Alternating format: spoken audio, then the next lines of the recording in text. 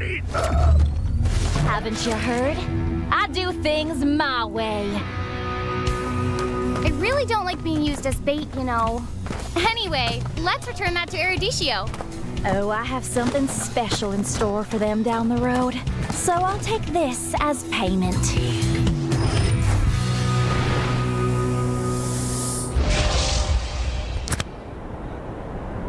Di dunia games, top up jadi lebih mudah. Pilih game, masukkan game ID. Pilih Diamond. Masukkan kode promo, dan pilih metode pembayaran. Masukkan kode OTP dan konfirmasi pembelian. Selamat, kamu dapat tambahan kuota. Kumpulkan DG Point setiap top up. Tukar dengan merchandise dan voucher game menarik. Nikmati juga promo setiap harinya. Upgrade gameplaymu sekarang.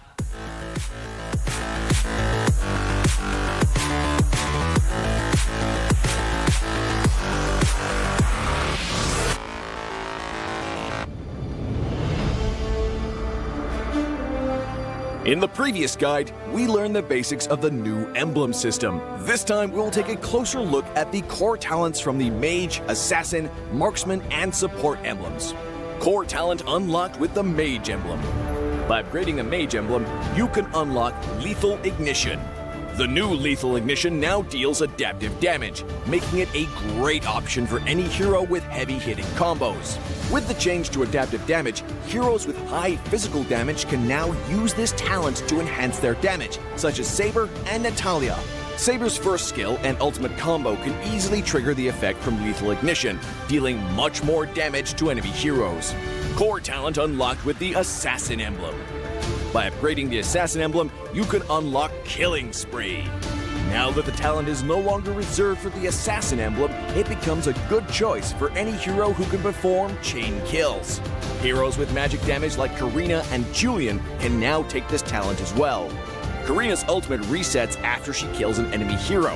When equipped with Killing Spree, she will recover HP from each kill, allowing her to stay healthy and go after more kills. Core talent unlocked with the Marksman emblem. By upgrading the Marksman emblem, you can unlock Weakness Finder. The new Weakness Finder talent is no longer reserved for ranged heroes. It works well for heroes with high attack speed, as it can improve their laning and slowing abilities. A hero like Minthar can take Weakness Finder because his second skill increases the attack speed of his basic attacks. When combined with equipment that can provide more attack speed, he can reliably trigger the slow effect to prevent enemies from escaping. Core talent unlocked with the Support emblem. By upgrading the Support emblem, you can unlock Focusing Mark. The Focusing Mark talent works the same as before. It allows support heroes to increase the damage their teammates can deal to the target enemy. Kaj's ultimate can be used to drag key enemies to his team. When equipped with Focusing Mark, the ultimate will also increase the damage the target takes, allowing Kaj's team to quickly burst down the helpless target. Choose the core talent based on the strengths of each hero to maximize their effectiveness. We look forward to seeing players discover new ways to play their favorite heroes on their way to becoming a legend.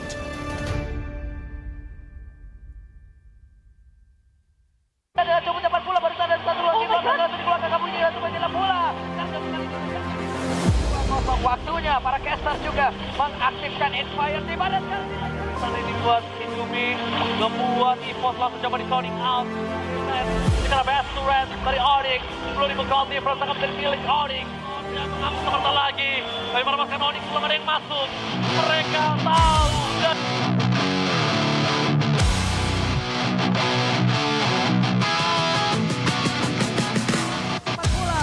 satu antara recall tapi barusan dengan pergerakan Kibore lalu begini ada coba cepat pula barusan ada satu lagi belakang langsung dikeluarkan kamu ini langsung begini pula Karja untuk kali ini lejap tapi sekarang double kill berhasil dicetakkan triple kill Loki power pad yang untuk Hais akan mereka berhasil bisa menorehkan satu poin kill lagi ataupun satu kemenangan.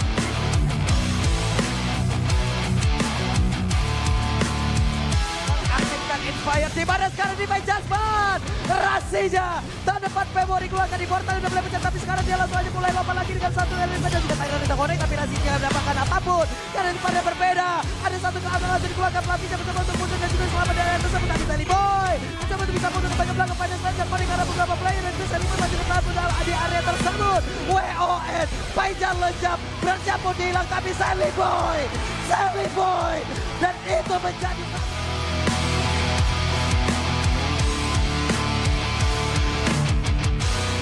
Dan seperti yang Pulung bilang tadi, kenapa dia pick Dewa, ada late game issue. Yap. Final Slash sudah dikeluarkan. Suelo ada flicker tadi terlihat yang tersebut. Dan peperangan kembali terjadi. Karsnya hilang, tempo sampai dikeluarkan. Tapi Vincent masih berarti. Terkena satu damage. Cutout menuju ke berat. Objektif game terjadi. Double kill from Pulung. Dan Fluffy terperangkap di sana sendiri. Dari menemani. Dan bahkan Kapten Marky belum.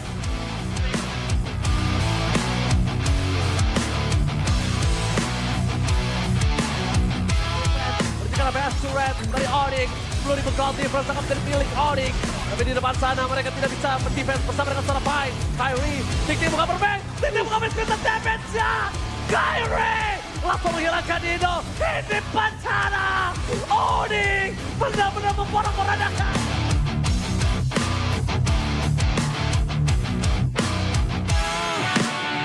Mereka masuk, mereka tahu dari seorang Ray bisa bermain dengan kabelnya. Rian menunggu momentum, tapi nampaknya belum ada momentum yang dibuat oleh seorang Rian. Dan Kyrie pada telat, Moose mengagetkan semua, menghilangkan Pendragon. Free hit, double kill, bagaimana triple kill, para-paranda, Hende Pancana. Onyx! Tahu nggak, Awesome Generation itu punya rule sendiri, kayak aku. Dalam kondisi apapun, nggak ada lagi halangan. Malah ngebuktiin potensiku. See, that's my rules with Galaxy A Series 5G. Kalau kamu? Hanya perlu melihat ke dalam dirimu. Dan kamu akan mengerti betapa berharganya nilaimu. Percaya pada dirimu. Bukan dengan tergesa-gesa, namun dengan caramu yang beda. Tunjukkan kilau kisahmu sendiri. Dan ciptakan emas dalam setiap karyamu. Trust in gold.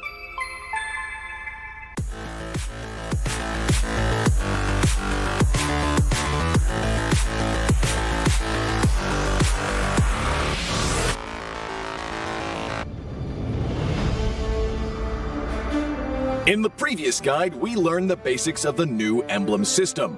This time, we will take a closer look at the core talents unlocked with the basic common emblem, tank emblem, and fighter emblem.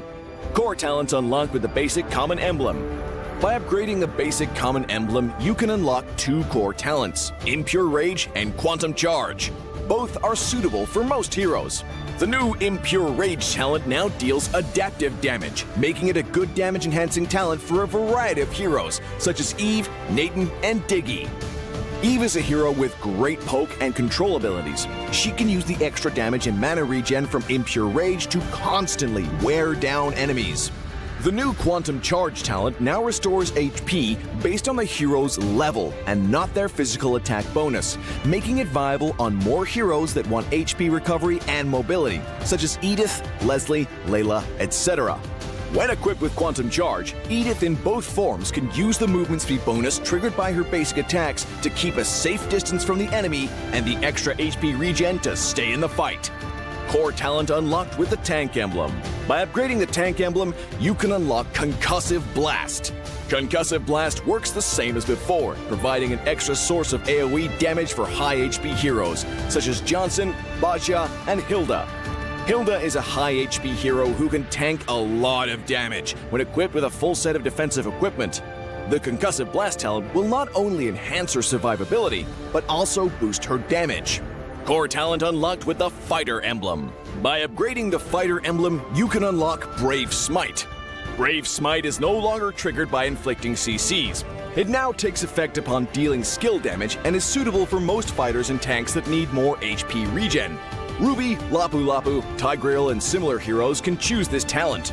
Ruby can trigger Brave Smite repeatedly by casting skills, and with her own regen abilities, she'll have even greater durability in teamfights.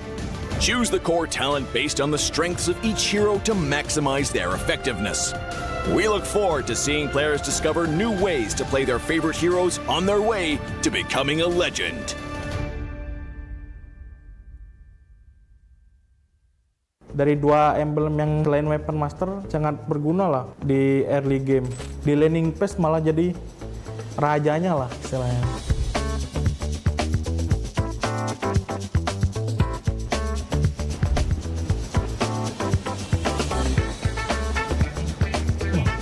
kedap-kedip lampu. Oke. Halo, gua Kadera. Selamat datang di Project Next. Butuh tutor main Godland setelah update patch emblem. Nggak akan ada yang lebih bagus dari episode ini, karena gua akan bahas dua hal penting dari patch ini untuk para Godlander. Yang pertama, kombinasi-kombinasi terbaik talent utama untuk Godlander.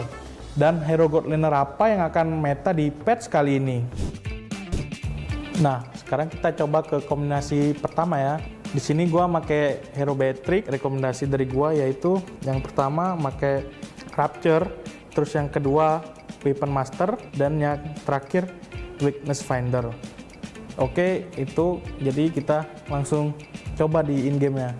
Kan tadi kan pilihan emblem kita ada Rapture sama Weakness Finder. Nah, kalian nggak usah takut buat apa ya, ngepok gitu, karena kalau kita ngehit musuh nih, mereka dapat slow sama mereka nggak bisa ngepok balik gitu. Jadi kayak kalian di lane nggak bakal sering kepok. Terus yang Weapon Master itu kan nunggu dari item kan. Jadi dari dua emblem yang selain Weapon Master sangat berguna lah di early game buat survive. Nah, gitu guys. Kita coba ke kombinasi talent yang berikutnya ya. Di sini gue pakai hero 1-1. Rekomendasi dari gue yang pertama Swift, terus yang kedua Bergen Hunter, terus yang ketiga Weakness Finder. Oke, jadi emblem yang pertama kita kan ambil Swift kan tadi. Nah, di awal kita kayak udah berasa ada item tambahan satu, kayak knife nih. Kan nambah 10% attack speed kan, tapi tanpa kita harus beli knife-nya langsung, kita udah berasa kayak attack speed kita lumayan berasa lah gitu. Terus lagi buat 1-1 ya, dengan adanya Weakness Finder kalian malah jadi lebih gampang kebuka.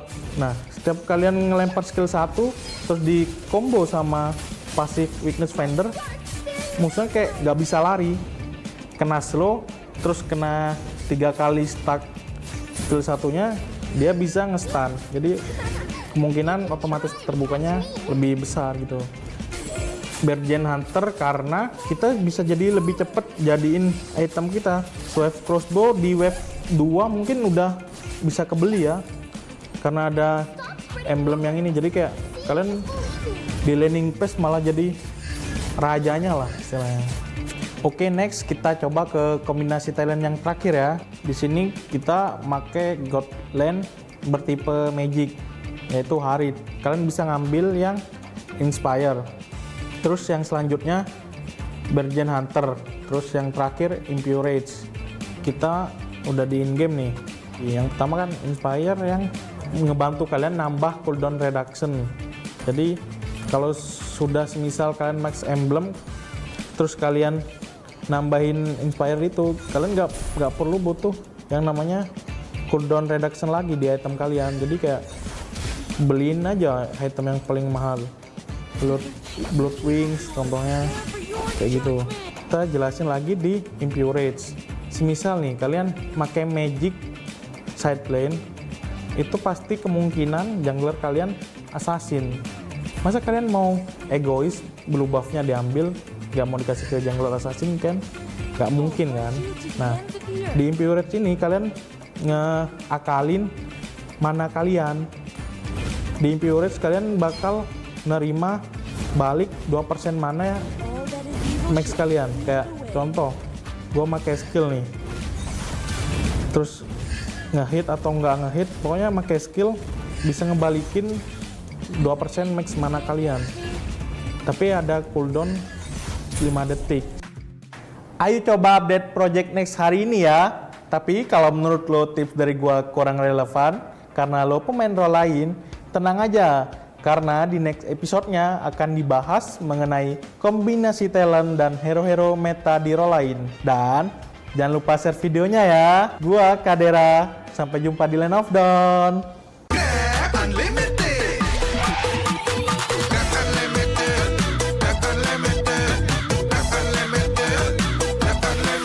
Modal gratis, untung berkali-kali.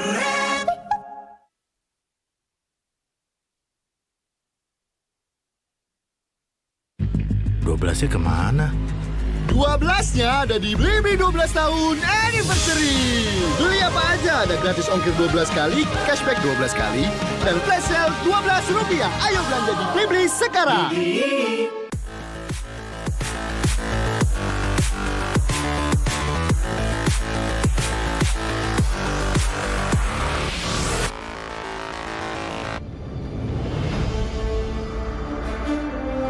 When upgrading your emblems, you will unlock talents at specific levels. Different emblems will unlock different talents. You can choose an emblem by role and use the talents it unlocks directly as your default setup, or you can freely mix and match different emblems and talents to create a custom emblem setup. We're going to show you how to create your emblem setup for your heroes. Emblems. First, let's take a look at the revamped emblem system. There are now 7 emblems in the game, 1 basic common emblem and 6 role emblems. Different emblems can provide different attribute bonuses. It is recommended to use the emblem that matches a hero's role. Standard talents, Tier 1. After selecting an emblem, you can then choose from 8 standard talents at Tier 1. These talents provide mostly straightforward bonuses to heroes. Of the 8 talents, Thrill and Swift are good on almost any hero, while other talents are more catered to certain roles. Standard talents, Tier 2. At Tier 2, you will also have 8 standard talents to choose from. The Tier 2 talents trigger or work under different circumstances. We still recommend choosing one that matches the role of your hero. But if you're an advanced player, you are free to choose any of the talents to fit your playstyle. For example, if you're playing the core hero on your team and want to focus on gearing up fast, you can choose the Bargain Hunter talent regardless of how your hero deals damage. And heroes who rely on their skills for sustained damage, whether it be a mage or fighter, can use the Festival of Blood talent for more spell vamp. Core talents, Tier 3. Finally, let's talk about the most important talents, the core talents. There are 8 core talents available in the game, and each provides a unique and powerful effect. We recommend choosing the core talent to match your hero's role and only use core talents from other emblems for advanced or unconventional tactics. The revamped Weakness Finder talent is no longer reserved for ranged heroes. This talent is now a viable option for any hero that relies on basic attacks and wants better laning and the ability to slow enemies. The Lethal Ignition talent now deals adaptive damage, making it a prime choice for any hero that has heavy-hitting combos.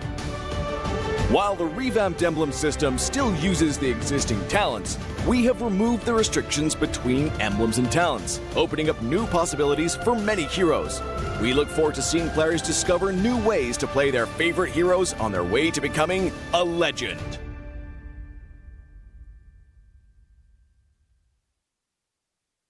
Menurut gua sih update enemy ini sangat membantu kita para fighter ya. Karena kita bisa lebih fleksibel dalam pemilihan hero nantinya. Joy bisa langganan di sini di band.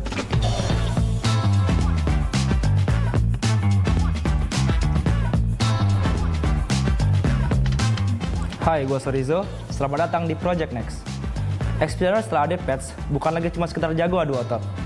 Karena kita juga harus memutar otak buat combination talent dengan emblem terbaiknya.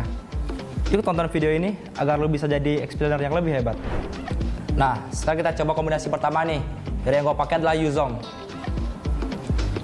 Buat talent pertama, yang gue pakai adalah Agility. Yang kedua, yang gue pakai adalah Festival Blood. Yang ketiga, gue pakai Killing Spree. Jadi yang pertama kenapa gue pilih Agility adalah buat movement speed.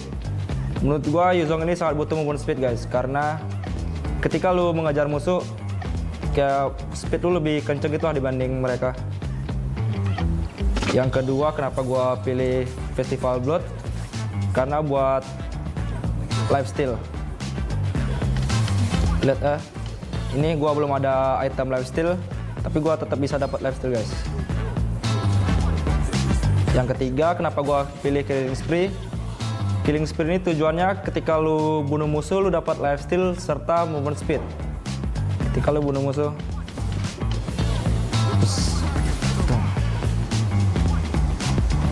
efeknya keras banget guys.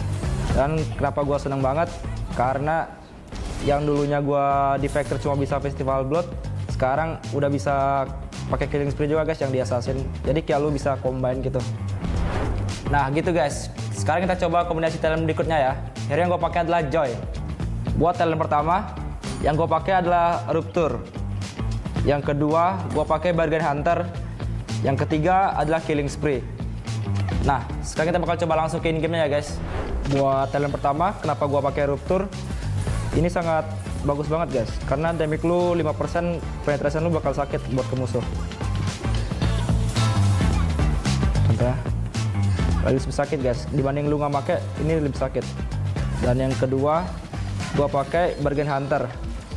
Fungsi dari Bargain Hunter ini adalah ketika lu harga item lu bakal jadi lebih murah guys. Dari yang harga 100% lu beli di harga 95%. Contohnya ini ya, Genius One. Ini harga aslinya adalah 2000 jadi 1900 guys. Yang ketiga gue pakai adalah Killing Spree. Fungsi dari Killing Spree ini ketika lu bunuh musuh, lu mendapatkan 8% max HP dari musuh dan 15% movement speed selama 3 detik. Ini bagus banget guys, ketika lu dalam team fight yang gede lu bisa survive. Ini sih OP banget sih guys. Ketika lu yang biasa cuma bisa pakai Bargain Hunter, sekarang lu bisa pakai bareng Killing Spree. Joy bisa langganan sini di band. Oke, next kita coba ke kombinasi talent yang berikutnya ya. Hero yang gue pakai nanti adalah hero Esmeralda. Itulah hero favorit gue juga. Yang pertama, talent yang gue pakai adalah Agility. Yang kedua, Bargain Hunter. Yang ketiga adalah Constructive Blast. Oke, kita langsung coba ke in-game ya guys. Yang pertama, talent Agility. Kenapa gue pakai Agility? Fungsinya tuh menambahkan 5% movement speed guys. Jadi ketika lu ngezoning atau nge-cover temen lu, itu sangat bagus guys. Lebih kenceng lah jalan lu. Dan dikomboin dengan skill 1 Esmeralda, lu lebih cepet lah buat lu kemana-mana gitu, move lu. Yang kedua, kenapa gue pakai Bargain Hunter? Esmeralda ini early-nya membutuhkan item yang lebih cepat guys. Jadi gue pakai Bargain Hunter biar lu bisa beli item lebih murah lah di awal. Yang ketiga, kenapa gue pakai Cortex 11? Ini ketika lu basic attack ada kayak efek ledakan gitu yang mengandung magic damage. Jadi ketika lu clear wave jauh lebih cepat dibanding yang lain guys. Contohnya kayak gini. Nih, tuh. Lebih cepat guys jadinya. Dengan ada stats baru ini gue makin suka sih main Esmeralda. Nah, dari 3 kombinasi itu, kalau yang paling cocok ke gameplay gue sih Esmeralda ya, dengan talent Agility, Bargain Hunter, dan Cortex 11. Nah, menurut gue sih update enemy ini sangat membantu kita para fighter ya, karena kita bisa lebih fleksibel dalam pemilihan hero nantinya. Gimana nih para explainer? Udah siap main meta terbaru belum? Yuk langsung update ke Project Next dan cobain ya. Nah, buat kalian yang main Roles and XP, tenang aja. Karena di next episodenya akan dibahas mengenai kombinasi talent dan hero meta di role lainnya. Jangan lupa share videonya ya. Gua Sorizo, sampai jumpa di Land of Dawn.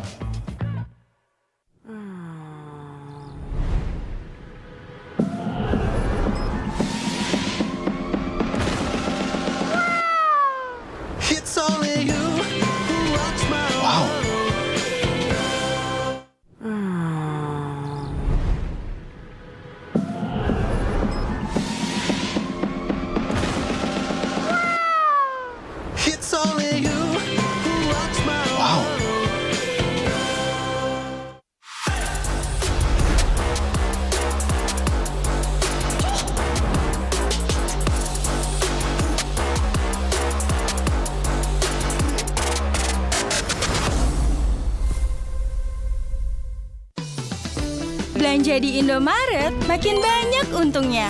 Kumpulkan cashback poin jadi untung terus. Makin sering belanja, makin banyak poin yang kamu dapatkan. Dapat diskon, jadi untung terus. Bayar belanjaanmu dengan poin yang kamu punya. Belanja jadi gratis, jadi untung terus. Dan untung terus dapat banyak promo. Jadi member Indomaret Poinku sekarang. Untungnya non-stop.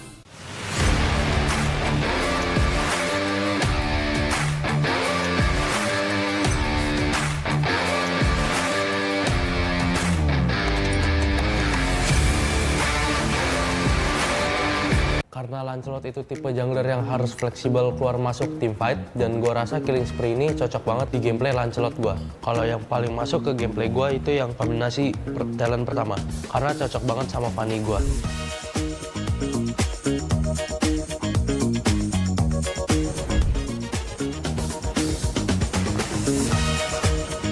Hai, gue Super Ken. Selamat datang di Project Next. Kali ini gue mau ngasih beberapa rekomendasi kombinasi talent setelah update patch emblem nih.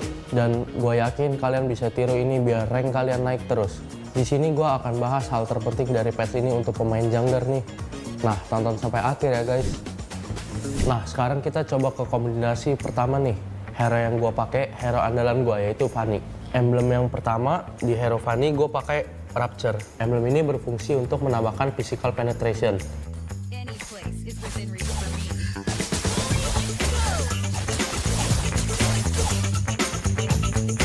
Emblem yang kedua, gue pakai Master Assassin. Emblem ini berfungsi untuk menambahkan damage di sekitar hero-nya untuk mendapatkan snowballing di early game.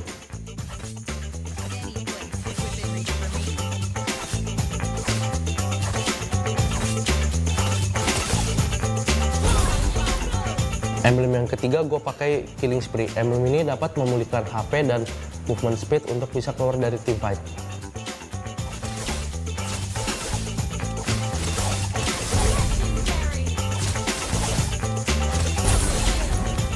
Nah gitu guys, kita coba ke kombinasi talent yang berikutnya ya. Kali ini gue mau pakai Lancelot. Kembali menggunakan Rapture sebagai talent pertama. Hal ini dimaksudkan untuk jungler typical damage dealer agar bisa dapat 5% damage penetration. Terus yang kedua gue pakai Season Hunter karena dengan talent ini bisa nambah 15% damage ke Lord atau Turtle. Dan untuk kill monster jungle juga lebih cepat. Dia dapat tambahan kira-kira 7%-an damage. Jadi untuk kejar objektif dalam game cocok banget. Karena Lancelot itu tipe jungler yang harus fleksibel keluar masuk teamfight, dan gue rasa Killing Spree ini cocok banget di gameplay Lancelot gue.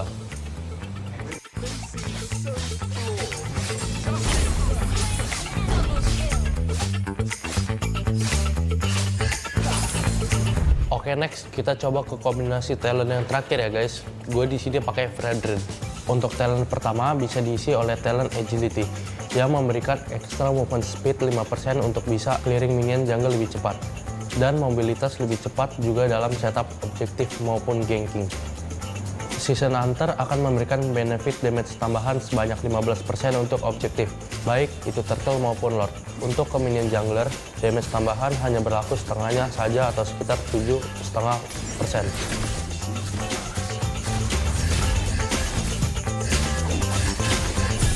Conclusive Blast sendiri sebagai output damage tambahan yang mengambil keuntungan dari banyaknya HP hero yang kita gunakan sebanyak plus 7% dari total HP. Jadi dari 3 kombinasi itu, kalau yang paling masuk ke gameplay gue itu yang kombinasi talent pertama. Karena cocok banget sama Fanny gue. Langsung praktekin aja ya guys. Dan jelas patch baru ini bikin kita makin seru mainnya. Karena kita lebih bisa fleksibel dalam menyesuaikan ke hero yang kita pakai nantinya. Yuk langsung update Project Next dan cobain. Dan jangan lupa tonton juga episode tentang role lainnya guys. Jangan lupa share videonya. Gue Super Ken, sampai jumpa di Land of Dawn. Di dunia game, top up jadi lebih mudah. Pilih game, masukkan game ID. Pilih Diamond. Masukkan kode promo, dan pilih metode pembayaran. Masukkan kode OTP dan konfirmasi pembelian. Selamat, kamu dapat tambahan kuota. Kumpulkan DG Point setiap top up. Tukar dengan merchandise dan voucher game menarik. Nikmati juga promo setiap harinya. Upgrade gameplaymu sekarang.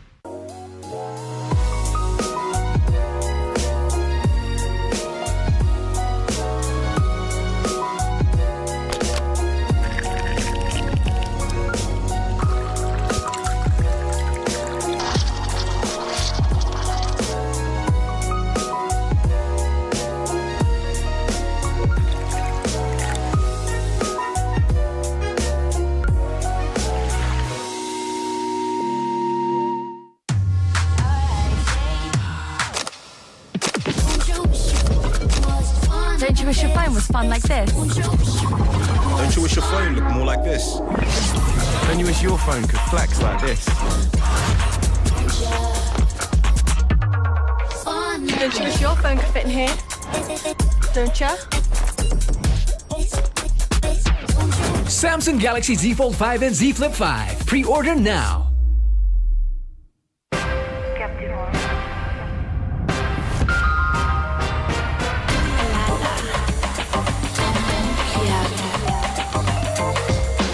Samsung Galaxy Z Fold 5 and Z Flip 5. Pre-order now.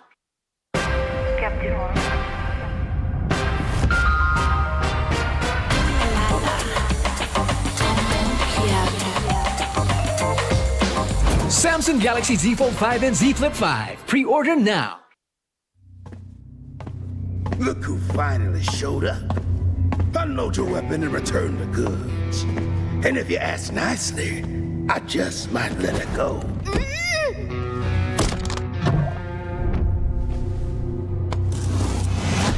Who said I was returning it? You little... We had a deal! I just came here to test my new toys. They ain't even loaded. Staring down the barrel and you're still daydreaming about being an inventor? Huh?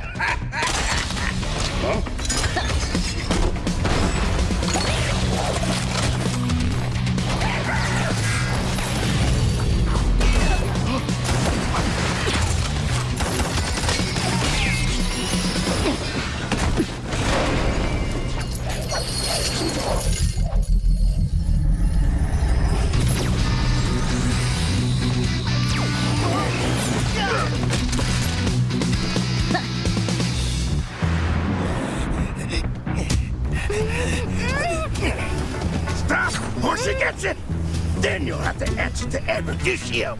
Eruditio? Well, isn't that perfect? I got a bone to pick with them. So how about I just blast you both? You're crazy! Leave me out of your squabbles!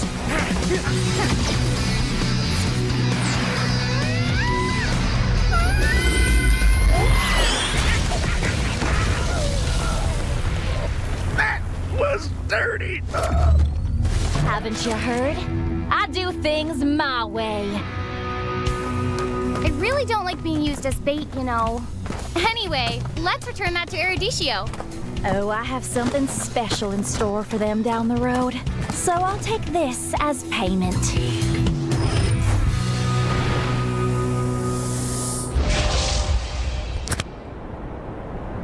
Di dunia game, stock up jadi lebih mudah. Pilih game, masukkan game ID. Pilih Diamond. Masukkan kode promo, dan pilih metode pembayaran. Masukkan kode OTP dan konfirmasi pembelian. Selamat, kamu dapat tambahan kuota. Kumpulkan DG Point setiap top up. Tukar dengan merchandise dan voucher game menarik. Nikmati juga promo setiap harinya. Upgrade gameplaymu sekarang.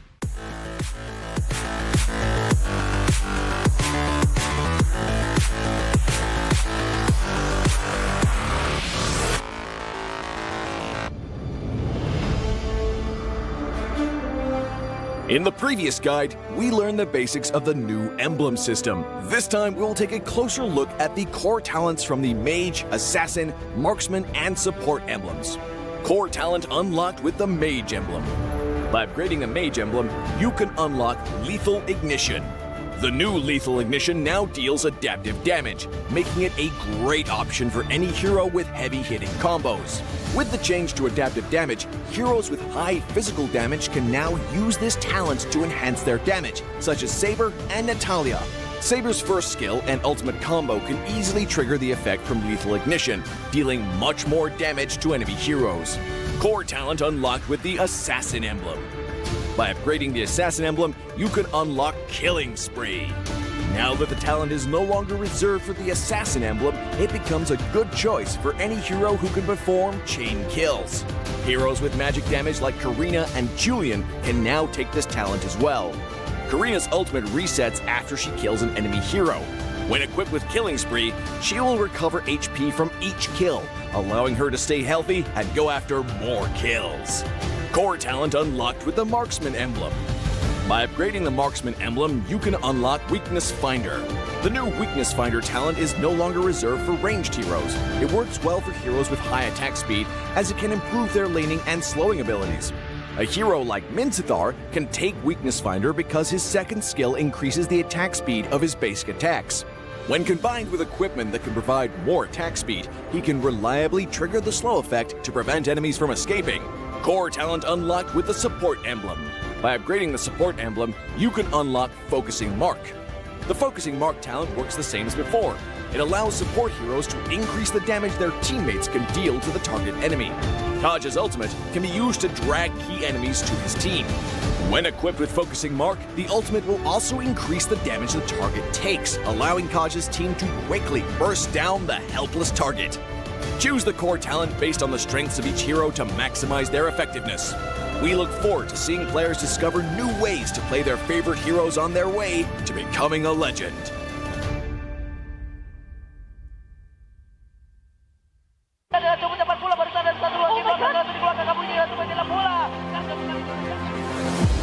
Waktunya para caster juga mengaktifkan Inspire di mana sekarang ini buat Indomie membuat EVOS langsung coba di sounding out.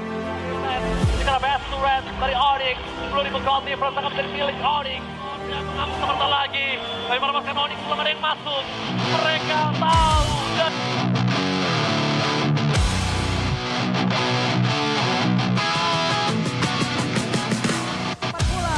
satu asal recall tapi barusan dengan pergerakan keyboard Rela untuk menggila dengan cukup cepat pula barusan dan satu lagi belakang langsung dikeluarkan kabunyi untuk menggila pula Karja untuk kali ini lejap tapi sekarang double kill berhasil diciptakan triple kill looking for bad yang untuk high akan mereka berhasil untuk bisa menorehkan 1 poin kill lagi ataupun 1 kemenangan.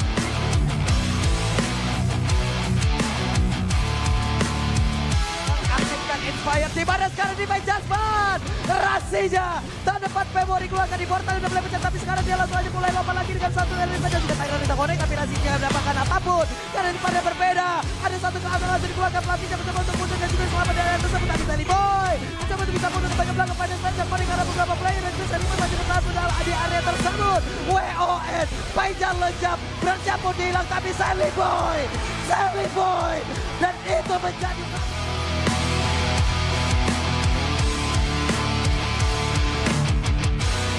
dan seperti yang Pulung bilang tadi, kenapa dia pick Dewa, ada late game insurance. Yap.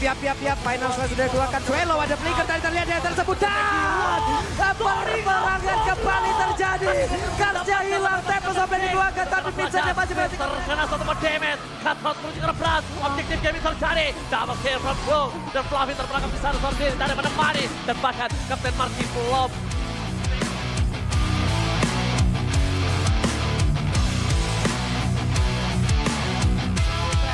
Karena best turret dari Onyx 10.000 gold difference akan menjadi milik Onyx tapi di depan sana mereka tidak bisa mendefense bersama dengan seorang baik Kyrie Tikti buka perbank Tikti buka miskin damage ya Kyrie langsung menghilangkan Dino ini bencana Onyx benar-benar memporak-porandakan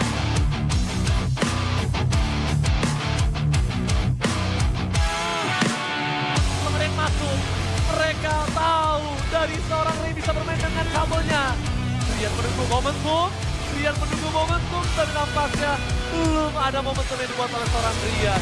Dan Kyrie pada telat, Bus menggantikan semua, menghilangkan Bad Dragon, free hit, double kill, bagaimana double kill, para-paranda, Hende Pantana!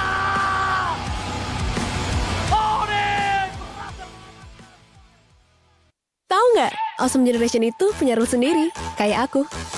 Dalam kondisi apapun, nggak ada lagi halangan. Malah ngebuktiin potensiku. See, that's my rules with Galaxy A Series 5G. Kalau kamu? Hanya perlu melihat ke dalam dirimu. Dan kamu akan mengerti betapa berharganya nilaimu. Percaya pada dirimu. Bukan dengan tergesa-gesa, namun dengan caramu yang beda. Tunjukkan kilau kisahmu sendiri. Dan ciptakan emas dalam setiap karyamu. Trust in Gold.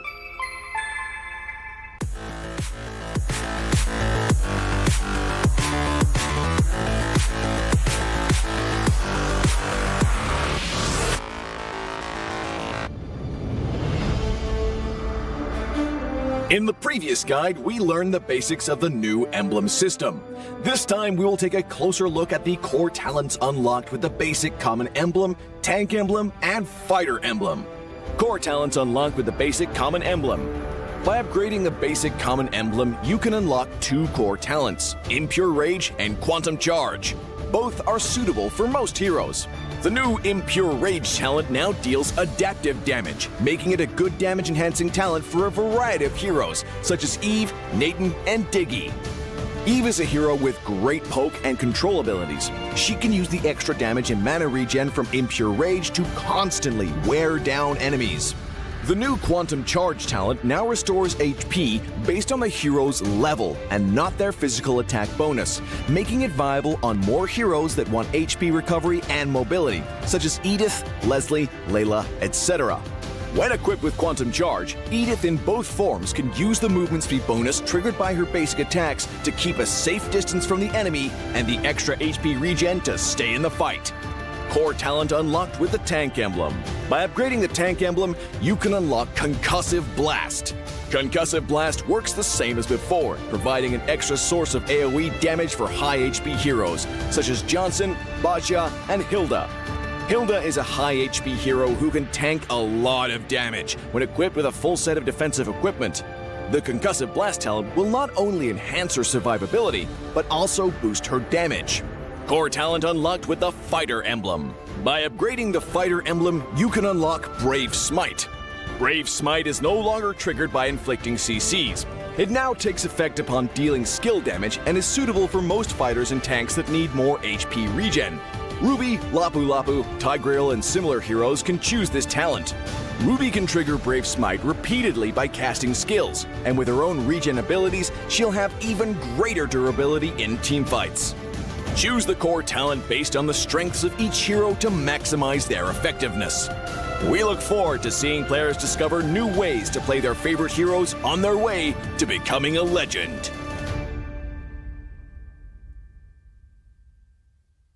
Dari 2 emblem yang selain Weapon Master sangat berguna lah di early game.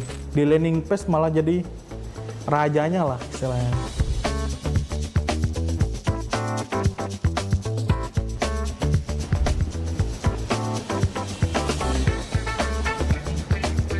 Kok kedapet di lampu? Oke. Halo, gua Kadera. Selamat datang di Project Next. Butuh tutor main Godland setelah update patch emblem. Nggak akan ada yang lebih bagus dari episode ini, karena gua akan bahas 2 hal penting dari patch ini untuk para Godlander. Yang pertama, kombinasi-kombinasi terbaik talent utama untuk Godlander. Dan hero Godlander apa yang akan meta di patch kali ini.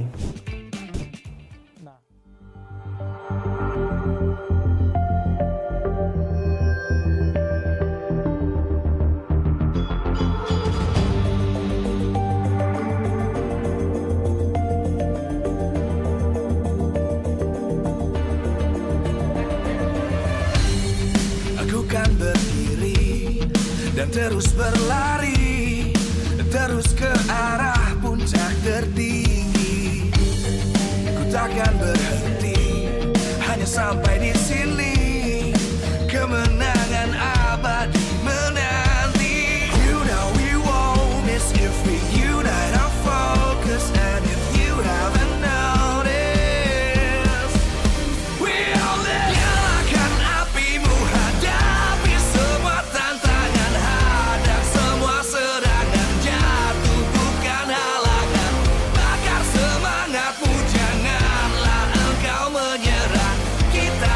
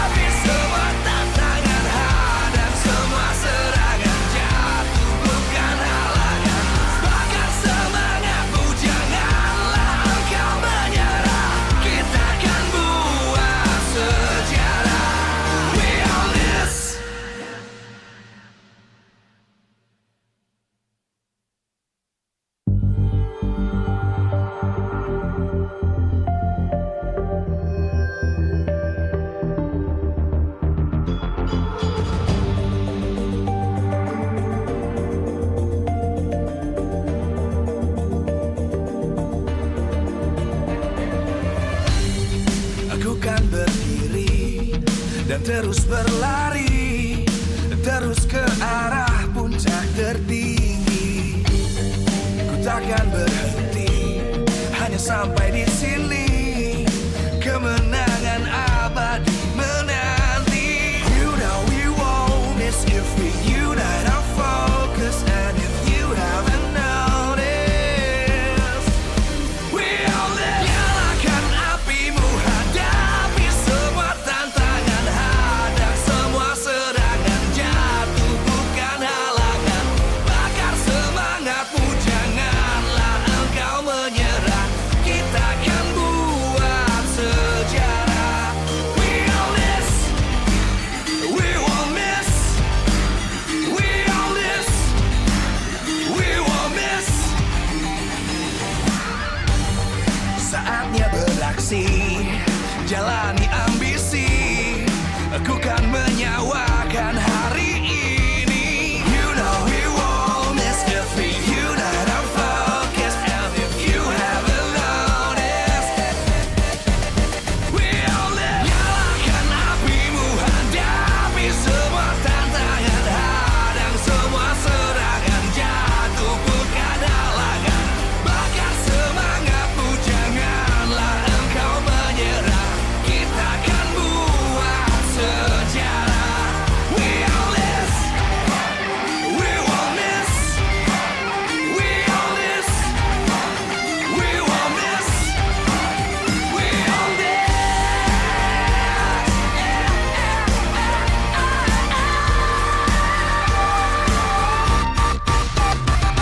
Nyalakan apimu, hadapi semua tantangan, hadang semua serangan, jatuh bukan halangan.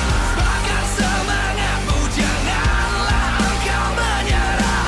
Kita akan buat sejarah. We all this.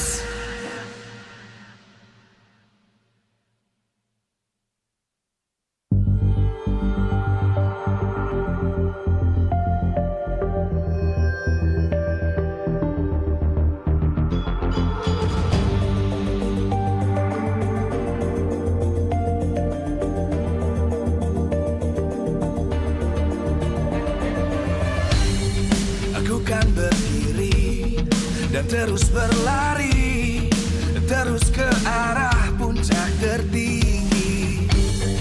Ku takkan berhenti, hanya sampai di sini. Kemenangan abadi menanti. You know we won't miss if we unite our focus. And if you haven't noticed, we all live. Nyalakan apimu, hadapi semua tantangan, hadang semua serangan, jatuh bukan halangan.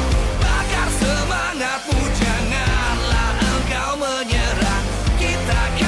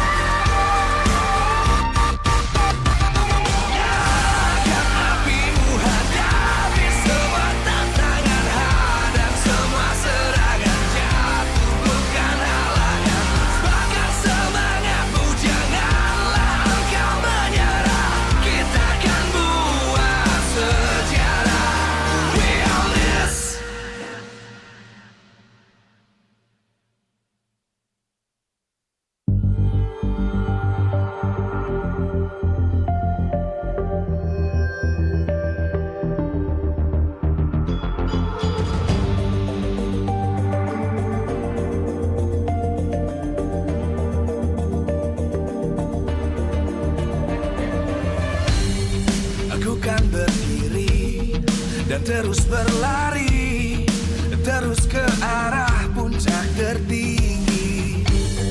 Ku takkan berhenti, hanya sampai di sini. Kemenangan abadi menanti. You know we won't miss if we unite our focus. And if you haven't noticed, we all live. Nyalakan apimu, hadapi semua tantangan, hadang semua serangan, jatuh bukan halangan. Bakar semangatmu, janganlah engkau menyerah. Kita akan buat sejarah. We all this, we won't miss. We all this, we won't miss. Saatnya beraksi, jalani ambisi. Aku kan menyawakan hari ini. You know we won't miss if we unite our focus. And if you haven't noticed, we all live. Nyalakan apimu, hadapi semua tantangan, hadang semua serangan, jatuh bukan halangan. Bakar semangatmu, janganlah engkau menyerah. Kita akan buat sejarah. We all this, we won't miss. We all this, we won't miss. We all this.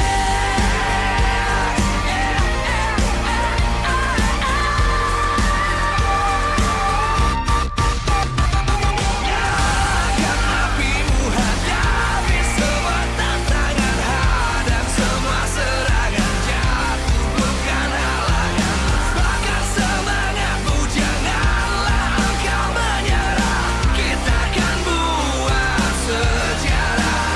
We all this.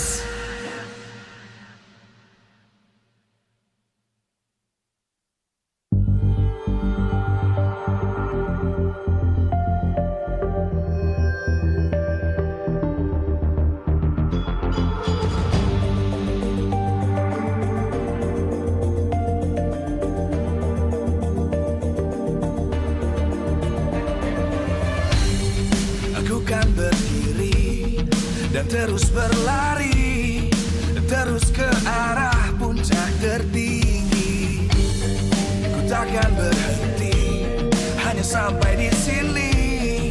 Kemenangan abadi menanti. You know we won't miss if we unite our focus. And if you haven't noticed, we all live. Nyalakan apimu, hadapi semua tantangan, hadang semua serangan, jatuh bukan halangan. Bakar semangatmu, janganlah engkau menyerah. Kita akan buat sejarah. We all this, we won't miss. We all this, we won't miss. Saatnya beraksi, jalani ambisi. Aku kan menyawakan hari ini. You know we won't miss if we unite our focus. And if you haven't noticed, we all live. Nyalakan apimu, hadapi semua tantangan, hadang semua serangan, jatuh bukan halangan. Bakar semangatmu, janganlah engkau menyerah. Kita akan buat sejarah. We all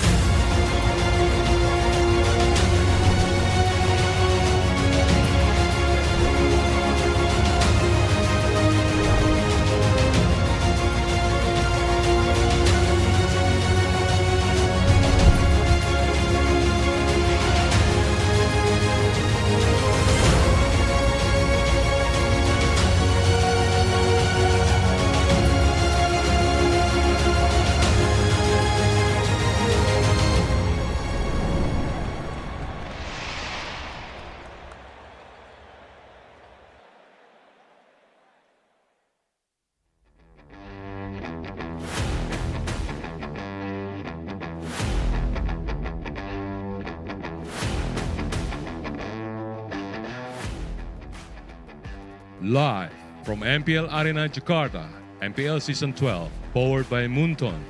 Presented by Samsung Galaxy Official Gaming Phone. Official sponsor, Head and Shoulders. Official mobile internet partner, Telkomsel. Official gold partner, UBS Gold.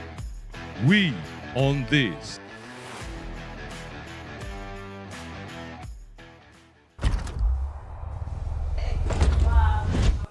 Day number 2 of week 3 of MPL Indonesia Season 12 with me here, Sheffin, Gani, and Mirko on the desk. But before we get into all the things that we want to discuss, we have to shout out our sponsors first. MPL Indonesia Season 12, powered by Moonton, presented by Samsung Galaxy Official Gaming Phone, official sponsor, Head and Shoulders, official mobile internet partner Telkomsel, official gold partner UBS Gold, partner in esports Blibli, Dunia Game, Grab, OVO, and YouTube. Official broadcast Maxstream, TFR Sports and Video, our supplier Indomaret, Minaski, and Samsung, and also supported by PPASE. Today, 2 matches in hand. It's Dewa United, the Apostles of Gods versus the Power of the Family.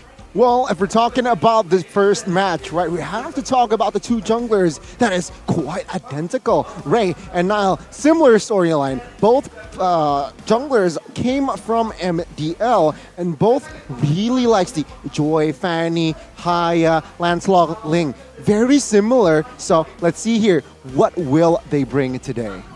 I think looking at the way that they've been playing, it's a very similar style, but the team as a whole has been very different, right? Because for the side of Nile, Geek Fam really enjoys the pick-off style. Very slow tempo with Beloy. Meanwhile, on the other side, Leo Murphy likes these team fights, these brawls in the mid-game to the late game. And if we're talking about these 2 teams as well, they're in a way they're one-dimensional, right? If we're talking about Geek Fam, they really like to gravitate towards the side of Beloy. Meanwhile, if we're talking about Dewa, they gravitate towards what? If we're talking about K2V, they need to restore team fight comp and mirroring gameplay. This is what they usually do in the MDL, especially if we're talking about the trio mid, Lanaya, Keys, Ray. They really like to play that mirror play. But MPL, it seems like they struggle to somehow mirror that strat, and of course they need to anticipate Gluck from strategy from Geek, because it seems like Gluck is somehow still a very, very scary presence. Yeah, somehow, right? Because Gluck is not in any kind of priority for other EXP laners out there, but I like the mirroring part here because this is a whole lot of different game in MPL compared to MDL. As you said earlier in Nile and Lanaya's interview, the discipline is just way different. And you have to play very, very disciplined in MPL compared to MDL. We can see here the chemistry already shown by Geek Fam, Power of the Family. Well, if we're talking about the side of Geek Fam as well, no. Keys to victory. They watch out! Watch out! Watch out! A boy? Okay. Oh, there's just love. Okay, they need to prioritize Nile's carry hero in the first drafting phase, right? They need to somehow, again, they need to shift their focus now. Sure, Beloy can carry you with his pick-off play style, but they need to somehow now focus on Nile, as well as winning the mid lane matchup. If we're talking about a boy, he's very, very, he's a prominent mid laner here, so they need to also be able to rely on a boy, especially if we're talking about the head-to-head keys. That is where I feel like they can really exploit the team. Keys, sure, he has experience, but in the MPL stage, I have not seen Keys shine in an MPL stage. So perhaps they can give a boy and just be that reliable mid laner in that lane. We talked about Boy, but we also have to talk about Nile, man. A lot of promise, a lot of flashes has been shown by this guy. Micro-wise, this guy has no worries, I would say, but macro-wise, though, we have seen like a major blunder for this guy, but it's understandable, though. He's young, he's very out for blood, but in terms of synergy with Beloy, I think he's gonna click very well, especially with the Fanny, with all the first hero assassin. When you have a really good pick-off roamer in Beloy, you can make things work wonders. And you can also make things work wonders with Samsung Galaxy Z Flip 5 and Z Fold 5. If you don't always have victory and flexing on social media while gaming with friends, the new Samsung Galaxy Z Fold is the answer. The Galaxy Z Fold 5 boasts an immersive 7.6-inch emulate the dynamic. And also a really good main screen and is equipped with the latest chipset of 4nm Snapdragon 8 Gen 2 for Galaxy delivering. And also, the biggest part is it can also be flipped. That's the biggest flex you can get if you want to play with your friends, right? It's in the name, right? Flip and fold. The fold's the one that's a bit bigger right here. You can see it. It acts kind of like a tablet, not just a phone. But then if you want to go for a smaller factor phone there, that's a Z Flip 5. You get an amazing phone, and guess what? It fits in your pocket. Man, all the other phones that I used to have so bad because I can't actually flip them and get them in the pocket. So this is just so easy. I think that's a very underrated feature, Connie, because you can put it in your suit pocket. Suit pocket as well. So very convenient, very practical as well. And guess what, Gani? You get 2 years of screen protection. Whoa. And it starts right now with an installment from 666,625 IDR. Free double storage upgrade, free 1-year Samsung Care Plus, and everything. All you need to do is go to the website, samsung.com/ID. Oh, it's a new lineup again. Let's welcome them up on the stage, ladies and gentlemen. Sewa United. Sewa United. After a very promising week 1, they kind of crumble in week 2, and they'll start to make things different here in week number 3. With a new lineup in hand, also Leo Murphy's veterancy, they need to make things happen. Yeah, they really need to make things happen, especially after their loss yesterday going up against EVOS. But it seems like here, no Pendragon, and it feels like they are already going up against the Gigs, still with their main 5 with Nile and Marky. Not their main 5, they got Marky back in the fray. Maybe they're looking to shape this lineup as their best lineup. Oh, Beloy! Don't give us a jump scare like that. Ladies and gentlemen, welcome Beloyski and Geek Fam. Beloyski and the family. Big Bro Beloy with the brothers here. BBB is the name of the game. Triple B the house. Yeah, but again, they need to shift their focus now towards Nile. Nile has this certain potency, right, in his play style that perhaps can lead this team to greatness as well. And let's talk about the coaches as well. Jack Lee, not bad at all as a debut season in MPL. Oh, someone's missing. Someone is missing. It's not just one. It's 2 missing with the Shadow Analyst as well. Yeah. But we're going to see who's going to draft for Geek Fam in this game. Will it be here? I believe this is team manager. The manager. It's going to be their team manager who's going to be there acting as the coach. We'll see what happens here again. We know exactly what happened last week to Coach Reno, or Renz. Ooh, nice Gojo pose, sir. But for the Shadow Analyst, I feel like he's still lingering somewhere there on the stage, lurking, crawling on all fours. In the show, crawling on all fours, okay. Whoa. Interesting hint there, interesting reference. Yeah, but Nile, I believe the jitters are gone. It's only been 2 weeks for this guy to taste the MPL atmosphere, and I believe he can display his full potential, his full micro prowess, and also macro this time as well, fixing all his mistakes and blunders in week number 2. You know what? I love that Mirko earlier touched on the team fight that Dewa United can bring. Leo Murphy, as you all know, really likes the Kufra, really likes the heavy roam. But in this current patch, right, if we're talking about these healers, it's also very viable. And I feel like he needs to evolve. Going up against Beloyski, who likes to pick off, it doesn't really help here. I mean, Dewa United last 2 matches, not looking too great. So again, they either need to somehow change their playstyle, or they really need to shine what they're already good at. Now, again, with the change of rosters though, is it the wise move? I don't know. Ooh, is it the wise move though? Looking at the history of week number 2 for Dewa United, impact player Keys and Lanaya, and you might think, you know, not much of an impact if they lose, right? But you gotta realize that these games, it's not close games, right? Sure, game number 1, it might seem like a dominant display for Bigatron and Onyx. But in game number 2, especially with Onyx, they actually takes the charge in early to mid game. They just have to fix the late game shot calls from Leo Murphy, those pickoff compositions that he has. Making the right decision in the late game is much more important than getting that snowball in the early game, I would say. I think we were able to see 2 different ways to beat Dewa United there, from Bigatron Alpha and Onyx. For Bigatron Alpha, they nailed Watt down. They took him out, banned out his heroes, denied him of a comfort pick, and then ganked his lane, giving Super Saiyan so much more space, but ultimately crashing and breaking Dewa United's ultimate weapon in that gold lane. But for Onyx, they took a different approach. They said, bring it on. Give Watt those comfort heroes, give Watt that mid game, let's brawl it out, and we'll still win it anyways. Oh, nasty take there. But again, it's going to be a very interesting game one. If we're talking about the place, especially now, again, the coach is absent, right? Without Renz. Sure, they have talked about it previously, but again, in this stage, will it affect the players? Hopefully not. But let's take a look at the last two matches for side of Geek.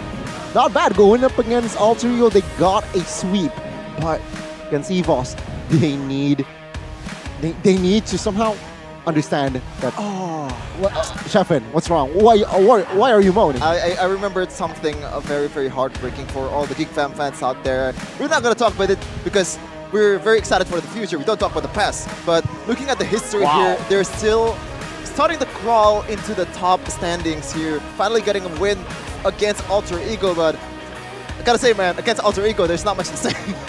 I mean, we have to take a look at the loss to EVOS Legends, because honestly, in my opinion, it really feels like Geek Fam had that game. That should have been a 2-1 that went over to Geek Fam, but what cursed them was the discipline, the jitters, like you mentioned. It wasn't present in game number 3, but what was present is that, I don't know, greed. Beloyski's old name, but unfortunately for Beloy, well, and for Geek Fam, it wasn't Beloyski who was greeding out. Rather, it was the guy you see here on the screen, Luke, and the guy next to him, Niall. The top side of the map, they need to stop. Stay disciplined here, and Beloy is usually the one to make those calls, to make them stay disciplined. If they work on those issues, there's no doubt that Geek Fam will be one of the top teams in MPL Indonesia. Well, if we're talking about the head-to-head here by Head and Shoulders as well, very similar stat line, right? Average KDA the same, game durations just 2 minutes apart basically. And again, if we're talking about the hero pool here, Dewa United, perhaps that is where the area that they can exploit. So we're having 28, so having 3 more hero pools here. Sure, they have switched it out around more players, but perhaps this is where they can capitalize, where variety comes into play. Geek Fam, they're quite readable during the drafts, not much flexes if we're talking about the draft from the side of Geek Fam. So Dewa United, they need to somehow capitalize on this stat. I think speaking about variety though, Geek Fam already kind of fixed this problem this season. At least Beloy is on his way to learn those heroes that he's not familiar with. As you can see earlier in the weeks, I believe it's in the previous week against Alter Ego, he pulled off Cho 2 times, I believe. And the fact that he started to play Cho, it's kind of like Finn, right? He's starting to want to gain his confidence back on those high mechanical heroes. And you also have Luke as well with the signature Luke, so I don't think variety is not much of an issue for Geek Fam. They still gotta use that variety to be able to win in the draft and try to make some surprises against Coach Jack Lee, which we've talked about Coach Jack Lee earlier, right? It's always focused on those 5v5 team fights. We always look at Dewa United's composition and look at, oh wow, this guy, this composition is really good on the big fights, but you gotta realize it's not just about the big fights. There's some pickoffs, there's some isolation in the game, especially in the late game. When you have 2 waves crashing in the top and bottom, it's gonna be a whole different game. All right, it is. Okay, Coach Julian apparently, quote-unquote coach, shadow analyst, is gonna be helping him in the background. And a lot of respect coming in from Dewa United in Kaja band, Natalia band for Beloyski, and also a boy with his Valentina. Well, looking at the draft here, it's pretty straightforward. From the side of Dewa United, they want to somehow, again, already targeting Beloy, right? With the Natalia and as well as Kaja, it's just, you know what, Beloy, let's limit your hero. Valentina, very good, also straightforward approach. It seems like will not go for that Valentina. Perhaps he wants to go for that Yves. Again, they like team fight, and Yves has more team fight to offer. Yeah, if they really want to take or kind of nullify that team fighting prowess that Daewoo United have, the Yi ban will most probably come through here for Geek Fam. But understanding again, they might want to go for, whoa, a Fanny ban is what I was expecting here, but they go for the Uranus. Remember, Daewoo with Ray, different to Daewoo with Lanaya. Fanny up for grabs, and as expected, as predicted, they go for it instantly. First pick. Oh my god, now, sure, Fanny first pick. Ray, as we all know, MDL, he really likes his Fanny, and man, when he is on fire, he is on fire. So who's better though, Niall or Ray on the Fanny? You know what, if we're talking about who's better, I might say Niall. But this is also Daewoo United saying, you know what, I do not want to give Niall the Fanny. But there you go, Geek, bold move. Picking up the Forza on top of that Fanny. Please do not pick Franco here. Now, I understand the Forza pick. Oh, okay. I like this better than the Franco because you have that lockdown towards the Fanny, even though it's harder to execute than a Franco. But you also have to realize that if you're picking a Franco in early this draft, it's going to get countered real hard. As you can see against EVOS Legends, Dreams just hard countering Peloyski with that Atlas. And that is, I would say, Peloyski's weakness in this season. And I like the Chow too, even though he's not the flex pick that he was before. He still has a lot to offer, a lot more variation in terms of gameplay. But the respawn here is very, very good. Taritzla and Yves. I like the Yves pick because before this, the Yves was not priority for Geek Fam because already has a Fanny in hand for Coach Checkley. That's why a boy doesn't want to go for that. Yeah, I mean, looking for burst. Yeah, I mean, we saw this Yves pick, right? Saw it. With the Valentina pick, it seems like he wants that Yves. But again, this is something that Daewoo United hasn't really done. They usually pick the trio mid, jungler, mid, and as well as roam. But this time, they switched their approach. They prio hero for Dixon, who barely gets an MPL game. So let's see here. What will Geek Fam pick to complete their first phase? It's in the keys to victory. You need to watch out Luke's glue. And there you go, Luke to close out first phase. Luke's glue, sometimes you might even say it's Glue's Luke, right? Because of how much power he has on this hero, a signature pick for him. But this time, we gotta remember, it's a glue pick into a lane counter. It's a good lane matchup for Dixon. Sure, he is inexperienced in the MPL, but it doesn't change the fact that the Taritzla does amazing against the glue. Taritzla was already a good counter pick before. Now with the glue nerfs, it's even harder to lane against a Taritzla. Here though, new ammunition for Geek Fam. Joining Onyx Prodigy in 2022, Niall reached the semifinals in MPL Indonesia Season 7. And currently, Niall has strengthened Geek Fam's power. And within a lone status from Onyx Prodigy. Oh, that's interesting. I thought he was just bought out, but he's still a lone player, so he's technically still an Onyx player. So what's the story there? Is it because Onyx doesn't want to let go of Niall? Because I believe that's not necessary because you already have Kyrie and Albert as two junglers of your team. You could have just let Niall go to Geek Fam and let him just be permanent there. Like, what's the story? Yeah, that's a good... Maybe it's a win-win where Geek Fam doesn't really want to gamble in buying Niall out. So, you know what? We don't know, but let's focus on the draft again. Kufra has been banned out again. Like we mentioned earlier, Leo Murphy likes the team fight playstyle. He really likes to initiate the hard, heavy hitting tanks. But to close out the bans, they will commit to a Beatrix ban here. So what does this signify? It signifies that perhaps they might pick up the Brody? I think Brody here just makes sense for inside of Geek Fam. It does make sense, but... Going up against Fanny, right? Yeah, but against Yves and Taritzla, Exactly. That's the point that I was going to make. Against the Yves and Taritzla, very difficult to play this... To play this Brody. We're going to take a look at the ban first, though. Remember, last ban coming in for Daewoo. We saw the Lancelot hovered over in the third pick by Geek Fam before they ultimately went for the glue. So the Lancelot should be the choice, and it is the choice that they do go for here, trying to nail down Nail. Or Niall. Okay. I like to say Noel than Niall, by the way. But we got a comment from the man himself. I'm happy to play in MPL. The victory against AE is a beginning for my discipline. Good words from Niall because in terms of discipline, he has a lot to work on. But the counter pick immediately with the Martis countering all the CCs, all the burst damage, also that mobility from Vanny, from Ray. So it's a good matchup for Geek Fam, and I like that they're still saving up that gold lane pick for the last pick. Just try to read out what Dewa United's want to do.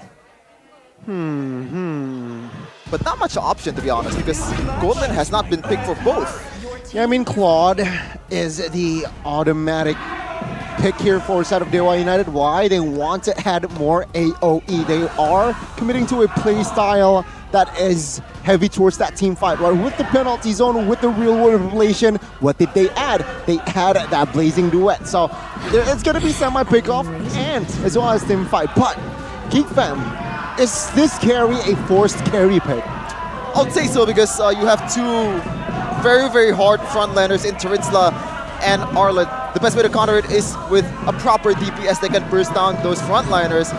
And even though it does quite bad against Fanny and Yves, if you can rush that Wind of Nature, I think you can do just fine in a big team fight.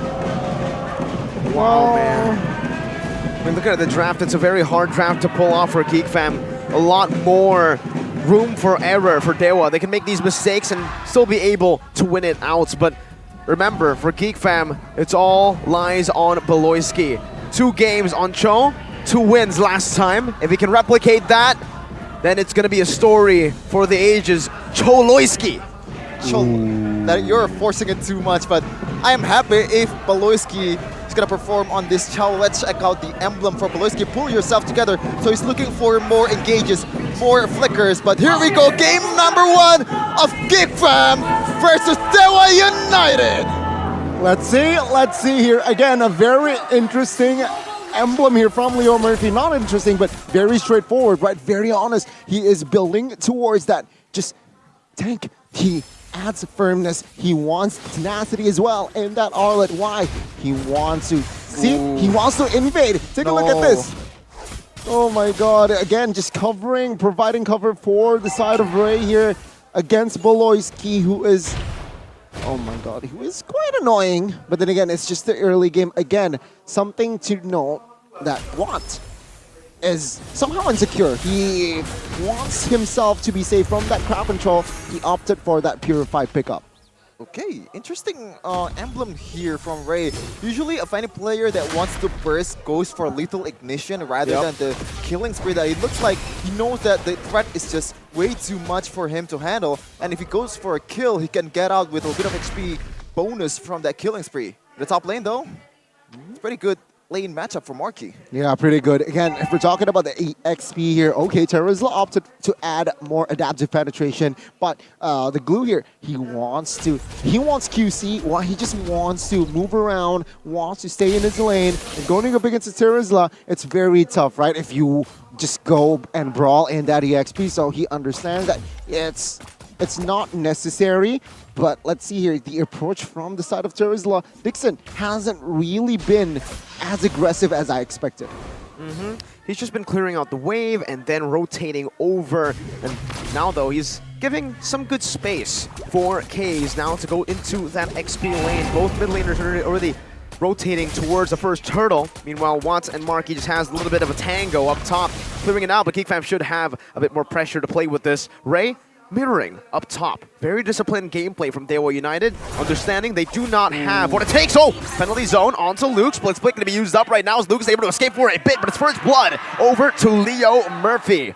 Dewa United stealing away the orange buff up top as well. I think that's a W, Chef, and I'll take a look at here as well. Watch, just using that blazing duet for farming. But again, it's a win, Dewa United. They take the orange buff away. Sure, they lost a turtle, but in that team fight, one member was taken down. That was Luke. And that's already dub. Take a look at the economy here. It's favoring Dewa United. Take a look at the talent's prediction here. Split, as Luke would say. 3-3. Well, in the English task here, Dewa United versus Geek Fam. I don't know why you guys picking Dewa United though.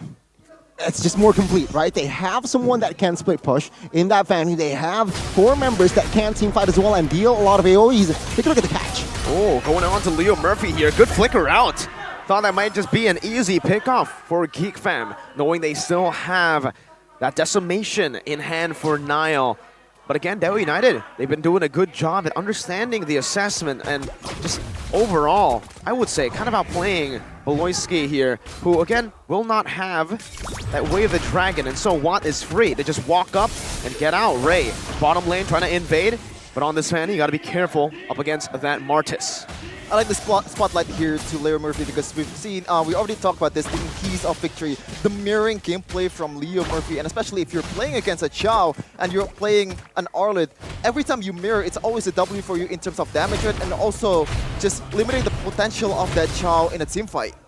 You know what, in hindsight, I thought that Watt's Purify is a little bit overkill, but it's very effective now. Beloyski can't really target Watt. The only viable target that is in his target is Keys, and Keys can jump out of that Way of Dragon with a real world revelation.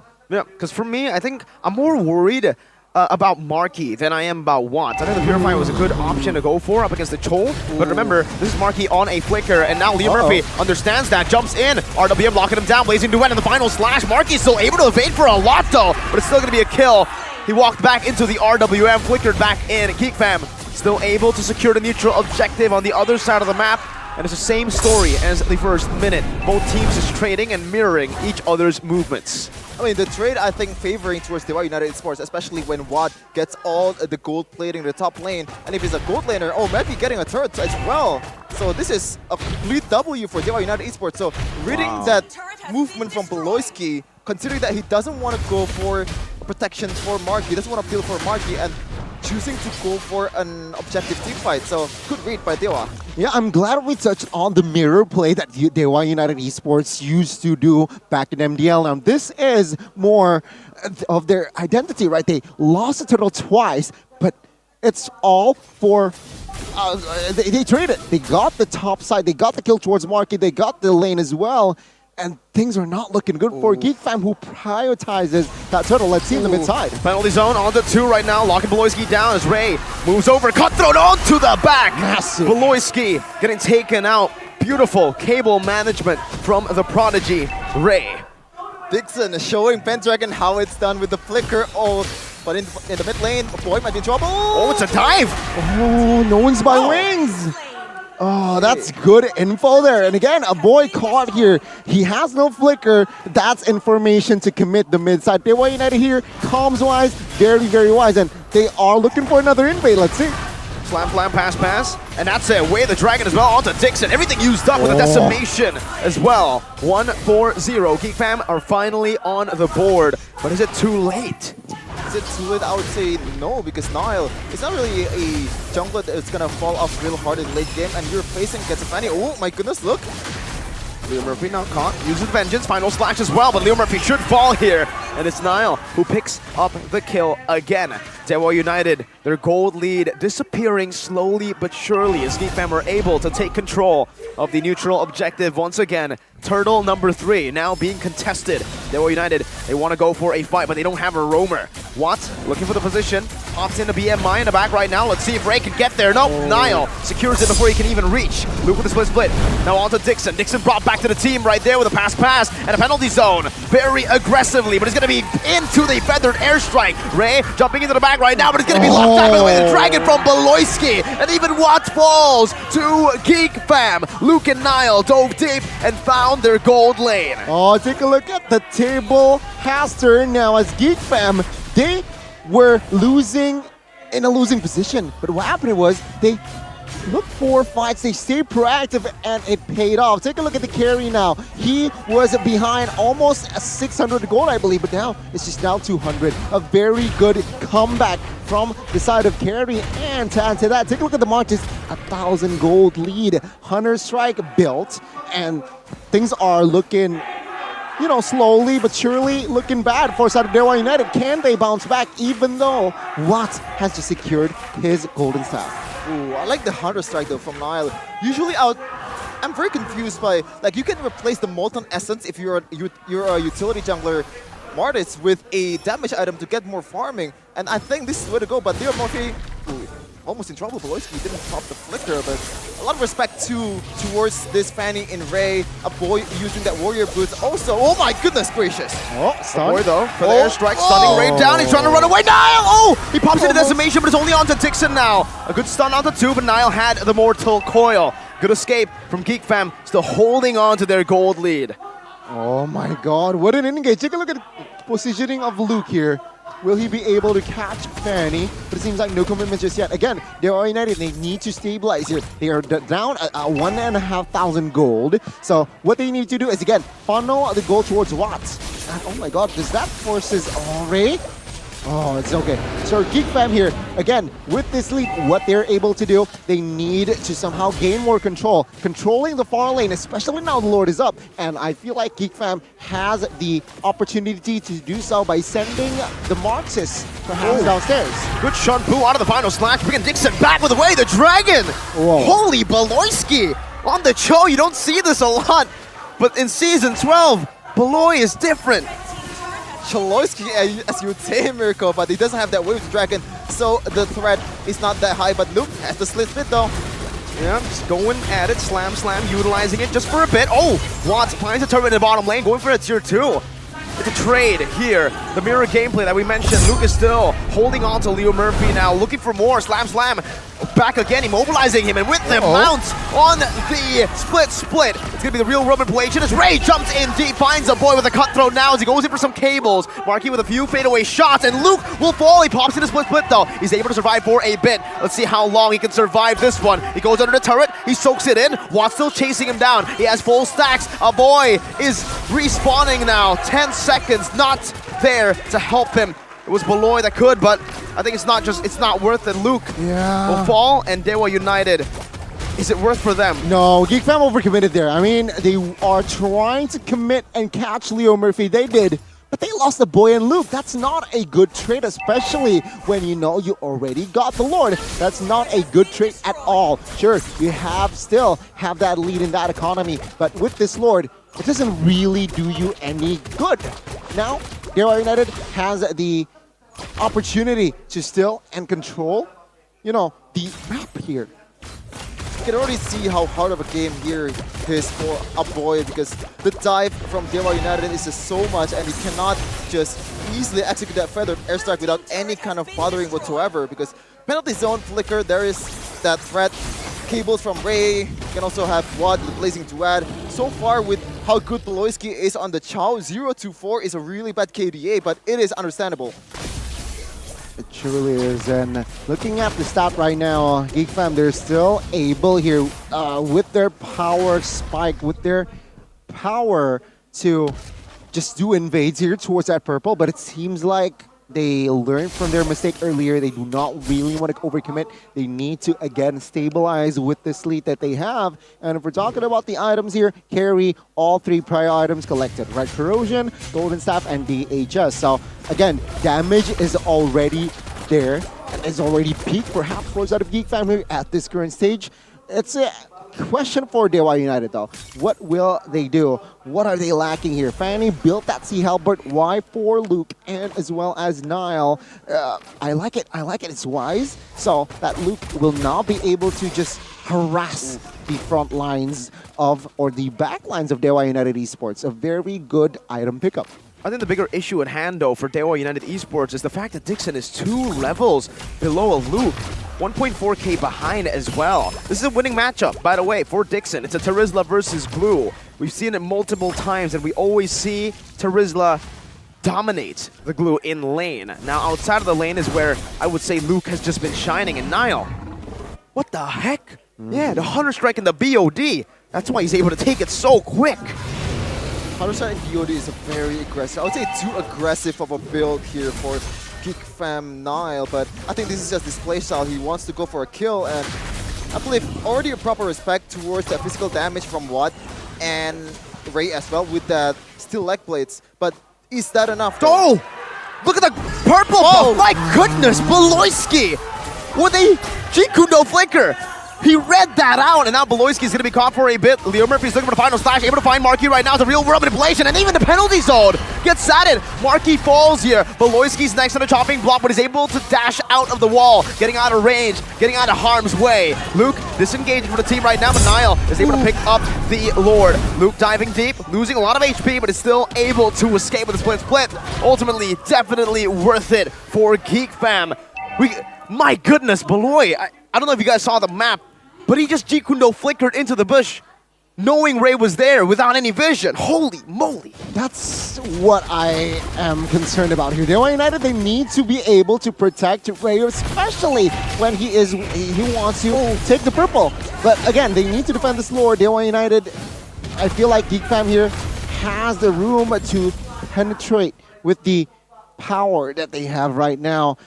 Boy here, still killless, but it seems like with the items that he has collected, that Feather Airstrike already will be felt by the members of Dewa United. The damage is not much though, because he has already just built that Winter Truncheon, knowing that he's one of the most vulnerable member of Geek Fam Esports here. But it's gonna be Beloyski looking for engage with his conceal. Okay. That's a charge down in the bottom lane. They don't even need someone to help out. Wave the Dragon onto Liam Murphy. Beloyski now caught penalty zone. Going to be able to lock him down for a bit. He has the immortality though. Loses it here. Let's see if they can actually take him down with the real realm manipulation. Marky is in the midst of it all right now. Jumps in with nature, but it gets cut down. And now it's going to be a blazing duet all the way to the back, zoning a boy. Marky a bit too far. Third death in this game, but Geek Fam are still able to hold on to that lead. They'll be able to pressure this purple buff that is coming up. Just try to stop Ray from being a nuisance. But it's still a W thing overall for Geek Fam. They have the towers, they have the turrets, but Marquis though, I think that's an outplay for him. Just in the midst of it all, from the damage he received, able to get 2 kills, but I want to talk about the penalty zone. Was that necessary to just chase Beloy down? You know what, I think at that point, right, Dewa United, they need, desperately they need a win. And I feel like going against and commit to a penalty zone on towards Beloyski, who has already that Immortal, I feel like is worth it because he lost his life and that Immortal. So in the next few minutes, Geek Fam will be able to somehow target Beloyski more efficiently, right? And let's talk about the keys to victory earlier, Geek Fam. About the mid lane, a boy, right? We touched on that they need to win the mid lane matchup, but seems like a boy here who is sitting at a 0-6. Not a good stat if you compare it to Keys, who's on that Eve. 405, again, very effective. They really like to... with the conceal, but... Jikundo and the flicker dodged away from. Final splash on the 3 members right now, but Marky's still going to be able to gun him down, taking a lot of damage, blazing right off the back line with the nature as well. It's a Winter Truncheon bought by a boy right now as Luke popped in a split, but gets belted down by the likes of Watt. Now the flicker forward from Marky! And he finds redemption, slays Watt, and just like that, bottom lane is wide open for the taking. Dewa United have lost 3 in this team fight. How does this always happen, Gandhi Miracle? Every time Beloyski makes a mistake, somehow, someway, Geek Fam will able to capitalize on that mistake from Beloyski. How the hell did they win the team fight? And I think one of the main problems there is just Keys pulling the trigger way too fast on that real manipulation, not getting anyone in his domain. Yeah, that's a little bit too premature, and this domino effect, right? Geek Fam now has a 4,000 goal lead in minute 16, and they have the Lord, they have the map as well.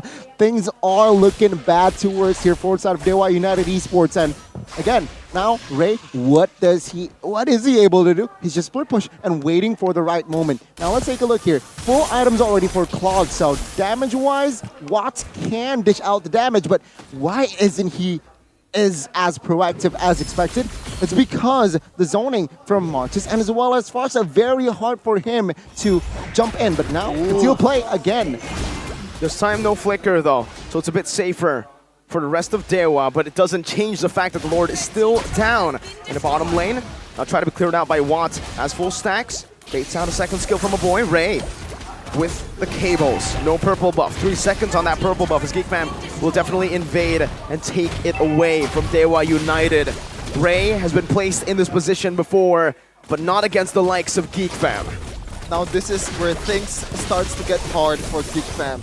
The only engage mechanic that I can think of that's very reliable is that Beloyski Wave the Dragon, and he doesn't have a flicker. That's gonna be hard for them to siege the base, and especially when you have a Marquee, you have a carry that doesn't really have a lot of range, it's gonna be harder for you to make plays to deal some damage towards the members of Dewa United Esports. You gotta have to wait for Watt to dive in, or maybe Leo Murphy to dive in deep, a bit too deep too, to make Marquee quote-unquote playable here. And Dewa United Esports, they have all the tools that they need to be able to defend this inhibitor. They have good wave clear in what, in case. They also have a good split push mechanic with Ray. I would say the saving grace for Geek Fam right now is just, this play. I want them to read Ray's movement, and they're doing it right now. I mean, very good approach here from side of Geek Fam. We've seen Geek Fam leading. We've seen Geek Fam holding a game and just completely lose it in towards that late game. So it seems like Geek Fam here, in this current game in particular, they have stabilized and really learned from their mistakes, right? I mean, going up against EVOS, they are in a similar position. Oof. They have the map, but they completely lost it when they are pushing, so they need to be careful of that. Dewa United Esports, on the other hand, they need to exploit this split push composition that they have. Let's hear 30 seconds towards the next Lord, the Evolved Lord, mind you. And if Geek Fam has complete control, Dewa United even so, regardless they have the Claude, it's going to be very hard for them to defend. Knowing that only 2 base turrets are left. See, this is what I'm talking about. Ray needs to completely rinse and repeat this approach. Just split, push the far lane, forcing Geek Fam, just a member, or perhaps 2, to have control that far lane. How do you do that without a purple buff, though, right? I mean, it's been taken away from him almost every single time, right as Geek Fam took control of the map. And now Dewa United, they're kind of forced to fight or flight. It's just that for Dewa United. If they don't take a fight, if they don't win a fight, it's over. But if they leave this Lord, Geek Fam will just utilize it and keep on sieging Dewa United down. Dewa will have to gamble this. We'll have to go for a 50-50 team fight. Interesting placement here for Baloy. He wants to read Ray's movement in camping that blue buff of his own, but I don't think it's gonna work because Ray already has experience with that a couple of times, and it's not gonna fall down to the same trap. But the trap that they can do though in the bottom lane, because the one who's gonna clear the lane is most likely gonna be Ray, and there you go.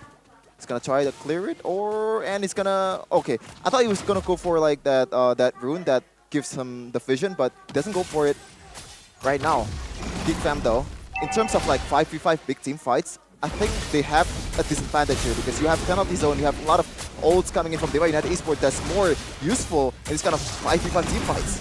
They need to split them up. They need to isolate them. And right now, Beloy's doing a good job at doing exactly that. Lee Murphy finding an opening penalty zone, and even the final slash into the real world manipulation. It's an AoE battle. One of the back dealing damage, now jumping back to the BMI, but they're all still caught in the real world manipulation as Luke mounts it back. Ray's able to find a cut through to the back. Lee Murphy with a good stun onto Beloy, who now uses the Shanpu, able to escape for a bit. Luke now getting chased down. Another final slash onto Niall. He loses his immortality. He buys the winner truncheon, both Luke and Niall, but it is inevitable. Dewa United are taking them out one by one.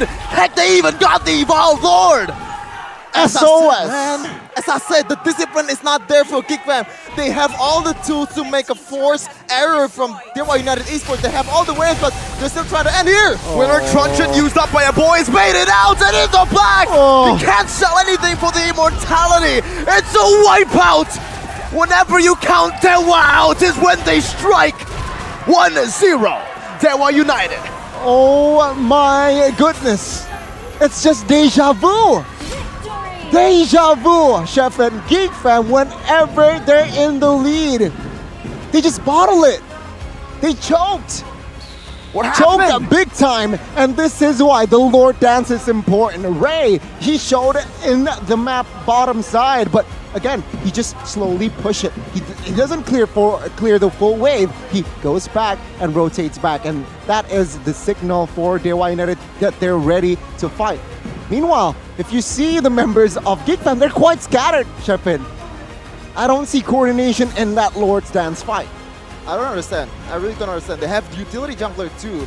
They can freeze the Lord as long as possible with, you know, Niall tanking all the damage from the Lord. Meanwhile, Dewa United cannot do that. What's the point there? Like, don't cry, Shepin. It's okay here. Grab some tissue. Like, I'm still positive. Like, there's still a lot of positive that can be taken from Geek Fam, especially in the early to mid game. It's just the execution in the late game. This is what separates an elite team and a good team. In late game, those Lord dances, those macro decisions, it's very, very vital for you, especially when you don't have a big AoE threat like Tarizla, like Yves. You're gonna have to be more creative in your approach. You have a Chow. It's only a one-man lockdown, and you have to use it before you're going to take the Lord. Oh my goodness. The comeback, right? I mean, again, Dewa United, they stayed composed, which I had a feeling that they will stay composed. And I don't know, that Lord Dance was very crucial in the game, right? Where Geek Fam, just it happens to them yet again, where they're in the lead, they have the control, but they weren't able to just execute that last endgame bit. It was very disappointing. Very, it's within their identity this season. I don't think it's within their identity though, Gani. I think for, well, this season, you're right. Maybe that might be the case here. But for Geek Fam, for Beloyski, the Lord Dance has always been where he thrives. That's where they get the prio and the pressure. That's why when they had that Lord Dance going, especially considering the far lane was already pushed out all the way. Remember, there was no base turret in that bottom lane. They had prio in that far lane, but they just weren't able to execute because they got caught in Dewa United's team fight. Wow. I think it's a mix of Geek Fam's blunder and also the brilliance of Dewa United in that Lord Dance, because the punish towards Marky is very, very good. They know that it's a carry. It doesn't have a lot of dashes to deal with or escape ability, and the range is just not there. When you already have that real manipulation placed perfectly onto Marky, all Dixon has to do is just penalty zone onto the front line with a flicker, and it's GG. Like, your DPS is gone. Like, there's nothing you can do about that. And if you flicker out of that, you can't flicker out of the final slash, right? There's only one flicker, and that's why a big question for me, a big doubt as a carry player myself, is was it really worth it to gamble on that flicker? Was it safer to go for Purify? I think Flicker is still the way to go, because you don't a lot of, how do I say it? Like, I think you should know better, man. I think Flicker should be better at that time, because against an Arlet and a Tarizla? Yes, because he's still gonna come at you. It's better to evade one CC than just stays in that CC with. How do I explain it? I think it's about preference, right? Preference here. If you're a marksman player, I think it's just preference. Are you safer with a flicker? Too. Because again, there's a Fanny. Marky has Immortal towards that last fight. So if he does get caught, he has that extra chance. But then again, the catch potential that Dewa United has is just too much. Fanny was already locked in towards the carry. After Immortal, Cables comes through, nobody covers. And I feel like that is where the problem is. Nobody covers carry in that game. Beloyski is focused on initiating, right? And the EXP, Glue, also being the sandbag. Nobody can really cover Marky in that backside. Meanwhile, you're going up against a comp that is so dive heavy with carry, with Tarizla. You have that real world population also needs to be dealt with. It's very hard for Marky to somehow find an effective position in that back line. We saw that particularly in that late game. Carry, Marky after Immortal, nobody was near him. Teammates-wise. So again, nobody can really provide cover for the side of Marky, unfortunately. From what I've seen, though, I think it is still a very Beloy-centric team fight or game plan for Geek Fam, because a boy and Marky was non-factor in those late-game team fights. Even a boy from the start until the end, he doesn't have anything to work with, like, because you cannot do anything. You have Ray, you have a lot of long-range threat, you cannot evade. The fact that he's going for Winter Truncheon very early in the game shows you how, quote-unquote, afraid he is towards that threat. So what's the problem here? Like, what's the solution? But we're gonna see the MVP here from this game, presented to you by Samsung Galaxy Z Fold 5 and Z Flip 5 Gani. Oh, again, good matchup. Again, Keys, I doubted him in the pre-game, where I thought a boy has an advantage, but he proved me wrong this game on that Eve. And with the 708 stat, 100% KP, mind you mentioned it earlier, a very effective Eve. He even went greedy. He built Blood Wings towards the end. Why? He wants that extra shield and as well as that extra magic power. That is a greedy item to build. That is where you know you're confident enough going up against a boy who wasn't really at his best in this game on that Farsa. You know what? Let's just add salt to the wound, add that Blood Wings. And my God, did he perform his positioning? He was very hard to catch going up against the Martis and as well as Cho. And mind you, he does not bring the Purify. So Beloyski, if he catches Keys, practically it's dead. But it seems like with 0 deaths, it proves that Beloyski wasn't able to catch Keys in this game. Well, it's pick your poison Connie, because you also have what with the Purify 2, which is on its own is very big threat towards the backline of Geek Fam. But I believe this is not greed in shown by Case. This is just confidence, because you really know that they cannot do anything against you, especially when you already have that real world manipulation. Mind you, the placement of this real world manipulation was not that great in the mid game too. But we're gonna see here the highlight on what's happened in early to mid game to late game. Well, again, in the early game, it was just a Martis game, right? If we talking about Martis, it's a very early game team. You can see here, very hard to catch Martis, and Niall was just eating everything in sight. He was at 1.5 kills here towards the mid game. Take a look at Niall. Again, the decimation was just so valuable in that early game, which I feel like Geek Fam, they were able to exploit and extract that Martis to its utmost potential. Again, here, 0 deaths for now. A very good approach, but this is where Geek Fam starts to somehow falter, right? Again, overzealousness, they got a kill. No, but again, Marky, nobody can really cover this guy. Insta-death as well, and that is a problem here. This is where I feel like Beloyski, again, well, Geek Fam, they somehow overcommit. Marky here, very, very vulnerable position. Sure, they got a kill, but if you trade your marksman for your EXP and roam, I feel like that's worth it all day. And this is where I feel. Take a look at Marky. He has Immortal. He flickered. Take a look. Nobody is in Marky's area. He was just a sitting duck. A boy tried to cover, but then again, his resources was just done. And after that, no marksman, no carry. That's in for Dewa United to go all in. Let's fight. They have no damage. And there you go. Niall 503 stat was unstoppable basically, but it wasn't enough for him to take the game. A very good approach from Dewa United, very composed. This is where I feel like you guys here, players, if you lost your mid game, it doesn't matter. You can come back with that Lord Dance. Take a look at what Dewa United did. That's a very good approach when you're losing what you need to do. Again, take a look at the item builds here. Claude, very standard build, right? He even built the Windtalker towards the late to really ensure the turret. But what I really love here is Ray. He respects. He went for penetration with that Hunter Strike and as well as Malefic. He built that BOD as well for extra physical damage, but he does not underestimate Glue. He still built that Sea Halberd very early mid-game there. So again, Luke wasn't able to really cause a nuisance in the jungles of Dewa United. Sure, they were leading. Sure, they were. The map was red at that point, but then again, it nullifies some power from Luke. And I feel like Marky here, very crucial as well. His positioning, well, then again, he's on a carry.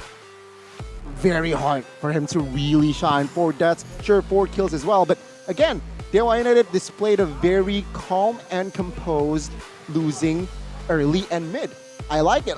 And emblem-wise here, nothing to stand out-ish. Very stable, very clear-cut as well. Yves here, Keys opted for that tenacity as well as the Farsa here. Very similar. One is Impure Rage, one is lethal because of the DPS from Yves, because of the burst from Farsa. Again, nothing too out of the ordinary, but you know what? The PYT from Cho here caught me a little bit off guard, but that, you know, it's preference. It's preference. Yeah, you get faster cooldowns here and there. You get more technically more mobility More when you conceal. initiate because of that, right? Yeah, the conceal, even the flicker here, but which is evident as well. yeah, right? I do have to say though, I have to disagree with you, Chef, and when you said that the Winter Truncheon was built a bit too early. I think a boy needed that Winter Truncheon, knowing how much dive was going to come his way. A flicker alone would not be able to save him, and that's the reason he was able to actually outplay and win in a lot of the skirmishes in the mid game through that Winter Truncheon. When Watt dove in, he was baited and then punished by Marky. If Watt actually was able to dish out damage to a boy, if a boy didn't go for Winter Truncheon, that would have been a free kill, and then out goes Claude. Okay, like what I want to say is a bit too early compared to the usual Farsa game. You know, maybe I didn't word that properly, but I feel like Niall, he goes for an assassin emblem. I think there's a bit more different approach that you could take.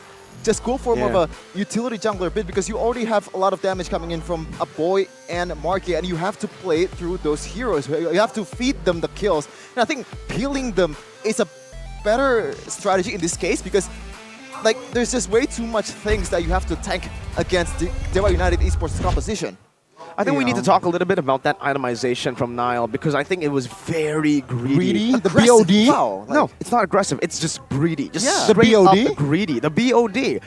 Well, the killing spree, the assassin emblem already started off very greedy. You mentioned it. But transitioning into a damage build when you're not super far ahead. 5-0 is very ahead, but still, with 5-0, remember, Martis is probably the hardest fall-off hero in Mobile Legends. Yeah. You can dominate and get a Savage in the 10th minute of the And game. still lose the game. But once you get to 15 minute, you're done. You're useless. I would actually say that, you know, aside from contesting neutral objectives, in these skirmishes, when the enemy team is able to finally take in and soak in your Mortal Coil and your basic attacks, you're kind of useless, right? So it's all about that early game and then transitioning into a tank. But Nile was greedy. He wanted to end in the mid game.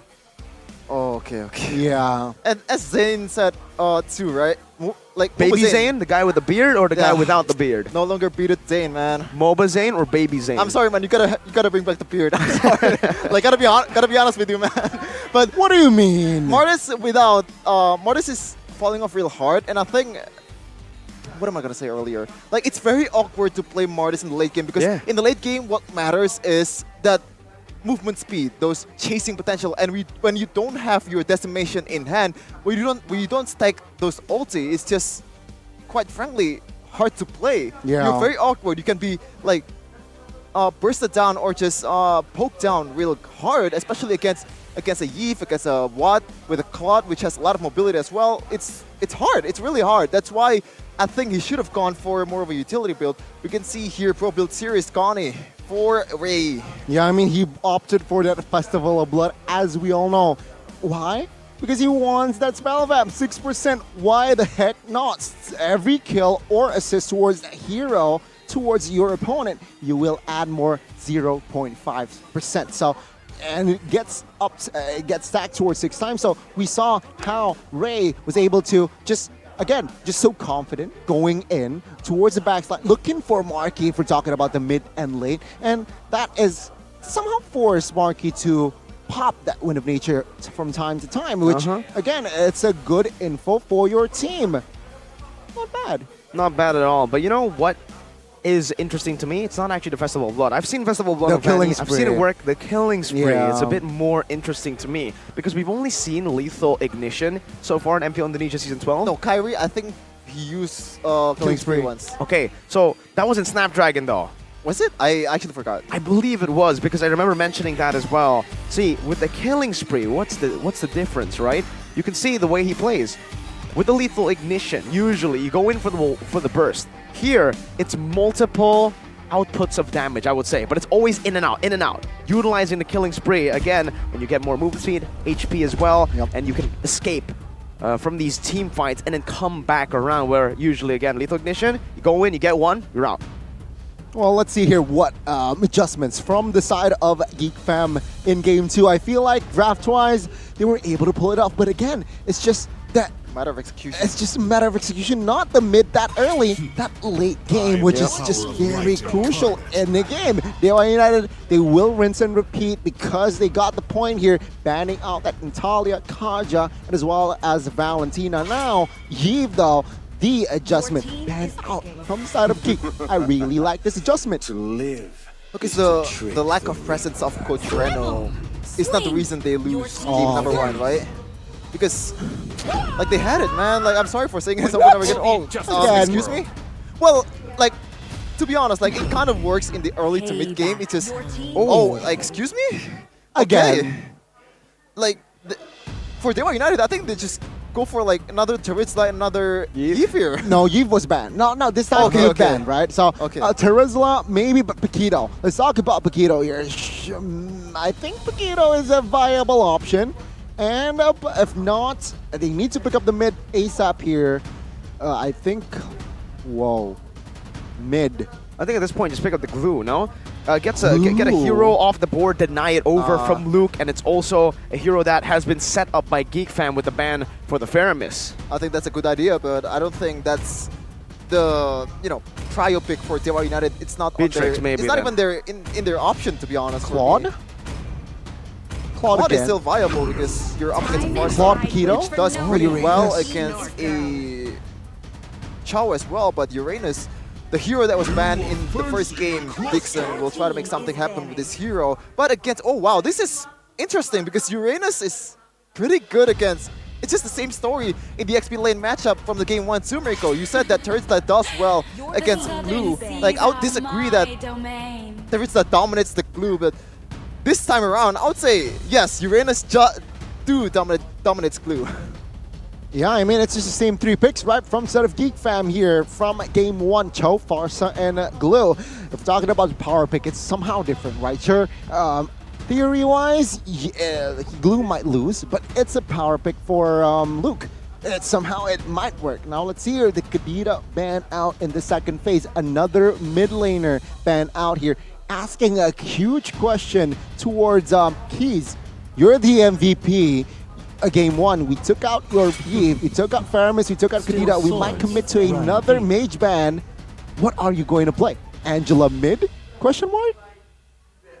Okay, so Dewa United has the option to go for another assassin ban here in Lancelot, just like game number 1, just pretty much the same bans, all 5 of them, but Geek Fam has to figure out something different, but they don't want something different. It's the Kufra ban against Leo Murphy, so still try to make Beloyski pop off, and he did pop off in game number 1. Unfortunately, it's only in early to mid game, but we're gonna see the late game execution for this guy, Big Boy Beloy. Alright, interesting choice here with the Kufra ban. They're trying to, again, nullify that. For Kaze, I think he might actually go for something like a Lilia later on. It's something we don't see a lot, but right now, there's not a lot of options open for Dewa United. And Kaze, back in MDL, hey, that was one of his comfort picks. Getting that mid control, remember, is crucial for Dewa United. But now, final ban, it should still be the Lancelot. If you want to take it away from Nile, yeah. If you want to just span his heroes, like the Ling, like the Lancelot, and even denying the Fanny, might as well go all the way. Commit. So I think this is not going to be a Martis. Hellkurt? Oh, Hellkurt last pick, question mark for Geek. Is that a viable option here? For Nile. For Nile. I mean, he already banned out the Kufra. You know what, let's see. But I do agree with you here. Lilia just makes sense with the potential engage from Glue and Cho. Lilia will build Ice Queen Wand. It will slow you down, so a very good pickup here is that Lilia. But if they want to go somehow conventional, quote unquote, they go for Angela mid. Ooh, I'm not a big fan of that. Okay, the word conventional on Angela mid apparently is quote the unquote, thing. quote unquote. Yeah, a thing in MPL Season 12. It's interesting, right? The meta is just changing all over the place, but I don't agree with the Lilia part here. But there's just not much options to play with. Will it be... Novaria. Oh, okay, I kind of forgot. I completely forgot about Novaria. I was thinking about, which long-range mage or mid laner that you can pull off here. Oh, Chang'e, way too risky, but I kind of forgot about Novaria. But in this case, I feel like it's not going to be Martis again. Or will it be? I think it's going to be very unconventional. Maybe a Bane or Paquito? Oh, yeah, there you go. They're hovering over the Bane. It needs to be utility, some sort of disengage, some sort of PO maybe. I was thinking Fredrin, perhaps. But now that they're hovering the Bane, it should just be this that gets locked in. Now, for Bane, doesn't fall off that hard. Actually, that's a pretty solid late game as well. Does so much damage on that bounce from skill 1. And it's pretty sustainable, good clear. Solid choice for Geek Fam as they round up their drafts. Uranus, Novaria, Ruby versus the Bane. Blue and the Cho. Not a fan of the Bane pick here, even though I already predicted Bane because it's just too much a threat for you. And Bane, even though he has some long-range skills, eventually you'll still have to deal damage on the opponent's face. And when you have Ruby, which is just instant punish with the I'm Offended and skill 2, it's gonna be harder for you to make plays. Beatrix too. Well, it's going to be very interesting here, seeing that it is match point for side of Dewa United now. Let's take a look at spell check here. 3 flickers, 4 flickers from side of Geek Fam, so it's a 4v3. Dixon now, he will be on that Purify. But again, a very comfortable Novaria flicker. Now let's see the emblems.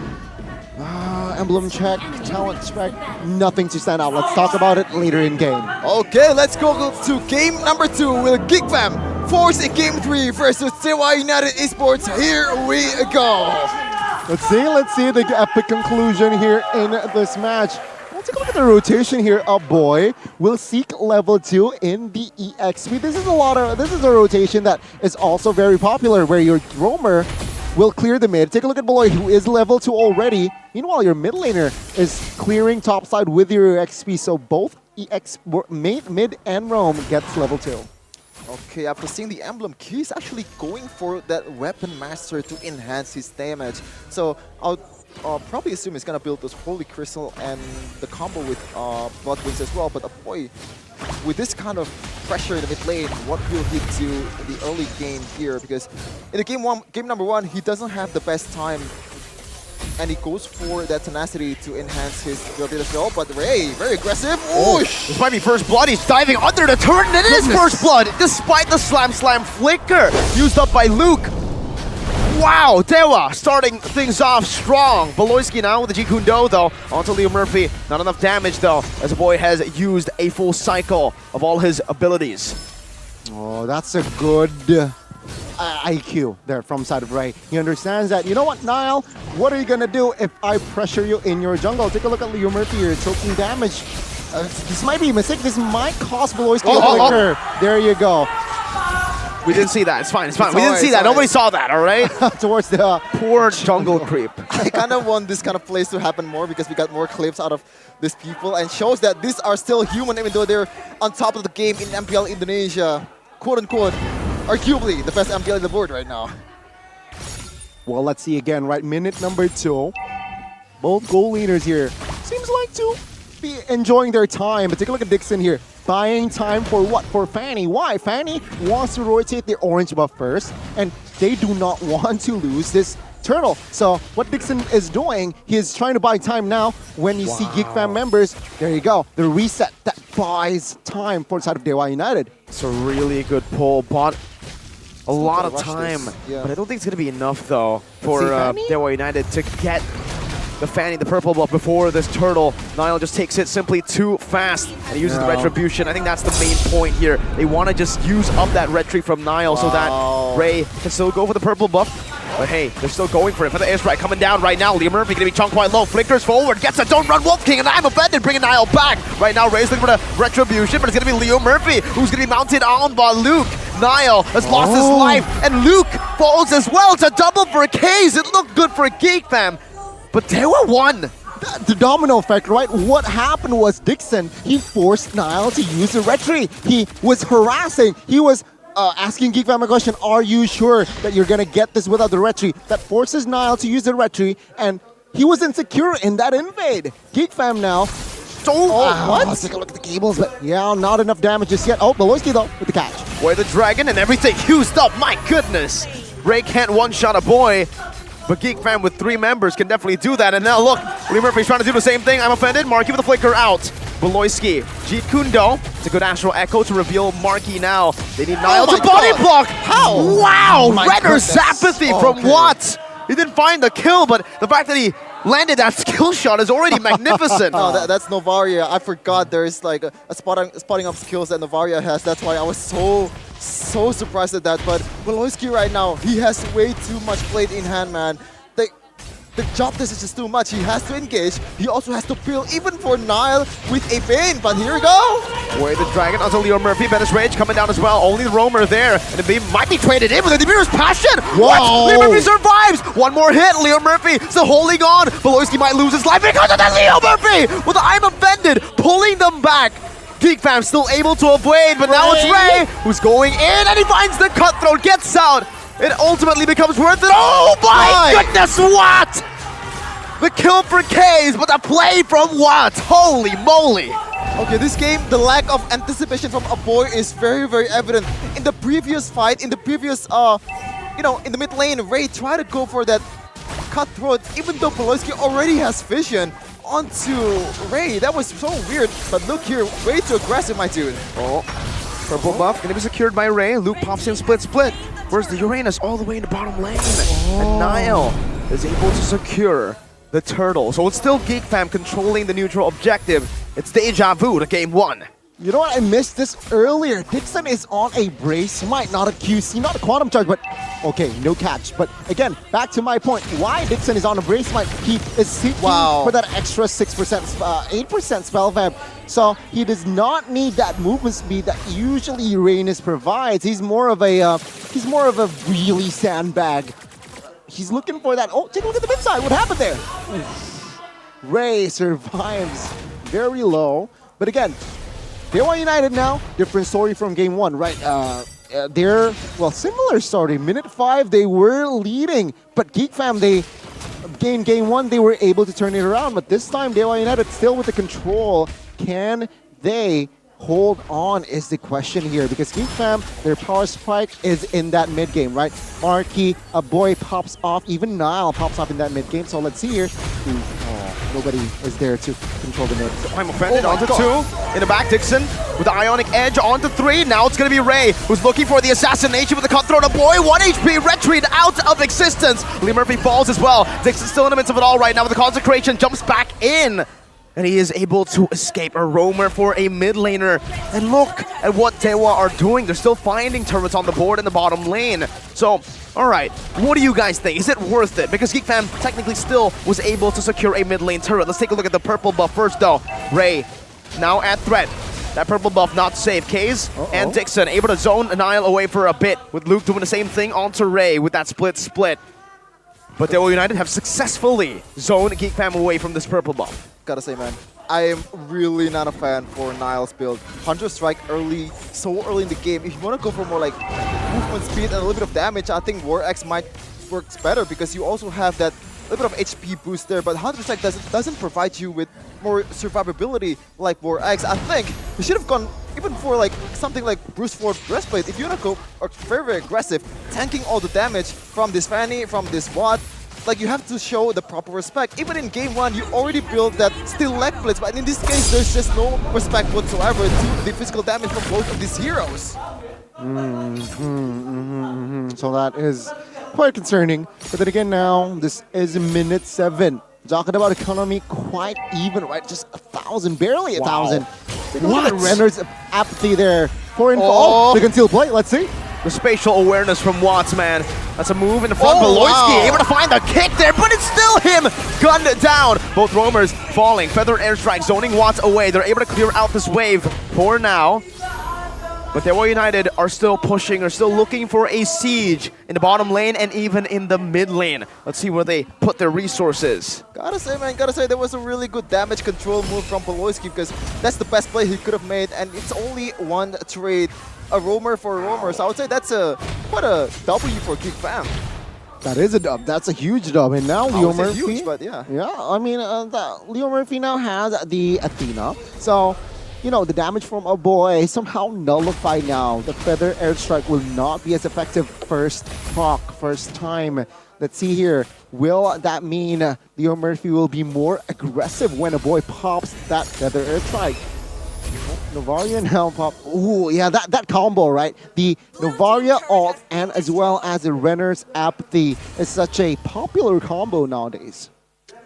I think Nile is just obsessed with Hunter Strike and BOD. I understand it's a Bane and you want to proc the first kill because it has so much damage and the bounce damage is no joke either, but you gotta realize, man, you gotta survive first before you deal damage, and I think that's more important than anything else in the game. That might be the way, but it is a nerdy way. Nile ain't no nerd, he says, as he builds up the Hunter Strike. He's a nerd! No, he's a geek. There's a difference. No, yeah. Geeks just, they like video games and anime or something, but nerds are just, they're nerds. You know, geeks can be buff. Nerds are just nerds. True. Dewa United, though. 185G gold lead held down. This is weird, right? With the amount of kills, the amount of fights that they've been able to win, Geek Fam are still able to keep it even. 50-50, 8-4. Yeah, this is mainly because of the laning control forms out of Geek Fam, right? Being able to funnel it towards carry as well doesn't really help. But let's see now. With this first lord down, Luke no flicker. Uh-oh. That's a burnt out resource already. He mounted up Ray, and he's going to be baited into a turret right now as the fight continues now in that river. Murphy going to be brought back to the team by the way of the Dragon. Dixon has to respect this damage coming in. Meanwhile, Luke, no split. Lord, reset it. Watt with Renner's Apathy connecting onto Marquet, and it's another Astral Sphere. Watt still able to space out right now, but the way of the Dragon's not there. Watt finds the kill. Now he's going to be able to dash out, and he guns down Luke, wins it, picks up a double. Geek Fam are now running away, running for the hills. They didn't even get the Lord. Dixon is still pressuring Nile. Oh my god, Ray! Call him Retribution, what the heck? He just came and retreated. Geek Fam, again, similar story in game 1, where that Lord Dance was very crucial. Now Dewa United, 3,000 gold. Oh, goodness gracious. I don't know about... Oh! If he got out there, oh my goodness, he's a madman, but doesn't seem to be the case. But it's still a very good play from Ray earlier. Not a good one in this case, though. That was definitely. Everyone was wishing for that to come through. Beloyski, oh boy, the Dragon, this might be the comeback. What happened? With one blunder, it seems like it's a domino effect to the rest. Dixon with the Purify gets out of the split that could have brought him back. But it's deja vu to game 1, only now it's Dewa who are Geek Fam. Well, okay. So everyone's just not utilizing their advantage, huh? The Lord is just given for free, even though they still get the inner tower there. So it's still a mild W. But for all of the kill trades earlier, was it actually worth it? I don't know. Maybe they know better. I mean, they could have gotten more, right? But then again, that was the first Lord, so you can't really expect much from that first Lord here. But now it's, again, stabilized. Dewa United Esports, a minute ago, they got the lead at 3,000 gold. Now it's just basically stalemate. Now what happened here? Take a look at Ray. Jumps in, Retribution, I'ma head out. Right? That's a top G move. Again, Retribution. All right? Again, what happened, Geek Fam? What happened? Nile was... You know what happened, Gunny? What? He came, he saw, he praised the Lord, and he broke the law. He just took it out with that Retri. Nile, Retri, onto the purple buff. Mistake from Beloy, where the Dragon to the wrong side, and he gets gunned down. It's a snipe from Watts.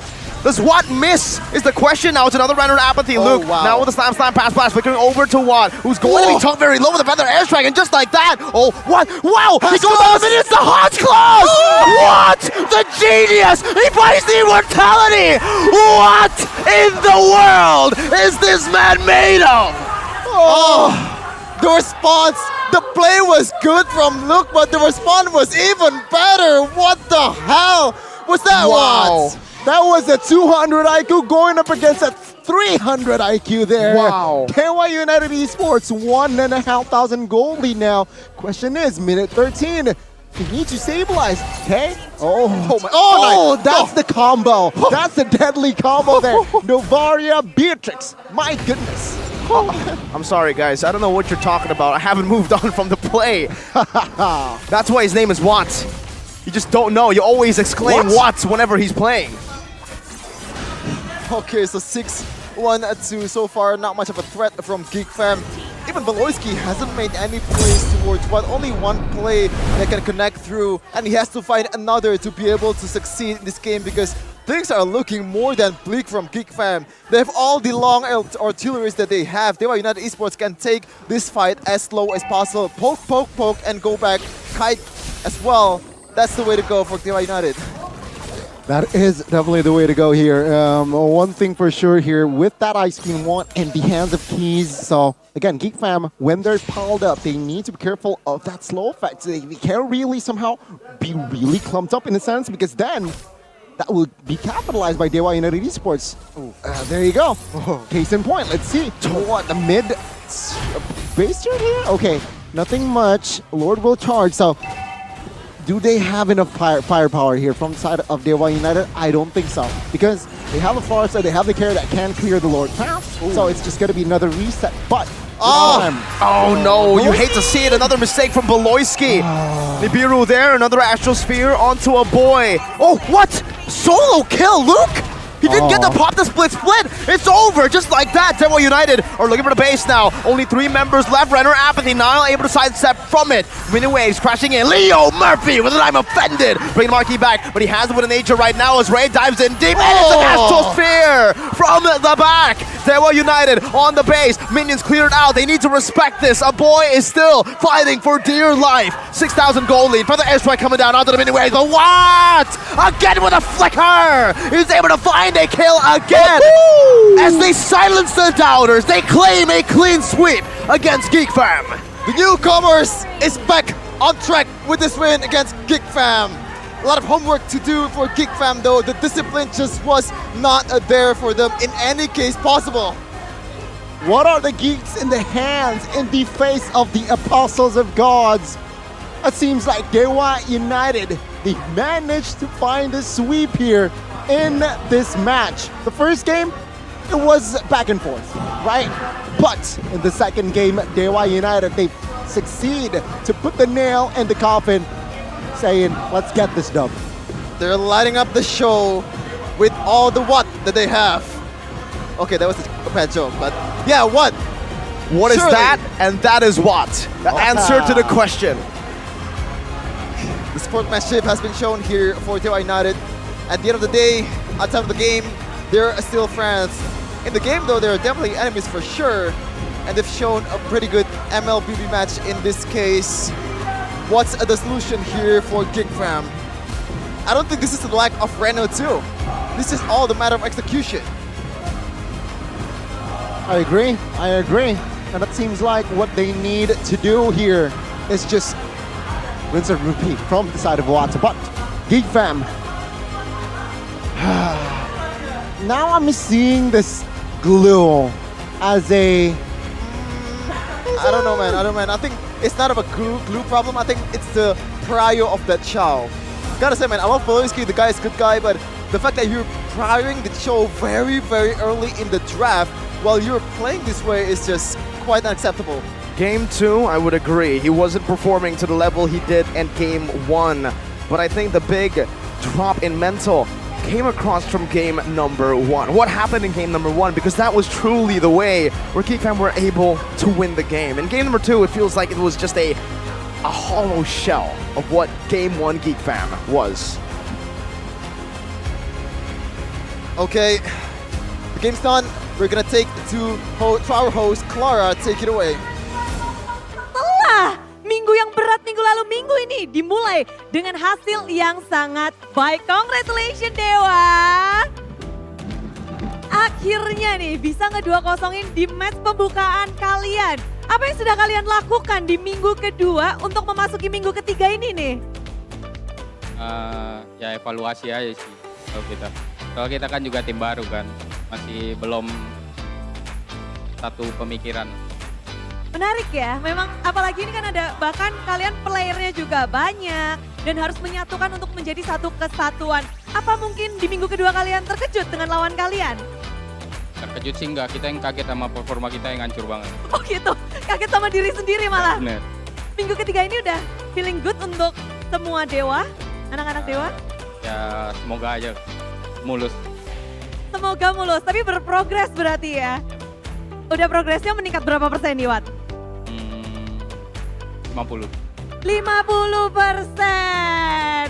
Meningkat cepat ya rupanya. Tapi ini menarik juga kalau Awat, kita untuk menghadapi Geek, tentu saja kamu harus melihat ada 2 gold laner yang harus kamu lawan. Apakah Kadera atau Marky? Menurut kamu perbedaan dari keduanya apa sih? Dan siapa sih yang kamu expect untuk melawan Wat di match kali ini? Ya aku mikir lawannya Kadera kan. Kan dia yang lebih lama lah di MPL Indo dibanding Marky. Dan ternyata setelah melawan Marky bagaimana Wat tadi pertempurannya? Ya sama aja sih. Kayak bot laner yang lain. Wes, sama saja ya. Ini menarik juga ya. Gold lane untuk saat ini memang menjadi suatu hal yang rada sulit ya kalau untuk awal-awal tersiksa-siksa. Tapi kita ngelihat sekarang dari Dewa pun mereka bermain cukup agresif. Bahkan kalian bisa memirroring permainan dari lawan kalian. Mulai bermain agresif sepertinya di minggu kali ini ya dari Dewa ya. Ya kita belajar sama, apa ya, kita kan punya tank jago nih, kayak Mamo kan agresif. Nah, Kita harus bisa ngimbangin gameplaynya dia juga. jadi penasaran kan? Leo Murphy, tas. Ini seru nih. Kita kalau lihat Leo Murphy itu tank agresif, sudah terkenal dari zaman dahulu. Apalagi di game pertama. Mungkin kamu bisa jelasin gak sih, itu kan menang comeback. Gimana suasana ketika kalian ngedapetin momen di Lord itu? Pas dapet Lord ya kayak biasa aja sih, cuma udah nice biasa. Tapi yang gua nggak habis pikir, si Ray-nya ngeri banget bisa dapetin Lord itu. Ngeri. Oh, ngeri ya. Tapi masih ke kamu sih, Leo. Enggak sih. Bentar. Ini gimana komunikasinya tadi, mungkin bisa dibahas tentang bagaimana kalian nge-shuttle atau satu sama lain untuk momen itu. Ya udah kita cuma bilang gas. Udah, gas aja terus dia nyuri Lord. Oh, gas? Iya, gitu udah aja? gas doang. Gas, langsung jadi Retribution. Ngeri, Ray-nya ngeri. Ray-nya ngeri banget ya. Bentar, tapi sebelum kita ngobrol sama yang lainnya, kita bakal lihat player of the match. Siapakah yang menjadi player of the match? Karena di game mereka, game 1, game 2, semuanya bersinar. Mari kita lihat bersama-sama. Player of the match dari Dewa United. Let's go! Case! 2 game, 0 death. Dari kita lihat permainanmu. Gimana sih kamu bisa untuk menjaga dirimu dengan ngedeal damage juga, tapi nggak ada death-nya sama sekali. Player of the match kita, Case. Nggak mati soalnya dijagain Mamo. Yang Murphy tas. Soalnya dijagain Mamo, Leo Murphy tas. Tapi kamu gimana suasananya untuk mungkin minggu ini dari Case sendiri? Alhamdulillah senang bisa dikasih menang lagi. Bisa dikasih menang lagi. Tapi ngelihat performamu sekarang, kayaknya banyak banget nih nanti mid laner yang mulai mewaspadaimu, Kis. Bagaimana kamu ngelihat semua orang sekarang matanya lagi tertuju padamu nih dengan 0 death di 2 game? Biasa aja, sama aja. Takut jadi jago mid laner yang lain. Mid laner yang lain jago. Kamu nggak takut kalau nanti kamu bakal jadi sasaran nih semua tim? Enggak ya? Tapi ada nggak mid laner yang pengen banget kamu temuin nih? Udah kemarin, Sans. Udah Sans, gimana pertemuannya dengan Sans? Di pantai gua. Di pantai, ada pelajaran yang kamu dapatkan kah mulai dari Sans? Pasti dapat pelajaran banyak dari Sans. Ada ya? Ada sesuatu yang mungkin bisa dikasih tahu di sini nggak, Ki? Gak boleh. Gak boleh. Oke, nanti di belakang ya bisik-bisik sama Bude ya. Tapi kita balik ke Retribution. Memakai Fanny, yang kamu bilang katanya mau kamu ban tadi ya, pas interview sama Bude. Fanny-nya Nail mau kamu ban, ternyata malah kamu pakai. Ada apa gerangan pakai Fanny 2 game? Ngerubah strategi, kan kita first pick soalnya, ngambil Fanny makanya. Pede aja ya pakai Fanny langsung? Ya. Nail, maaf ya, gak jadi di ban. Kamu mau ngomong sesuatu gak sih sama Nail? Jago dia jago banget. Dia jago banget ya, Ya. tapi menghadapi Nail dengan hero yang bukan kita pikir. Karena kita akan berpikir, oke ini bakal jadi adu assassin nih, dua-duanya bakal adu galak. Tapi ternyata enggak loh. Kamu kecewa gak sih ngeliat Nail gak pakai assassin dan adu mekanik sama kamu? Enggak sih, kan kita ban tadi, makanya dia pakai bannya. Emang sengaja ya kalian Ya nge-drag? sengaja, jago banget ya. Jago banget, jadi saking mereka takutnya kalau Nail biar nggak pakai assassin jadi mereka ban saja. Menarik, tentu Dixon juga jadi salah satu player yang menjadi kuncian nih. Di game pertama bahkan kita tahu nggak boleh kemana-mana dengan Terizlanya. Menjadi salah satu kunci juga ya bener ya untuk daerah Lord momen comeback, momen itu, momen yang kamu buat. Gimana sih kamu untuk ngebuat momen untuk timmu? Sama aja sih kayak gas. Gas. Satu suara banget ya. Gas. Ini menarik dan kita bisa ngeliat kalau gimana sih penyesuaianmu. Kita tahu EXP lane dari Dewa United kalian punya 2. Menyesuaikan untuk berganti-ganti itu mudah gak sih untuk kalian? Khususnya untuk kamu Dixon. Boleh ulang Putih? Ada 2 EXP laner dari Dewa. Kalian harus berganti-gantian gitu. Ada kesulitan gak sih tentunya untuk menyesuaikan satu sama lain?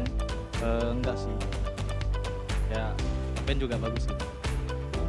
Bagus ya, semuanya sama-sama bagus. Jadi siapapun yang bermain bagus aja. Benar. menyesuaikan. Ini menarik juga, akankah mereka berganti player di next match-nya? Karena mereka sering banget ya, tentu menjadi rahasia. Mungkin ada yang mau disampaikan untuk anak-anak Dewa dan yang ada di rumah untuk ngedukung kalian? Siapa? Leo Marvina.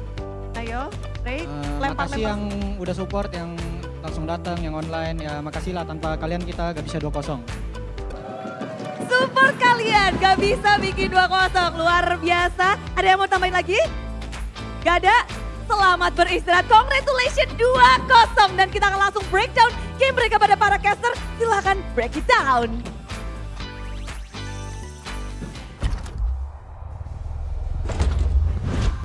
Dewa United's prayers has been answered. A clean 2-0 sweep against Geek FM Indonesia. This is their first 2-0.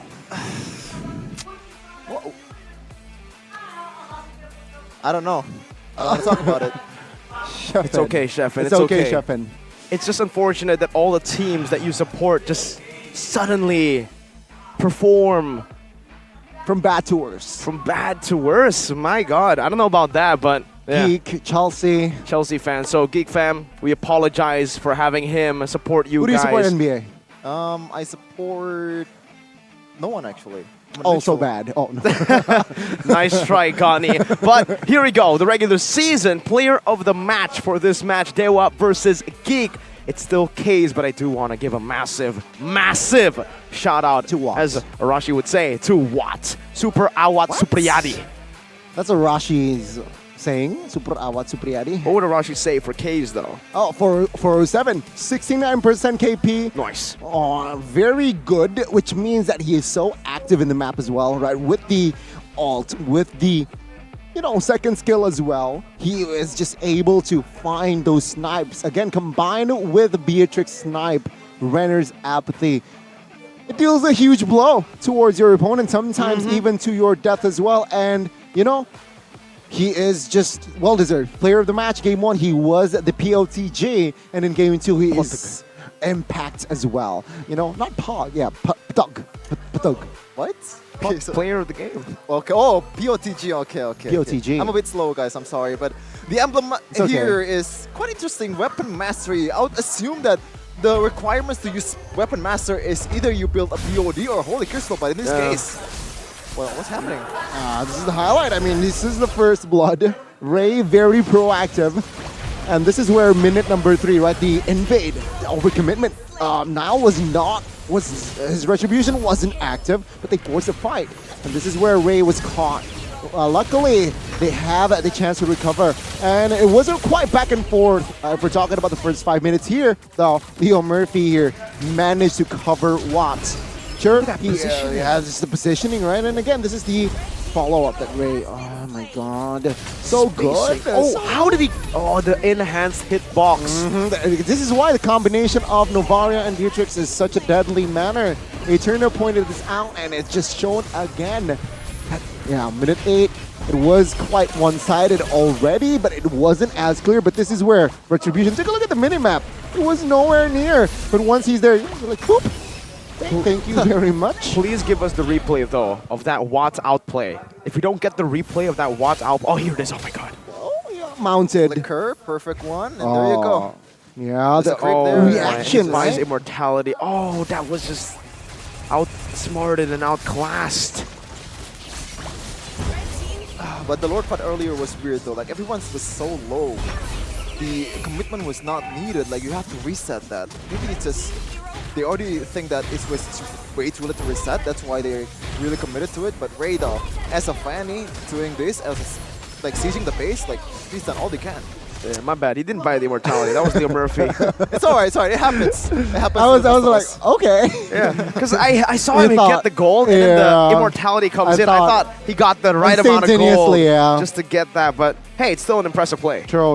It is. It really is the calculation. Now let's talk about the overview of the itemization. Right. If we're talking about Marky here, a better game, I might say, if you compare it to Game 1, 215, and if we're talking about the goal here, just 2,000 less. And let's eliminate the end game, so it's very equal, right? But again, Watt was just having the game this game 2, 8-1-2, he was unstoppable, made a lot of outplays as well.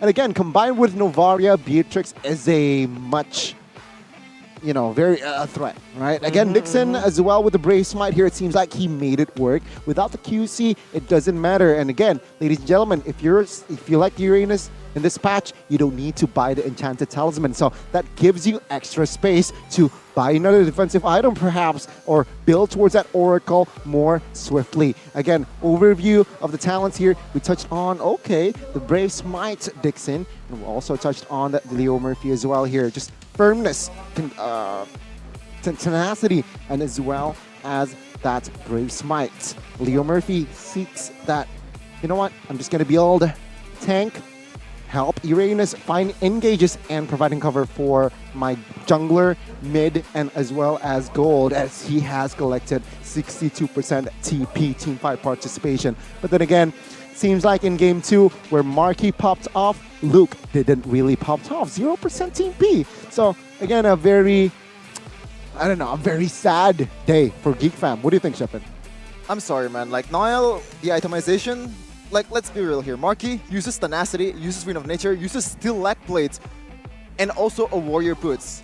He's harder to kill than your Fido Jungle. I think that is just really bad for you. Because you're in the front line, you're supposed to deal damage on an enemy's face. You're not the main DPS of the team. I think you have to be, quote-unquote, humble yourself and build like a Bristlewood Breastplate, or even just hurry up the immortality. I think that's the best play here. What is the point of going full damage when you cannot deal the damage? Outside of my views, my personal views on how nerds and chads play the game, I agree. In the highest level of MLBB, you need to set that ego down. You need to be a bit more humble and, kind of adapt every single game. You can't just go full damage like that. And Niall, I think, has yet to learn that. Or maybe it was a creative choice by the whole team. They wanted Niall to be the damage dealer, and they wanted Marky to go for the tanky items. You know what? That's a very interesting take, right? Especially Niall was killed off earlier. Yeah, 0-3. 0-3, and First Blood was towards his Bane as well. So the decision to still be greedy, very, very questionable. But then again, keys to success would happen. The team fight composition. We mentioned it pre-game that Dewa United really likes to draft for team fight. Their comp was just a lot of AoEs, and it worked in this current match. It worked both games, right? We touched on the Yves in game 1 was very much a factor in game 2. Similar story. What happened though was just retribution from the side of Ray in game 2 that made the difference. That Lord Steel, the domino effect after that, it was unstoppable for the side of Dewa United. Really struggled. Geek Fam after that Lord Steel, it was just very hard for them to, how I say this, table turned. Yes. Okay, so to turn the tables, table the turn. Look how the turntables. Look how the table turns. Look how the turns of tables. Yes. Okay, I want to correct earlier, Mirko. I'm not saying ego or anything for Niall, but you know what? If you're the sign of an ego, you're not using Telkom Cell because the benefits is way too much. Watching your favorite team play, you must feel like wanting to play too, right? So make sure you all look cool using your favorite heroes and skins. And don't forget to check your data quota before you're playing, so you don't run out of it in the middle of the game. Well, you're in luck too, because Dunia Games has a promo for you. Every purchase of MLBB vouchers or items using Telkom Cell will give you an extra savings, an additional 3 gigs of data quota. And hurry up and buy at duniagames.co.id or just download the Dunia Games app. Per purchase, 3 gigabytes per purchase. That's so much value, dude. That's a smart investment. And while you're already investing smart with Telkom Cell, getting your proper packages, I think Chef in here is a better offer. Well, not better, but a different kind of offer. A different way to invest. So invest in UBS Gold X MPL ID Season 12 with prices starting from 500,000 rupiahs. And get a free MLBB skin available at ubslifestyle.com and UBS Lifestyle e-commerce, and also Blibli UBS Lifestyle. That's a huge V, dude. Huge value. Dude. Very good value indeed. Check it out, UBS Gold. And you know what, Shefin? I think you have more to offer. Keep him coming. Keep him coming. What else? What do you want to invest on? You already have the gold. You already have good data. Exactly. Your looks. How do you have such dashing hair, You see Sheffin? hairs- You got you see that hairs Prince like this? Charming look going Ooh, on. Prince Charming. I like the compliment there, Mirko. Don't let your match become a mess because of wet and itchy dandruff. Move on to Head and Shoulders Gatot Kaca Edition and be 100% confident. And wet and itchy dandruff will be Right here, wiped Sheffin. out, not like Geek Fam earlier. You see how good this is? Open your hand. Open your hand, Sheffin. Oh, you need to no, feel please. it. You have Wait, to you're doing it enjoy for real? Oh, it. there you go. There you go. You gotta, now you can smell it and Now- you can feel it, Sheffin. Smell it. Smell it. It smells like Yes. lemon, that fragrance. There it's you go. absolutely beautiful. I don't know why, Fresh Connie. lemon scent. I want to shake your hand right now. I'll shake your hand. I'm a Chad. I'm That's a- how we. I mind. This is how we do it. This is how we share Head and Shoulders. Oh, okay. I like the feeling though, but right now. What am I supposed to do with this? Well, Sheffin, it's called absolutely stunning.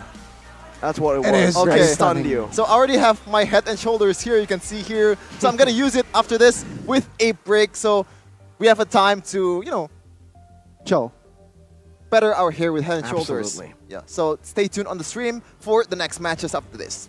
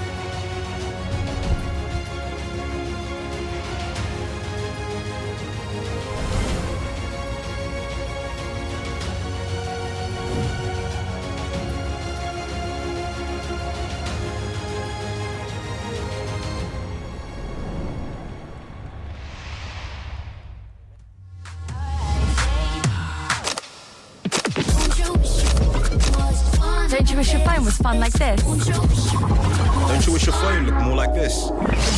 Don't you wish your phone could flex like this?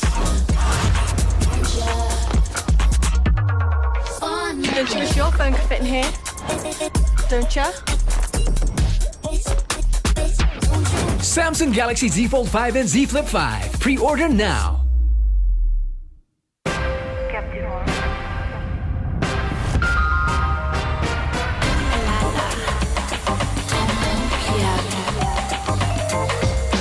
Samsung Galaxy Z Fold 5 and Z Flip 5. Pre-order now.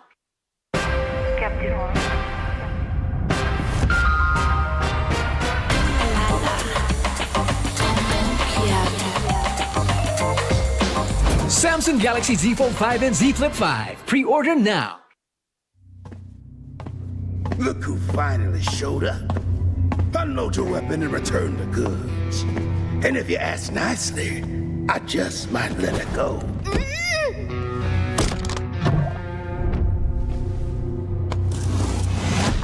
Who said I was returning it? You little...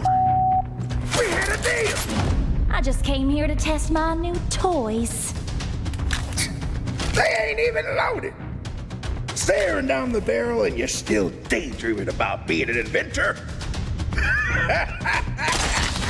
Huh?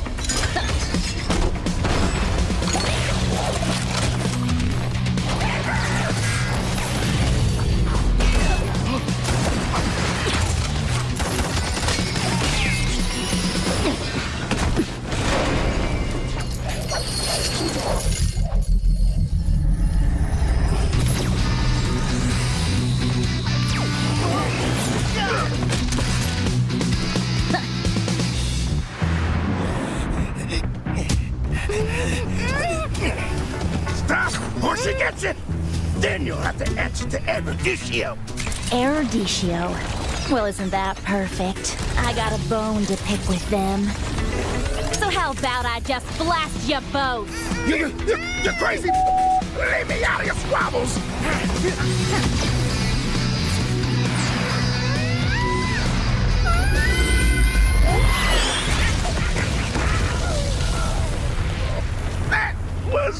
party. Haven't you heard? I do things my way. I really don't like being used as bait, you know. Anyway, let's return that to Erudicio. Oh, I have something special in store for them down the road. So I'll take this as payment.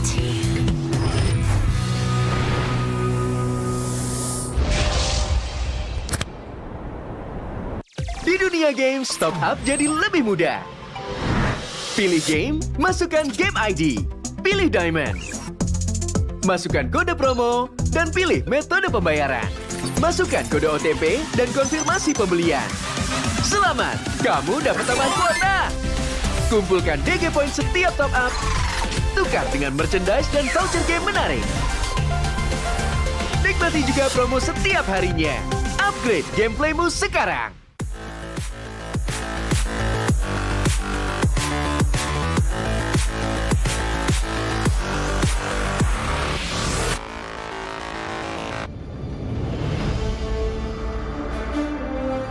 In the previous guide, we learned the basics of the new emblem system. This time, we'll take a closer look at the core talents from the Mage, Assassin, Marksman, and Support emblems. Core talent unlocked with the Mage emblem. By upgrading the Mage emblem, you can unlock Lethal Ignition. The new Lethal Ignition now deals adaptive damage, making it a great option for any hero with heavy-hitting combos. With the change to adaptive damage, heroes with high physical damage can now use this talent to enhance their damage, such as Saber and Natalia. Saber's first skill and ultimate combo can easily trigger the effect from Lethal Ignition, dealing much more damage to enemy heroes.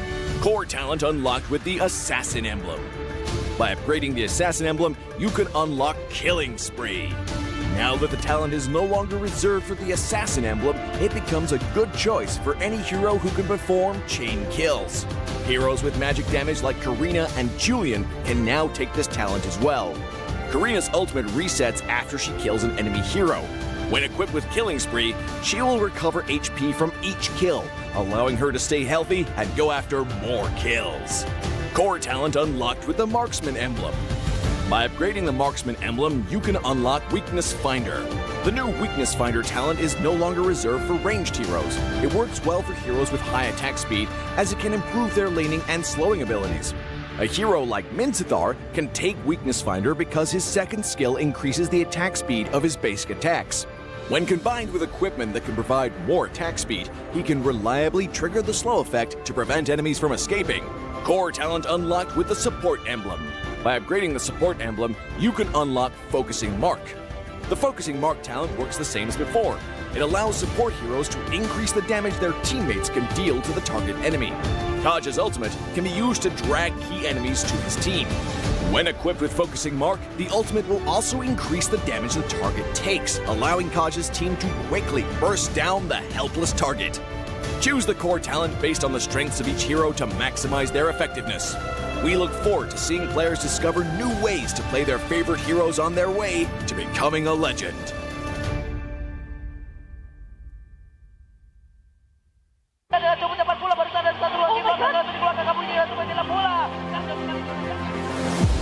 Waktunya para casters juga mengaktifkan Inspire di mana sekali ini buat Indomie membuat EVOS langsung coba di cloning out.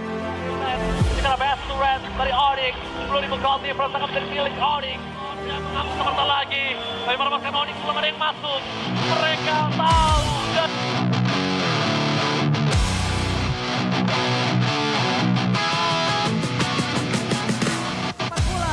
satu agar recall dari barusan. Dengan pergerakan keyboard Raylan penggilaan dengan cukup cepat pula barusan dari satu lagi belakang langsung di belakang kamu ini langsung penggilaan pula. Karena untuk kali ini lejap tapi sekarang dapat kill berhasil dicetakkan triple kill. Looking for man yang untuk high takkan mereka berhasil bisa menorehkan satu poin kill lagi ataupun satu kemenangan.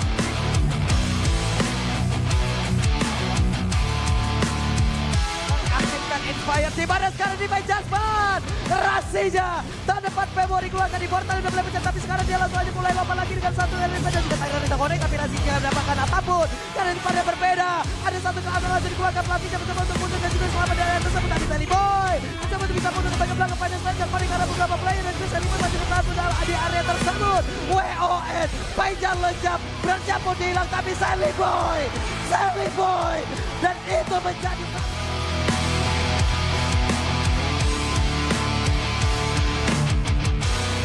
seperti yang Pulung bilang tadi, kenapa dia pick Dewa, ada late game ensure. Yap. Final Smash sudah dikeluarkan. Swelo ada flicker tadi terlihat yang tersebut. Dan perangan kembali terjadi. Karsnya hilang, tempo sampai dikeluarkan. Tapi Vincent masih terkena satu damage. Cutthroat menuju ke berat. Objektif game terjadi. Double kill from Flo. Dan Fluffy terperangkap di sana sendiri. Dan ada menemani. Dan bahkan Kapten Marky belum.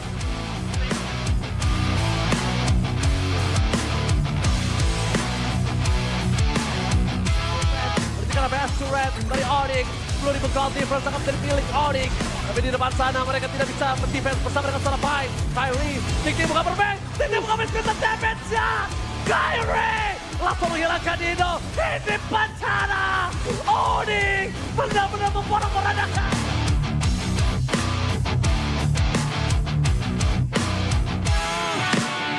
Mereka masuk, mereka tahu dari seorang Ray bisa bermain dengan kabelnya.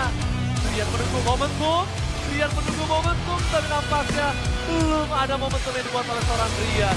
Dan Kyrie pada telat, Bus menggagalkan semua, menghilangkan Pendragon, free hit, double kill, bagaimana double kill, para-paranda, Hende Pancana!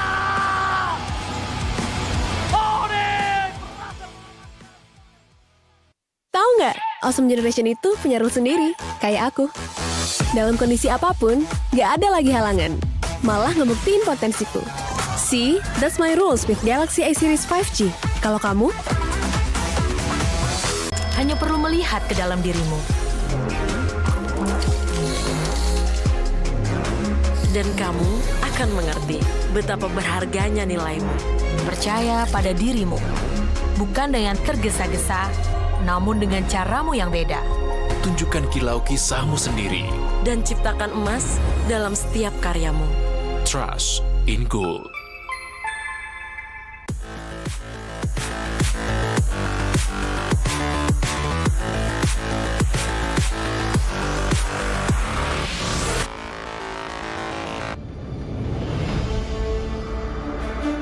In the previous guide, we learned the basics of the new emblem system. This time, we will take a closer look at the core talents unlocked with the basic common emblem, tank emblem, and fighter emblem. Core talents unlocked with the basic common emblem. By upgrading the basic common emblem, you can unlock 2 core talents, Impure Rage and Quantum Charge. Both are suitable for most heroes. The new Impure Rage talent now deals adaptive damage, making it a good damage-enhancing talent for a variety of heroes, such as Eve, Nathan, and Diggy. Eve is a hero with great poke and control abilities. She can use the extra damage and mana regen from Impure Rage to constantly wear down enemies. The new Quantum Charge talent now restores HP based on the hero's level and not their physical attack bonus, making it viable on more heroes that want HP recovery and mobility, such as Edith, Leslie, Layla, etc. When equipped with Quantum Charge, Edith in both forms can use the movement speed bonus triggered by her basic attacks to keep a safe distance from the enemy and the extra HP regen to stay in the fight. Core talent unlocked with the Tank Emblem. By upgrading the Tank Emblem, you can unlock Concussive Blast. Concussive Blast works the same as before, providing an extra source of AoE damage for high HP heroes, such as Johnson, Baja, and Hilda. Hilda is a high HP hero who can tank a lot of damage when equipped with a full set of defensive equipment. The Concussive Blast talent will not only enhance her survivability, but also boost her damage. Core talent unlocked with the Fighter Emblem. By upgrading the Fighter Emblem, you can unlock Brave Smite.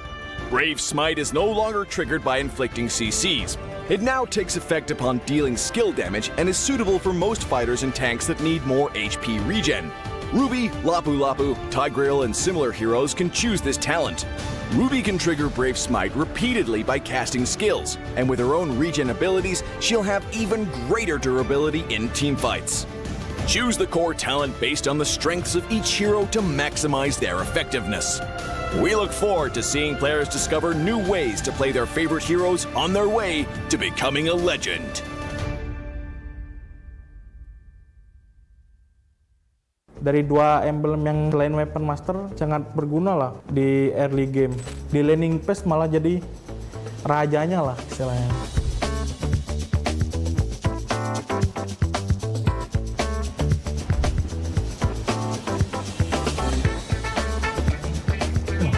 kedapet di lampu. Oke. Halo, gua Kadera. Selamat datang di Project Next. Butuh tutor main Godland setelah update patch emblem. Nggak akan ada yang lebih bagus dari episode ini, karena gua akan bahas dua hal penting dari patch ini untuk para Godlaner. Yang pertama, kombinasi-kombinasi terbaik talent utama untuk Godlaner. Dan hero Godlaner apa yang akan meta di patch kali ini. Nah, sekarang kita coba ke kombinasi pertama ya. Di sini gua pakai hero Beatrix. Rekomendasi dari gua yaitu yang pertama pakai Rapture, terus yang kedua Weapon Master, dan yang terakhir Weakness Finder. Oke, itu jadi kita langsung coba di in game nya. Kan tadi kan pilihan emblem kita ada Rapture sama Weakness Finder. Nah, kalian nggak usah takut buat apa ya, ngepok gitu, karena kalau kita ngehit musuh nih, mereka dapat slow sama mereka nggak bisa ngepok balik gitu. Jadi kayak kalian di lane nggak bakal sering kepok. Terus yang Weapon Master itu kan nunggu dari item kan. Jadi dari dua emblem yang selain Weapon Master sangat berguna lah di early game buat survive. Nah, gitu guys. Kita coba ke kombinasi talent yang berikutnya ya. Di sini gue pakai hero 1-1. Rekomendasi dari gue yang pertama Swift, terus yang kedua Bergen Hunter, terus yang ketiga Weakness Finder. Oke, jadi emblem yang pertama kita kan ambil Swift kan tadi. Nah, di awal kita kayak udah berasa ada item tambahan satu, kayak knife nih, kan nambah 10% attack speed kan. Tapi tanpa kita harus beli knife-nya langsung, kita udah berasa kayak attack speed kita lumayan berasa lah gitu. Terus lagi buat 1-1 ya, dengan adanya Weakness Finder, kalian malah jadi lebih gampang kebuka. Nah, setiap kalian ngelempar skill 1 terus di combo sama pasif Weakness Finder, musuhnya kayak nggak bisa lari, kena slow, terus kena 3 kali stuck skill satunya, dia bisa nge-stun. Jadi kemungkinan otomatis terbukanya lebih besar gitu. Bergen Hunter karena kita bisa jadi lebih cepet jadiin item kita. Swift Crossbow di wave 2 mungkin udah bisa kebeli ya, karena ada emblem yang ini. Jadi kayak kalian di laning phase malah jadi rajanya lah istilahnya. Oke, next kita coba ke kombinasi talent yang terakhir ya. Di sini kita pakai Godland bertipe Magic, yaitu Harit. Kalian bisa ngambil yang Inspire. Terus yang selanjutnya Bergen Hunter. Terus yang terakhir Impurage. Kita udah di in game nih. Yang pertama kan Inspire yang ngebantu kalian nambah cooldown reduction.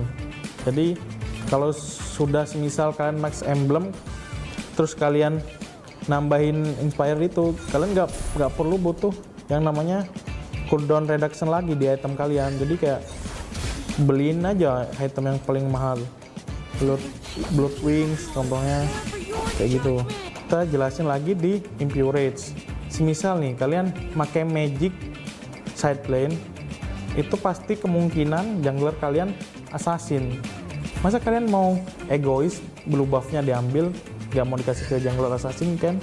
Gak mungkin kan? Nah, di Impurage ini kalian ngeakalin mana kalian. Di Impurage kalian bakal nerima balik 2% mana ya max kalian. Kayak contoh, gue pakai skill nih, terus ngehit atau nggak ngehit, pokoknya pakai skill bisa ngebalikin 2% max mana kalian. Tapi ada cooldown 5 detik. Ayo coba update Project Next hari ini ya. Tapi kalau menurut lo tips dari gua kurang relevan karena lo pemain role lain, tenang aja. Karena di next episode-nya akan dibahas mengenai kombinasi talent dan hero-hero meta di role lain. Dan jangan lupa share videonya ya. Gua Kadera. Sampai jumpa di Land of Dawn.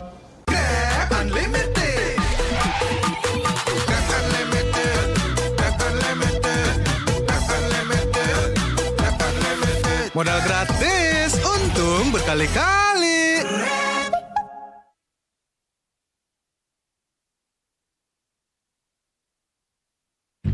12-nya kemana? 12-nya ada di Blibli 12 tahun anniversary. Beli apa aja ada gratis ongkir 12 kali, cashback 12 kali, dan flash sale Rp12. Ayo belanja di Blibli sekarang.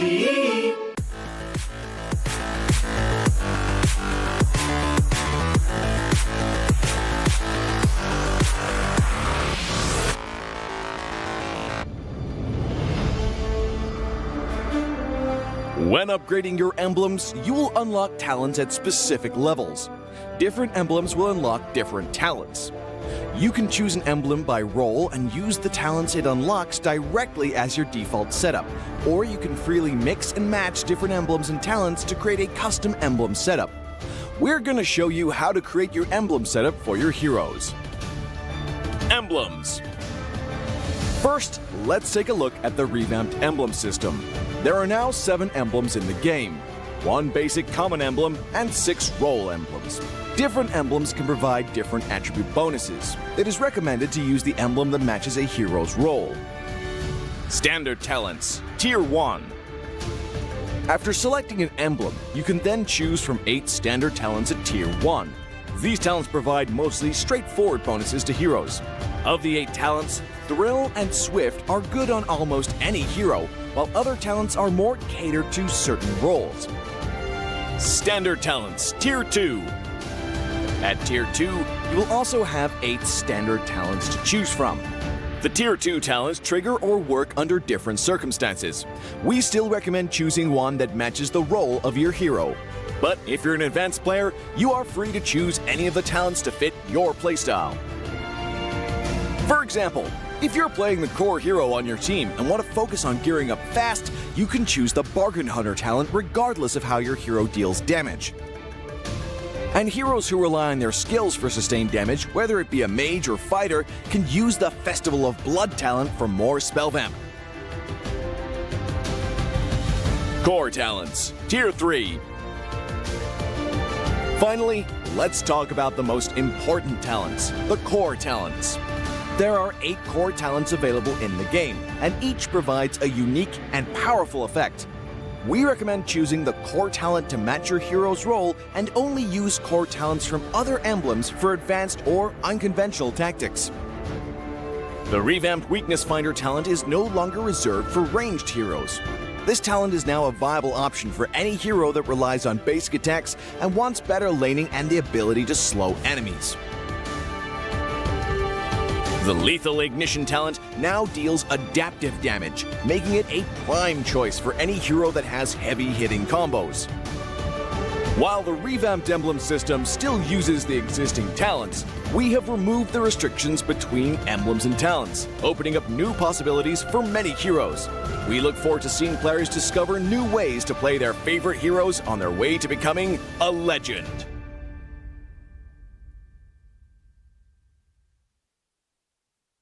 Menurut gua sih, update enemy ini sangat membantu kita para fighter ya. Karena kita bisa lebih fleksibel dalam pemilihan hero nantinya. Joy bisa langganan sini di band.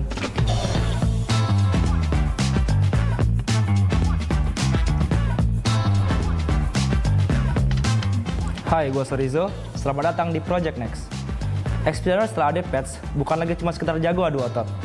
Karena kita juga harus memutar otak buat combination talent dengan emblem terbaiknya.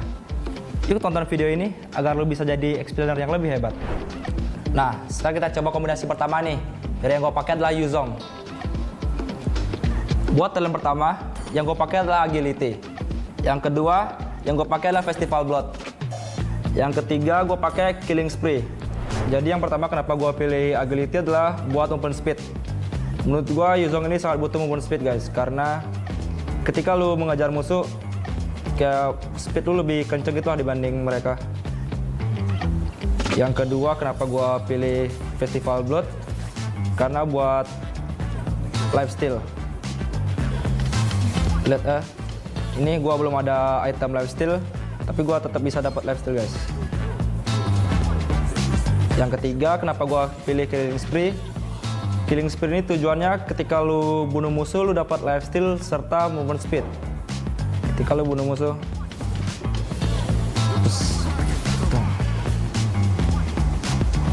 efeknya keras banget guys.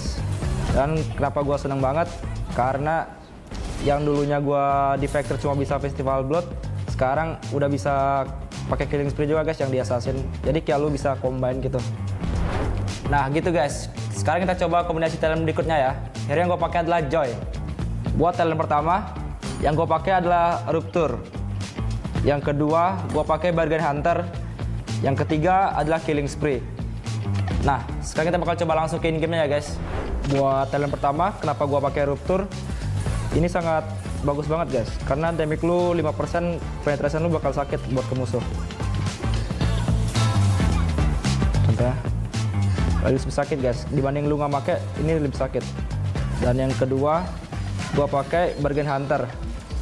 Fungsi dari Bargain Hunter ini adalah ketika lu harga item lu bakal jadi lebih murah guys. Dari yang harga 100% lu beli di harga 95%. Contohnya ini ya, Genius One. Ini harga aslinya adalah 2000 jadi 1900 guys.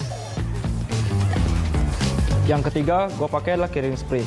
Fungsi dari Killing Spree ini, ketika lu bunuh musuh, lu mendapatkan 8% max HP dari musuh dan 15% movement speed selama 3 detik. Ini bagus banget guys, ketika lu dalam team fight yang gede, lu bisa survive. Ini sih OP banget sih guys. Ketika lu yang biasa cuma bisa pakai Bargain Hunter, sekarang lu bisa pakai bareng Killing Spree. Joy bisa langganan sini di band. Oke, next kita coba ke kombinasi talent yang berikutnya ya. Hero yang gue pakai nanti adalah hero Esmeralda. Itulah hero favorit gue juga. Yang pertama, talent yang gue pakai adalah Agility. Yang kedua, Bargain Hunter. Yang ketiga adalah Constructive Blast. Oke, kita langsung coba ke in-game ya guys. Yang pertama, talent Agility. Kenapa gue pakai Agility? Fungsinya tuh menambahkan 5% movement speed guys. Jadi ketika lu ngezoning atau nge-cover temen lu, itu sangat bagus guys. Lebih kenceng lah jalan lu. Dan dikomboin dengan skill 1 Esmeralda, lu lebih cepet lah buat lu kemana-mana gitu, move lu. Yang kedua, kenapa gua pakai Bargain Hunter? Esmeralda ini early-nya membutuhkan item yang lebih cepat guys. Jadi gua pakai Bargain Hunter biar lu bisa beli item lebih murah lah di awal. Yang ketiga, kenapa gua pakai Quarter 11? Ini ketika lu basic attack ada kayak efek ledakan gitu yang mengandung magic damage. Jadi ketika lu clear wave jauh lebih cepat dibanding yang lain guys. Contohnya kayak gini. Nih, tuh. Lebih cepat guys jadinya. Dengan ada stats baru ini gue makin suka sih main Esmeralda. Nah, dari 3 kombinasi itu, kalau yang paling cocok ke gameplay gue sih Esmeralda ya, dengan talent Agility, Bargain Hunter, dan Constructive Blast. Nah, menurut gua sih update enemy ini sangat membantu kita para fighter ya. Karena kita bisa lebih fleksibel dalam pemilihan hero nantinya. Gimana nih para XP-laner? Udah siap main meta terbaru belum? Yuk langsung update ke Project Next dan cobain ya. Nah, buat kalian yang main role selain XP, tenang aja. Karena di next episodenya akan dibahas mengenai kombinasi talent dan hero meta di role lainnya. Jangan lupa share videonya ya. Gua Sorizo, sampai jumpa di Land of Dawn.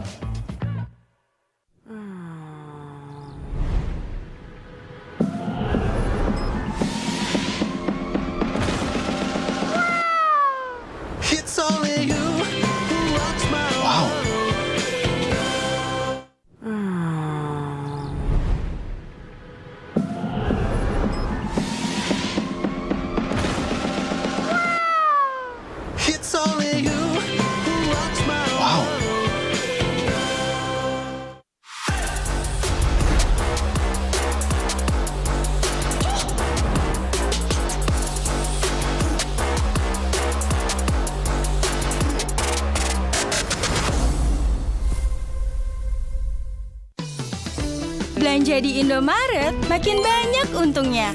Kumpulkan cashback poin jadi untung terus. Makin sering belanja, makin banyak poin yang kamu dapatkan. Dapat diskon, jadi untung terus. Bayar belanjaanmu dengan poin yang kamu punya. Belanja jadi gratis, jadi untung terus. Dan untung terus dapat banyak promo. Jadi member Indomaret Poinku sekarang. Untungnya non-stop.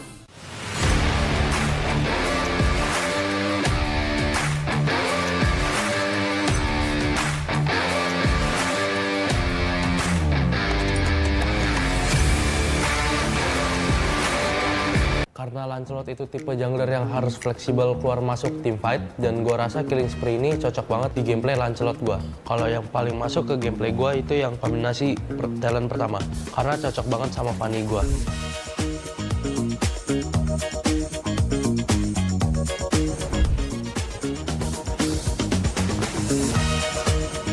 Hai, gue Super Ken. Selamat datang di Project Next. Kali ini gue mau ngasih beberapa rekomendasi kombinasi talent setelah update patch emblem nih.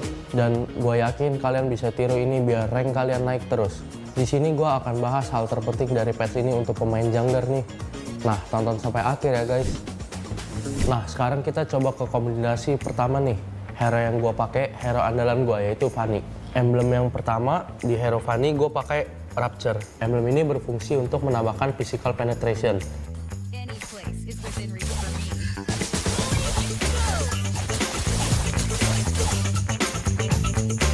Emblem yang kedua, gue pakai Master Assassin. Emblem ini berfungsi untuk menambahkan damage di sekitar hero-nya untuk mendapatkan snowballing di early game.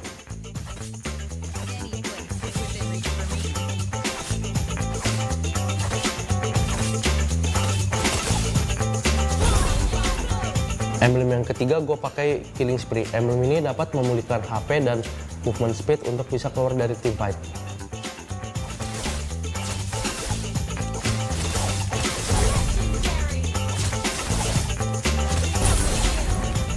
Nah gitu guys, kita coba ke kombinasi talent yang berikutnya ya. Kali ini gue mau pakai Lancelot. Kembali menggunakan Rapture sebagai talent pertama. Hal ini dimaksudkan untuk jungler typical damage dealer agar bisa dapat 5% damage penetration. Terus yang kedua gue pakai Season Hunter karena dengan talent ini bisa nambah 15% damage ke lord atau turtle. Dan untuk kill monster jungle juga lebih cepat. Dia dapat tambahan kira-kira 7%-an damage. Jadi untuk kejar objektif dalam game cocok banget. Karena Lancelot itu tipe jungler yang harus fleksibel keluar masuk team fight, dan gue rasa Killing Spree ini cocok banget di gameplay Lancelot gue.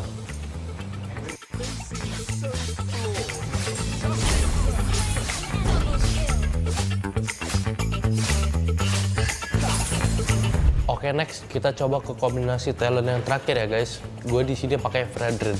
Untuk talent pertama bisa diisi oleh talent Agility yang memberikan extra movement speed 5% untuk bisa clearing minion jungle lebih cepat, dan mobilitas lebih cepat juga dalam setup objektif maupun ganking. Season Hunter akan memberikan benefit damage tambahan sebanyak 15% untuk objektif, baik itu turtle maupun lord. Untuk ke minion jungler, damage tambahan hanya berlaku setengahnya saja atau sekitar 7,5%.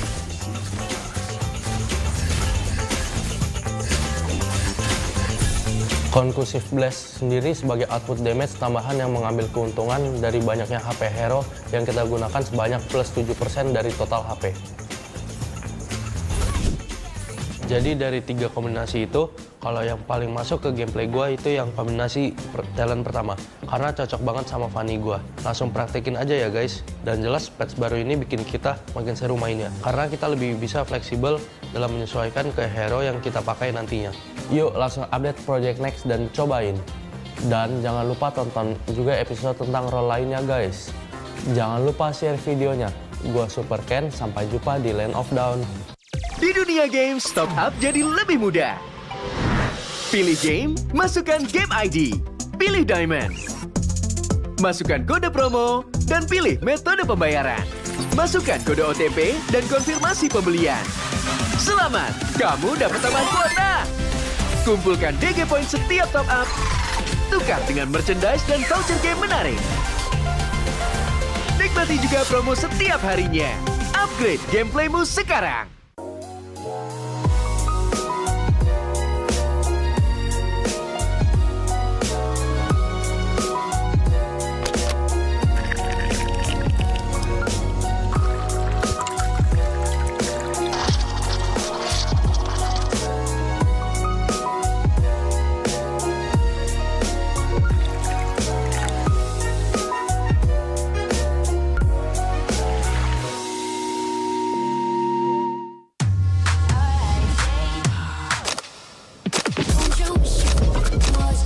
Don't you wish your phone was fun like this? Don't you wish your phone looked more like this? Don't you wish your phone could flex like this? Don't you wish your phone could fit in here? Don't ya? Samsung Galaxy Z Fold 5 and Z Flip 5. Pre-order now.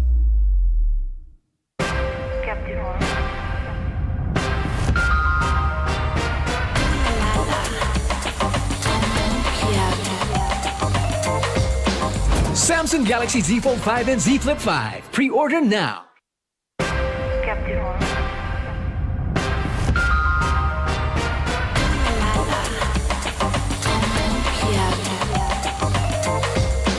Samsung Galaxy Z Fold 5 and Z Flip 5. Pre-order now. Look who finally showed up. Unload your weapon and return the goods. And if you ask nicely, I just might let it go.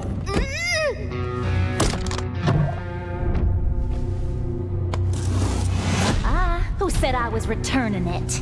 You little... We had a deal! I just came here to test my new toys. They ain't even loaded. Staring down the barrel and you're still daydreaming about being an inventor?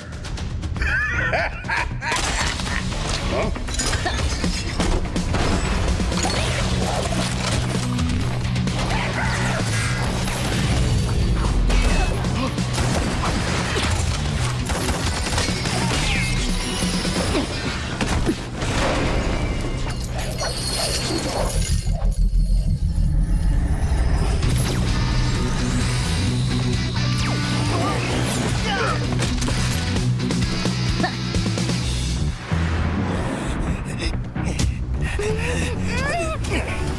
Stop, or she gets it!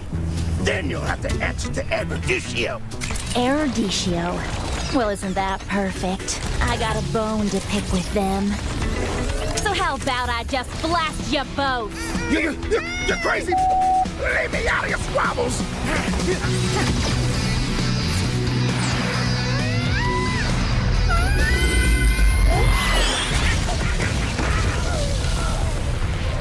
That was dirty!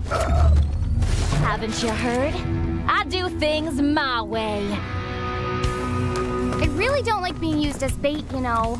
Anyway, let's return that to Eruditio. Oh, I have something special in store for them down the road. So I'll take this as payment.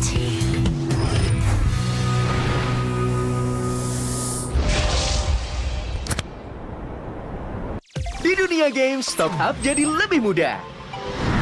Pilih game, masukkan game ID. Pilih Diamond. Masukkan kode promo, dan pilih metode pembayaran. Masukkan kode OTP dan konfirmasi pembelian. Selamat, kamu dapat tambahan kuota. Kumpulkan DG Point setiap top up. Tukar dengan merchandise dan voucher game menarik. Nikmati juga promo setiap harinya. Upgrade gameplaymu sekarang.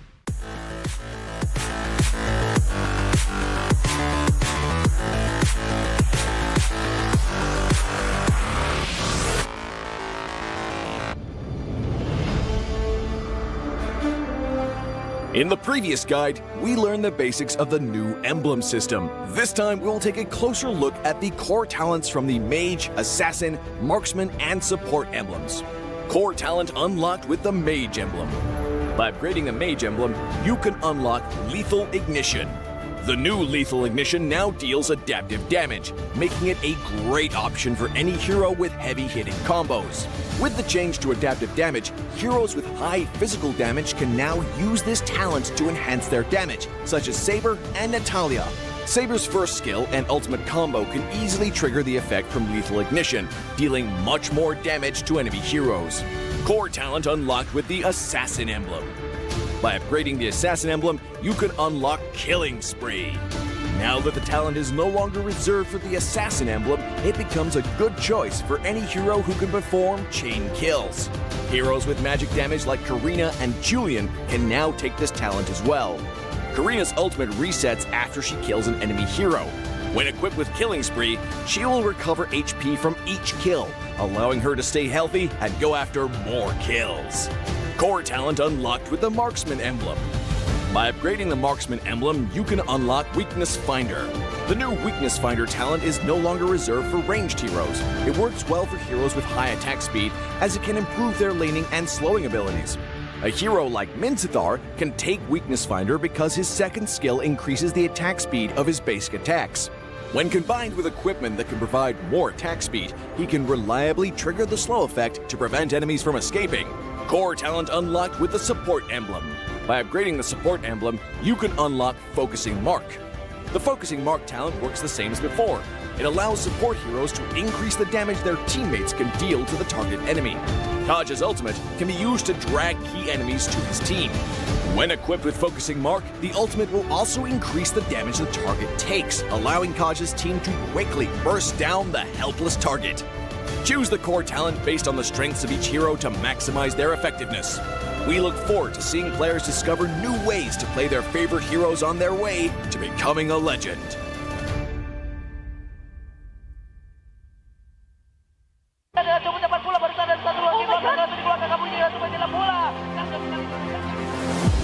Waktunya para caster juga mengaktifkan Inspire di mana sekarang ini dibuat Indomie membuat EVOS langsung coba di zoning out.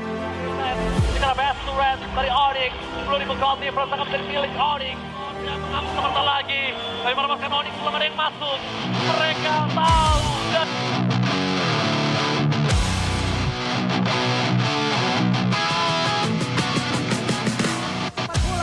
satu antar recall dari barusan. Pikan pergerakan Kimurela untuk menggila dengan cukup cepat pula barusan dan satu lagi langsung dikeluarkan kabunyi untuk menggila pula.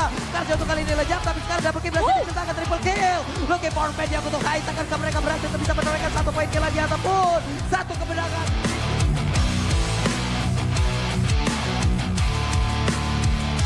Aktifkan Inspire di mana sekarang di main Jasmine. Rasinya tak dapat memori keluarkan di portal udah mulai pecah tapi sekarang dia langsung aja mulai lompat lagi dengan 1 element saja sudah Tyron tidak connect tapi Rasinya mendapatkan apapun karena di pada berbeda ada 1 ke atas langsung dikeluarkan pelatihnya mencoba untuk mundur dan juga selamat dari yang tersebut tapi Sally Boy mencoba untuk bisa mundur ke bagian belakang finance dan connect karena beberapa player dan juga Sally Boy masih bertahan di area tersebut. WOS Paijan lejap bercampur hilang tapi Sally Boy dan itu menjadi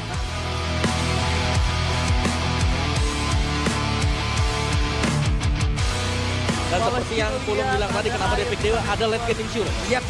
Final sudah dikeluarkan Suelo, ada flicker tadi terlihat yang tersebut. Dan peperangan kembali terjadi.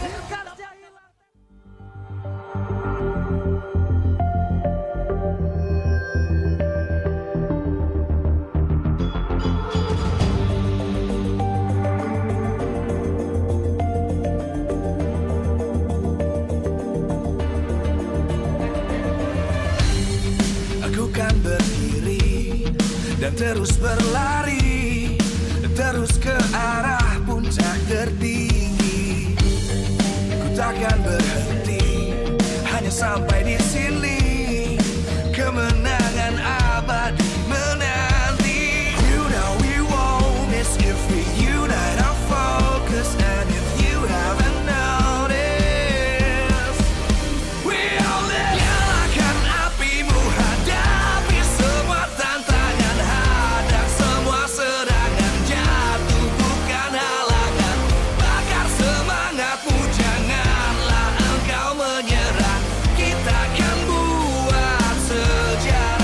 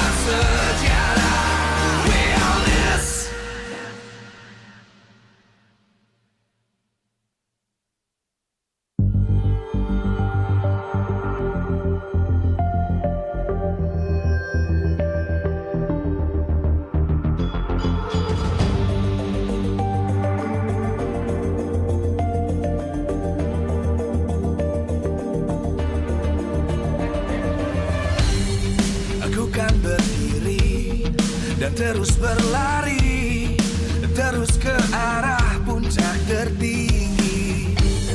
Ku takkan berhenti, hanya sampai di sini. Kemenangan abadi menanti. You know we won't miss if we unite our focus. And if you haven't noticed, we'll nyalakan apimu, hadapi semua tantangan, hadang semua serangan, jatuh bukan halangan, bakar semangatmu, janganlah engkau menyerah, kita akan buat sejarah. We all this, we won't miss, we all this, we won't miss. Saatnya beraksi, jalani ambisi, aku kan menyawakan hari ini. You know we won't miss if we unite our focus. And if you haven't noticed, we'll nyalakan apimu, hadapi semua tantangan, hadang semua serangan, jatuh bukan halangan, bakar semangatmu, janganlah engkau menyerah, kita akan buat sejarah. We all this, we won't miss, we all this, we won't miss, we all this.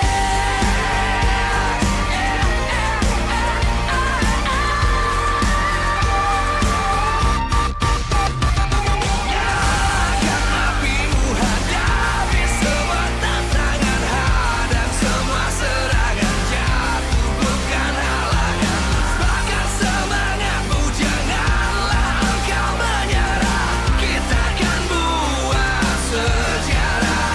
We all this.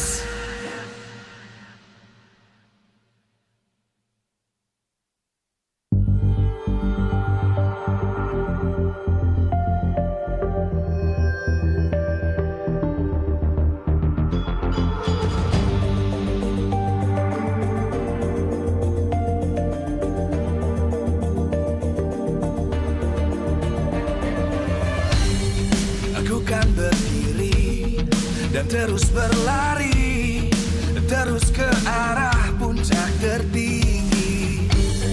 Ku takkan berhenti, hanya sampai di sini. Kemenangan abadi menanti. You know we won't miss if we unite our focus. And if you haven't noticed, we'll nyalakan apimu, hadapi semua tantangan, hadang semua serangan, jatuh bukan halangan, bakar semangatmu, janganlah engkau menyerah, kita akan buat sejarah. We all this, we won't miss, we all this, we won't miss. Saatnya beraksi, jalani ambisi, aku kan menyawakan hari ini. You know we won't miss if we unite our focus. And if you haven't noticed, we'll nyalakan apimu, hadapi semua tantangan, hadang semua serangan, jatuh bukan halangan, bakar semangatmu, janganlah engkau menyerah, kita akan buat sejarah.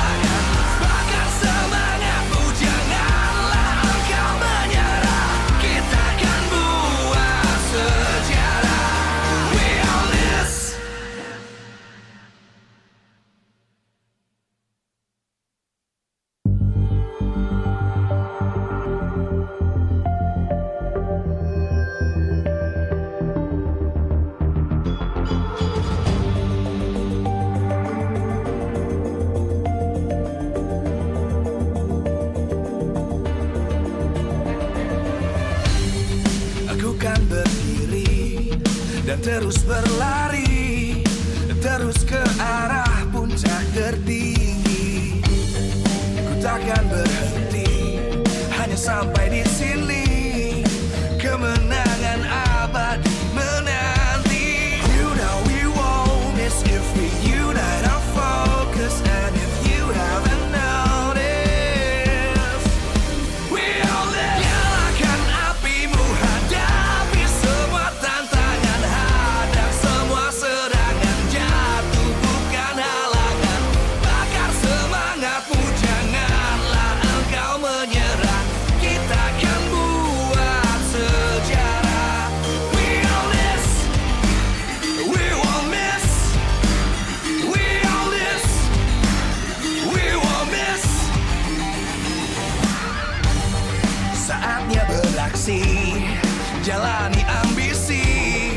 Aku kan menyawakan hari ini. You know we won't miss if we unite our focus. And if you haven't noticed, we all live. Nyalakan apimu, hadapi semua tantangan, hadang semua serangan, jatuh bukan halangan.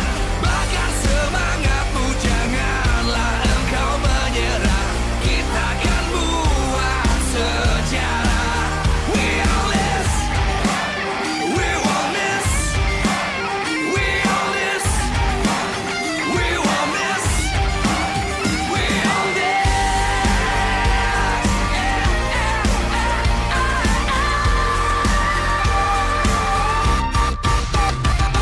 Nyalakan apimu, hadapi semua tantangan, hadang semua serangan, jatuh bukan halangan.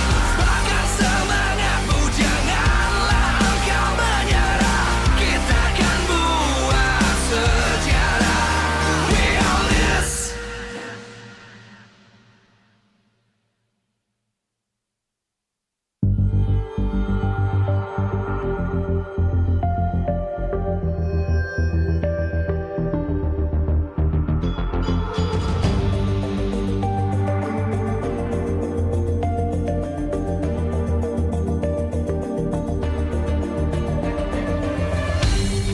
Aku kan berdiri dan terus berlari, terus ke arah puncak tertinggi. Ku takkan berhenti, hanya sampai di sini. Kemenangan abadi menanti. You know we won't miss if we unite our focus. And if you haven't noticed, we all live. Nyalakan apimu, hadapi semua tantangan, hadang semua serangan, jatuh bukan halangan. Bakar semangatmu, janganlah engkau menyerah. Kita akan buat sejarah. We all this, we won't miss. We all this, we won't miss. Saatnya beraksi, jalani ambisi. Aku kan menyawakan hari ini. You know we won't miss if we unite our focus. And if you haven't noticed, we all live. Nyalakan apimu, hadapi semua tantangan, hadang semua serangan, jatuh bukan halangan. Bakar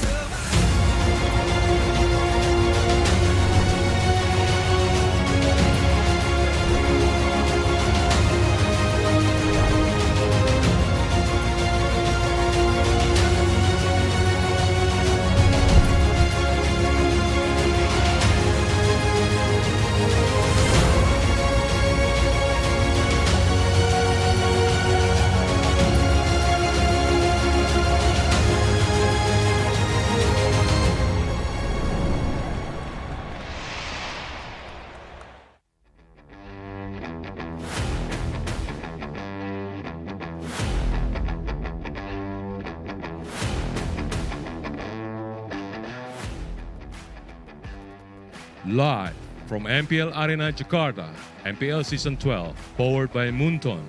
Presented by Samsung Galaxy Official Gaming Phone. Official sponsor, Head and Shoulders. Official mobile internet partner, Telkomsel. Official gold partner, UBS Gold. We own this.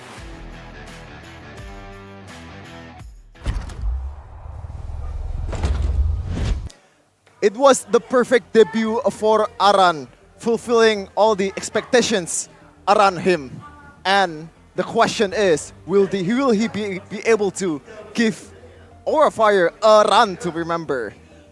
This is Mirko, Shefin, and Gani for Onyx versus Aura Fire. But before that, we're going to shout out our sponsors first. MPL Indonesia Season 12, powered by Munton, presented by Samsung Galaxy Official Gaming Phone, official sponsor Head and Shoulders, official mobile internet partner Telkomsel, official gold partner UBS Gold, partner in esports Blibli, Dunia Game, Grab, OVO, and YouTube, official broadcast Maxstream, Teferi Sports and Video, our supplier Indomaret, Mineski, and Samsung, and also supported by PBASE.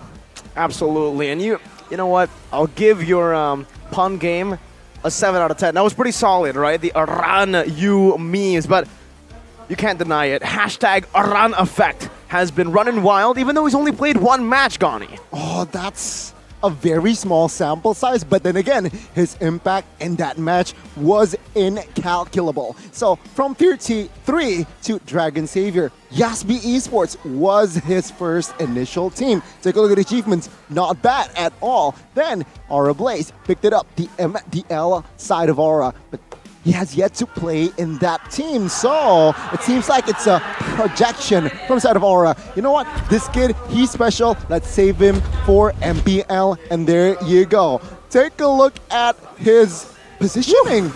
Oh my God, he's so... Flicker, there we go. Yeah, he forced the Faramis to use the flicker, and he does not stop there. You know what? I have a chance to give my team space.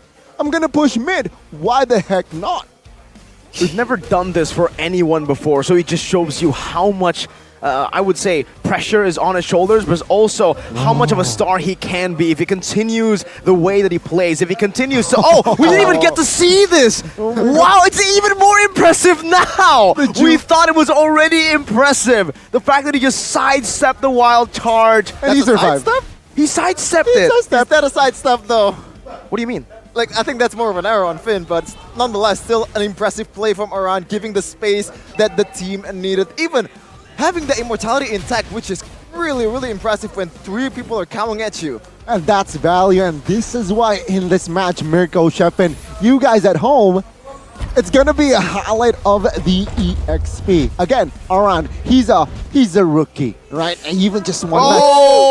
I love it. I love his character already. Same. Going up against Boots, that's the question, right? It seems like his face, you know what? Going up against Boots, the quote-unquote arguably best EXP laner, ET Dubs. He doesn't care. He doesn't care. Okay, ET Dubs, that is definitely arguable, but I think there's just way too much pressure on his shoulder here. It doesn't seem like so in his face. Well, it does seem like it, but you don't know what's going on in the heart, man. And you can see there the prime bench warmer of Aura Fire in Thomas or Samod. Oh, he's there. He's looking fresh though. Okay, I'm actually looking forward for his debut, but what's going on under the sheets? Under the sheets? That's a little bit sus. I gotta say. CW and Mars. Sussy. I see. Okay, raising the Onyx logo as well. This trio, I wonder if we're gonna see this trio come up the stage, Mars? right? Maybe Mars comes up on the stage, drafts Jungler? for the team. Drafts, nerd. He's never been a player. What do you mean? Like, who knows? Who knows? Maybe that's one of the rules of MPL. If it's surprising enough, you can also actually play. But yeah, first game against, I believe, what was the first game for Aura Fire? Against BTR. That's quote-unquote the second best Indonesian team. Maybe not right now, but in the previous weeks, that might be the case. But the second challenge here for Aran. You know this is hard, man. It's hard, but I want to continue talking about Aran. But lineup, still same 5 yesterday. Why don't we just walk him in, introduce them. Ladies and gentlemen, the prophesized dragon, Aran, will walk with his team, Aura Fire. The Aran effect, is it real or is it overhyped? Let's see here in this current match. It's going to be a tough battle. Again, going up against Boots and Onyx. but let's see his impact in this game. Again, going up against Onyx with their fresh Albert is in the lineup in that gold lane. Welcome the defending, the reigning kings of MPL Indonesia, Onyx. The Kings of Southeast Asia too, with an addition of a star player in Albert, will fill up the gold lane spots for this match. Man, it's gonna be crazy. It's gonna be heated as well. But let's talk about the EXP. I feel like what Aura needs to do here, they need to draft sustainable heroes, but who has a high mobility, right? So what are we looking here? We're talking about Uranus and Paquito is most likely, but let's see here. It's all up to the coaches as well. Let's see, Palevi, what will he bring to the table? As seems like Yeb is also on board with Adi. Yep, there it is. There's been some rumors that Yep is not feeling very good in this match. Apparently Adi is the one who's limping, even though Coach Yep is the one that's sick. But that doesn't change his performance in this match up against Saint Lucas.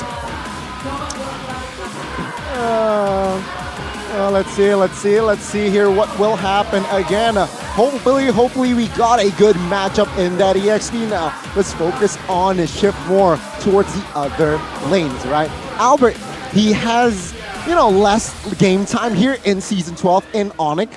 And playing in the gold lane, it's gonna be a statement here. Going up against Kabuki, who is formidable in that lane, very reliable as well. In the side of Aura Fire, what will they need to do here? Now, they need to, again, aggressive early in the draft to defend objective play, because Onyx really likes to pick off early, after level 4, they look for fights, they look for skirmishes, and I feel like they need to somehow provide cover, especially if we're talking about that gold lane. Kabuki needs to pop off. Going up against Albert, it's not going to be easy, but it feels like they need to play around, gravitate around Kabuki. And also, they need to focus on their power draft.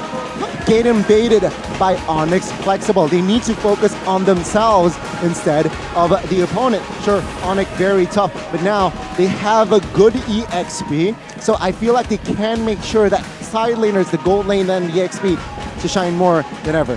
I like that focusing on your draft part, because against Onyx Esports, maybe 6 months ago, you can kind of hack a Kyrie with spending it, winning all the assassins like Fanny, like Ling or Hayabusa, but in this case, it doesn't work at all because all the members are popping off in this case. Well, on the other side though, they need Onyx. They need to not be painted by who? By Aran. They need to somehow be aware here. Find perhaps draft around pickoff or burst heroes that can insta-burst Aran. And also they need to make sure that they can punish Kabuki. It's going to be a very interesting draft coming from Yeb here, but also they need to execute pickoffs from Keyboy and Sans. This is the chemistry, I feel like the standard chemistry of mid and Rome, where I feel like without even communicating, they know they're on the same page, Keyboy and Sans. I think for Onyx, for the most part, you see their opponents and you see just how tense they are in the situation, how seriously they're taking it. And to see Onyx, they're always so chill, unnaturally chill. They're all composed. They are all in their element. It just feels like they've walked up to win. And even here, Yeb, that dynamic with him and the team, and after seeing a lot of different interviews as well from Onyx, it just seems like they have such a good environment around them to help them improve, to help them stay consistent. But here you go, ladies and gentlemen, for a lot of people watching back at home, the main event. Woo! Hello there. How are you doing? Who, Shepin? Which one? All of them. Whoa. Okay, Shepin. Don't be greedy now. Don't be greedy. But this is the Sonic fans, right? Talk about the fans here. They're just so crazy.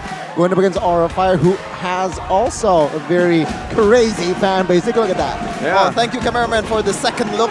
I would like a third look, please. Oh, we got Pascal in the building. There's a call with Pascal. Mr. Pascal, guest starring in MPL Indonesia. Usually he's a part of the caster desk, but only in his restream. Oh, yeah. Just puts himself next to the casters and on the caster desk. And Aura, they definitely do not want to lose out on the battle. This battle, the one you're seeing here. Potential that leads to achievement. Let's talk a little bit about that. For Aran, We're talking about the achievements, right? Yasbi Esports first, MLBB Borobudur League second in both Kings of Kings Community Series and second MLB Around Nation Championship Season 2 with Yasbi Esports. Third Hero Esports, second in Dege Weibe Season 9 Special Ramadan. All these achievements are with Yasbi Esports. Wow, like if I were like Yasbi Esports is like management, I'd be really happy right now because I got free I cannot say this word. Advertisement now. Well, yeah, free advertisement, but I think as Yasbi, they would be like, damn, we lost a good player. Aura has them now, and we'll see what Aura Fire is able to do with this prodigy. Ooh, look at that. The respect already has been given for Iran. This is a rookie, by the way. 2 bans already for you. As you mentioned, Gani, Iran popped off with a hero that has a little bit of a sustain, a little bit of mobility. The third hero that can come to mind outside of this hero is Esmeralda. Even though she's not very good in this meta, might be an option too for Iran. Yeah, good. I mean, Yeb understood his assignment, right? You know what? Going up against Iran, he's a rookie. Let's just ban him out. So, again, asking a huge question here to Iran. What will your hashtag Aaron effect will be in this current match? Aura Fire, first pick. What will they grab here? A lot of pryos. Valentina, Yves is still open, but no. They go for the Fredrin here, which allows them to flex, but it's more likely towards that jungler position. Okay, it's going to be a good pick in the jungle for Van. We've seen that when you put Van on a hero like this, a Fredrin, a Martis, a Lancelot, and a Kai, it just does not miss in that retreat duel, but he's up against a god in the jungle. Ooh, god in the jungle, but not in objectives versus Call TZ. We don't talk about that. As long as he wins, it doesn't really matter. But 2 picks. First one for Onyx. Right away, they're playing into their power in that Claude. Okay, I was gonna say like playing into the power of CW, but it's actually Albert. Albert is pretty good on that Claude, especially against Alter Ego Esports, making that miracle play. But on the other hand, Sans with Valentina is just as scary as Albert. Yeah, solid, right? I mean, with Valentina, it doesn't matter. RF5, if they pick up the Eve, I can too have that real-world manipulation. What? If you pick up the Farsa, I too have that Feather Airstrike. And with Claude, it seems like you're right. It's just most comfort hero for the side of Albert. Now, CW, don't make the fire flame too big, bro. That's a comment here from CW. So, Aura Fire, don't get overhyped is basically what he's saying. But Aura Fire will pick up the Beatrix here. Similar first phase and the Eve. So, as expected here, very conventional, very textbook, but Kyrie Link will pop off. Why? Why? Because Aura Fire, they open the mage and the mid. The mage and the mid and the gold lane. This is the MSC Grand Finals formula from Yeb. Remember, always an assassin in the first phase after seeing a mid lane and a gold lane from the opposing team. At the time, it was Blacklist International. Now it's Aura Fire. And usually I don't really like Link pick without an Angela pick, but this is Kyrie we're talking about. And he doesn't make that. Coach Yeb knows that Hilda is one of the biggest threat to Kyrie's comfortableness in this match. And also a Grok ban coming in from Aura Fire. Yeah, I mean, very straightforward. Aura Fire, they realize that, you know what, in the composition of Onyx, they lack crowd control. What will they eliminate? Yeah, Grok, who can wall charge, who can add pressure as well. So, Aura Fire here, asking a question as well. They don't have crowd control, they have a slow, but they also need that. So perhaps we might see a Kaja ban, Cho ban perhaps next from side of Aura. But it seems like Onyx, semi-targeting Aran again. I was gonna say, like, Masha is a good pick for Onyx Esports, but it looks like they want to play, or they do not want to play against that Masha. Probably one of the reasons why is Kyrie is on that assassin, so another threat is eliminated off the board. But Aura Fire, knowing the power of Kyrie or Keyboy in this case, so far from all the 6 pick that we've seen, this is all the power hero of each player. I mean, as expected, right? We mentioned the Cho, and as well as it's within the keys to victory, but then again, Kaja is still open, so perhaps Yeb will like to play around that Kaja, or if not, what's a good option here for Boots? You know what? I'm thinking of X-Borg. Too early, I feel. Too maybe. early. Okay. So, Akai. Whoa. Akai Keyboy. Akai Boots. Should be Rome for Yeah, now. should be. We haven't seen a fluff. We haven't seen an Akai XP except for Fluffy. So should be the Rome, but again, it's a flex pick. It's a play with the minds of Aura Fire, and I think we're saying the Lucas. The main way to take this Aura or this Akai pick is to just ignore it. Go with what you wanted to go. Go with your draft. Don't let this draft halter what you wanted to go for. Gotta say though, I'm a really big fan of that Akai pick because it really punishes front in front line. Also, denying that. Whoa! It's Diablo! I told you! God. I said it in the previous match, man. Like in the previous day, they need to cheese it, and they are cheesing it. What? I told you in the behind the scenes. Aran reminds me of a Diablo. The looks, that's the looks, man. Like, what are you doing? Oh my God. Diablo Save the Lucas and Badang. What's up with this man? Diablo arc is real from Aran. What are we gonna see after this? Jawhead? Penetera more? Khalid?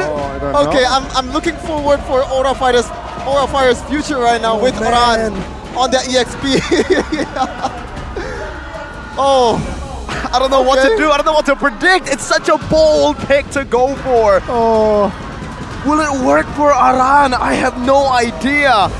What an absolutely phenomenal pick. This is how you get the fans going. This is how you get everyone to watch and stay tuned, put their eyes on the Lanadon, especially in that XP lane. Aran loves the spotlight. And put your eyes on the emblems after this as well. You gotta watch for the highest level Badang player, or maybe like the highest Badang in the league in Indonesia. It's gonna be Quantum Charge, Master Assassin, and that Swiftness. It's gonna be game one for Onyx versus Aura Fire. Let's see indeed. He's going for the full damage build with that talent, it seems like. And it's going to be a very interesting, again, head-to-head going up against Boo to build and opt for that sustainability here. With that Terizla, what it lacks is that mobility, right? So perhaps Aaron will exploit that. You know, he will go explore and be around the map more faster. But again, Keyboy on the Akai, this is the first time in MPL Season 12. So let's see here his performance, perhaps to help that Ling to secure that neutral objective. Let's see. Okay, the matchup of EXP is a very interesting. Sure, level 1, level 2, Terizla has definitely the upper hand in terms of damage and damage trade, but the longer the game goes, when you already have those items, those attack speed items, it's gonna be trouble for Terizla to deal with, especially if you're soloing that lane. Oh, let's see indeed here. Oh, it's going to be a quick rotation towards the bot side. Let's see what will happen. Going to be engaged on already, but it's not going to be a full commitment here. Just pokes Keyboy and forces him to recall. Meanwhile, Aran, same skin. He went for the Saint Seiya. It's maybe a reference to Diablo, or maybe he's trying to make a name for himself here. How does this matchup go, though, Sheffin? You play the XP, Terizla. Well, I already told you, Mirko, like before level 4, it's the... Ooh. Really good play there from Van, forcing down the flicker, and also good response from Sans. But once he gets that item, that DHS, that corrosive side, even just corrosive side is already too much trouble to deal with. And especially if you're using Terizla, a lot of CCs will not do well for you. And speaking of CC, it's Badang's main weapon. No level 4 for Keyboy just yet. That means no neutral objective contest here. Kyrie already over in the orange buff of Aura Fire, trying to look for a trade, but Keyboy gets level 4. Now Aran pinning Keyboy down, Fist Crack can be used up as well. Keyboy taken low, even a final slash committed out, forcing a heavy spin. Appraiser's Wrath used up, high flickers out. Orange buff secured by Kyrie in the bottom lane, and it is a trade. Turtle for Orange. Wow, oh, that's a good trade, but then again, I was quite surprised there. Keyboy did not really force it. Why? You may ask. It's because Ling was nowhere, right? Ling was bot side, so there's no reason going up against a heavy spin there, because heavy spin cooldown is almost 50 seconds level 4. And even if Kyrie is in the vicinity, this is Van we're talking about, the god of retribution of MPL Indonesia. And with Link, whether you have that Tempest of Blade to deny all of the CCs away, Van will still have the advantage. See here, early game, very stable. 400 gold for side of Aura Fire. but it can quickly be turned around. Now Keyboy forced to use something here. Razor's Wrath as well. Nope. He stays put. Real world manipulation. He pops in heavy spin. Finally! Oh, and he gets out. Saves the flicker. Oh, greedy moves, but only he can pull that off. The calculation was perfect. And here it is, a town prediction by Samsung Galaxy Z Fold 5 and Z Flip 5. Okay, what's going on here, Miracle? Is this Miracles or Mirbless? This is more of a I support Badang. Yeah, I want to do that as well, but you gotta be like an actual prediction, right? We can see the talent prediction points. Arashi is still on the top as he should be because he's Nanas. And let's see here what will happen. Minute 4. Oh, Van here. It seems like what Van is doing, he's just roaming around the river. Why? Because he is able to catch a member here with the help of Arlet and Yiv. That's why he roams and gravitates towards the mid instead of his side lanes. Gotta say, man, so far, Aura Fire is quite controlling the game right now. Objective takes, yes. It looks like Kyrie wants to contest this. Oh, Van doesn't know. He doesn't know. He doesn't. But if Kyrie uses the retreat here, then it'll be a win for Van in the Turtle. We'll see what they decide to go for here. Kyrie is yet to reveal himself. Remember, just retreats it, but he gives over the neutral objective, it means. Now, though, Kyrie going to be forced to pop that Finch poise. Van still has that retreat, and Aura Fire instantly go at it onto the Turtle. Now Keyboy with a heavy spin, pinning high down right now as Kyrie jumps to the top of the blaze. And the penalty zone on the 2 members. Sin not taking a whole lot of HP, but the real world inflation saves it for a bit. Now Keyboy losing a lot of HP in the back. Boots falls. Kyrie guns him. Well, no, it's Kabuki who guns him down, and Kyrie's forward back. Oh, gotta say, man, I like the plan from Onyx Esports, knowing that they don't have the retribution. They force the fight to their favor, but instead, Sans is not in the vicinity before the fight, and he's very late to the party, and that's why Onyx is losing in that fight. Yeah, it's a 1-for-1, but you're right, it's super mature there. Keyboy opened the fight a little bit too early, which caused a little bit Onyx, a little bit discoordination, right? But then again, take a look at the bot side. Even Kabuki managed to take another dub in the bottom side. So the last time Badang was picked in MPL was Season 4. So total 2 times by EVOS Legends and Onyx. This has become a 3rd Badang in the history of MPL ID. Oh my goodness. Penalty zone. Hold on, let's see if he can survive this I one. don't think Jumps in so. the fist crack, and now it will be his death, his demise up top. Kyrie picks the kill up. Now onto the turret they go, trying to capitalize and trying to punish Aura even more. High has rotated in, going in for a few stuns, able to connect now, has the final slash, but will not utilize it instantly. They hold on to it. Runner's apathy by Kabuki, not connecting. Kyrie just rejetting back up. Okay, that's another weakness for Badang. He sure is strong on a 1v1 situation, but once it gets clumped up with a lot of CCs, a lot of damage coming at him, it's gonna be hard, but High in trouble. Boots might be looking for a kill here, Kyrie. No penalty zone, they gotta be careful. Oh, the penalty zone was cancelled. Kabuki able to sidestep. High, 1 HP gets out. Aura Fire, mechanically amazing sound. Oh my god, as I said earlier, CCs are the worst thing for Turitsla. If you want to execute that penalty zone, you have to be free of CC or the combo that with a flicker. You can't do that in this kind of situation against an Arlet, which is a pretty counter pick for this Turitsla. Well, that seems like Onyx a little bit gun-shy there on towards High, but very good read as well. If they got a little bit too hasty, perhaps Kyrie was caught as well. And will this be a perfect turtle for Aura? No, Kyrie denies it. Kyrie just takes it with retreat. Keyboy sacrifices his life for that. Now Van looking for an invade, goes for the taunt. Sans able to just dash out, but Van wants to continue this. Render's apathy, connecting only to Boots. Oh, penalty zone flicker onto Kabuki, forcing a flicker right now with the final slash. We're gonna High back into the turret range, but High flickers out. Both teams disengaging. Bottom lane. Oh, Aran is waiting. Sans is right there. Aran jumps in, stun, fist crack! Oh, Sans! That's why he has the title, Gila Sans. Yeah, but then again, it's going to be a turret taken down in the bot side. Another dub for Aura. Let's see top side though responded back. So it's just a turret trade up to minute 7. But then again, Aura Fire, they managed to establish a, I don't want to say good lead in economy, but it's a healthy lead, 1,000 lead. Oh, it is a very healthy lead, Gone, especially versus Onyx in the mid-game. Keyboard looking for punishers in. Will not be able, oh, this might be bad. Oof. Oh, good. Well, again, we're talking about Akai here, very tough, right? I play Rome.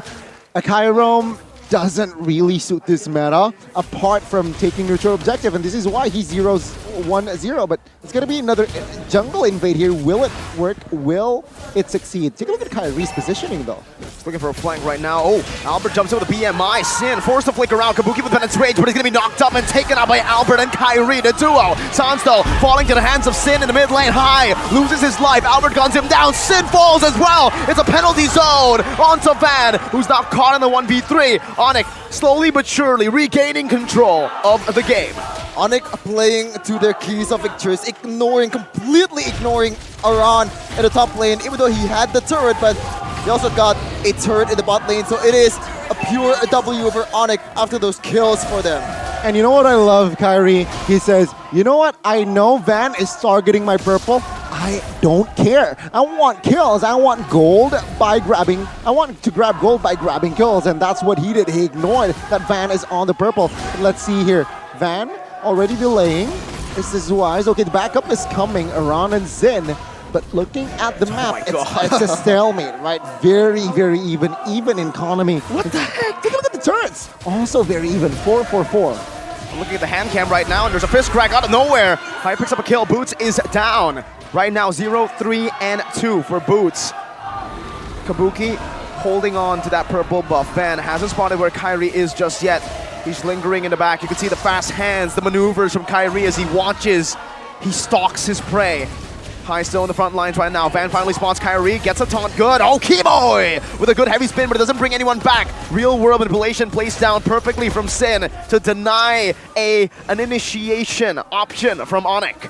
I'll say that's a good play from both Keyboy and Kabuki. Keyboy knows that the flicker is still there, and once he goes for a full-on heavy spin, it's going to be hard for him to get out. Let's see though. Again, High knows there's no heavy spin right now. Penalty zone, and High just jumps in, secures it, but Boots falls now. Kabuki takes the kill. Sans with a final slash. Bringing him back right now. The Blazing Duet comes down, but Albert gets gunned down by Kabuki, who's able to outplay the situation. Buys with nature. Keyboy knocks High up. Aura Fire have won the team fight. Onyx have gotten the neutral objective, but lost the fight. And take a look at this. Aura expanding, right? They take the tier 2 mid, the tier 1 mid, and they are looking for the tier 2. Can Keyboy and Science defend this? I don't think so. I feel like they will sacrifice that mid turret. Let's see. Onyx with this Lord. This is the first Lord, by the way, which doesn't really get what you want. But let's see. Will Onyx make it work? Again, Ling, Kyrie will not have that orange. Okay, I like the confidence from Onyx Esports taking the fight at 4v5. Even though they don't have the number advantage, they still goes for it. But the thing is, Albert goes in, I think, a little bit too premature there, not knowing the damage is way too much. But Aran versus Kyrie. Let's see who wins this. As a stun right there, Aran flicker is out, but Kyrie just follows. Goodness is right. Endless battle, solo kill. Kyrie trying to derail this hype train. Oh, very, very good, very sound mechanic. It's gonna be a trade here for turret rise, right? Tier 2, will it? No. Tier 1 only mid will fall. But Onyx, take a look at the economy. It has shifted to their favorite, just barely 1,000 gold though. So it's still even technically. But towards that late game, I really like the composition from the side of Onyx. So let's see here, 12 minutes in, it's technically still the mid game. Gotta say, man, Aura Fire played this really, really well, especially against Onyx. The best team in the world right now, but Keyboy with a lot of CCs, he has to get out there. That is the weakness of Akai. Yep.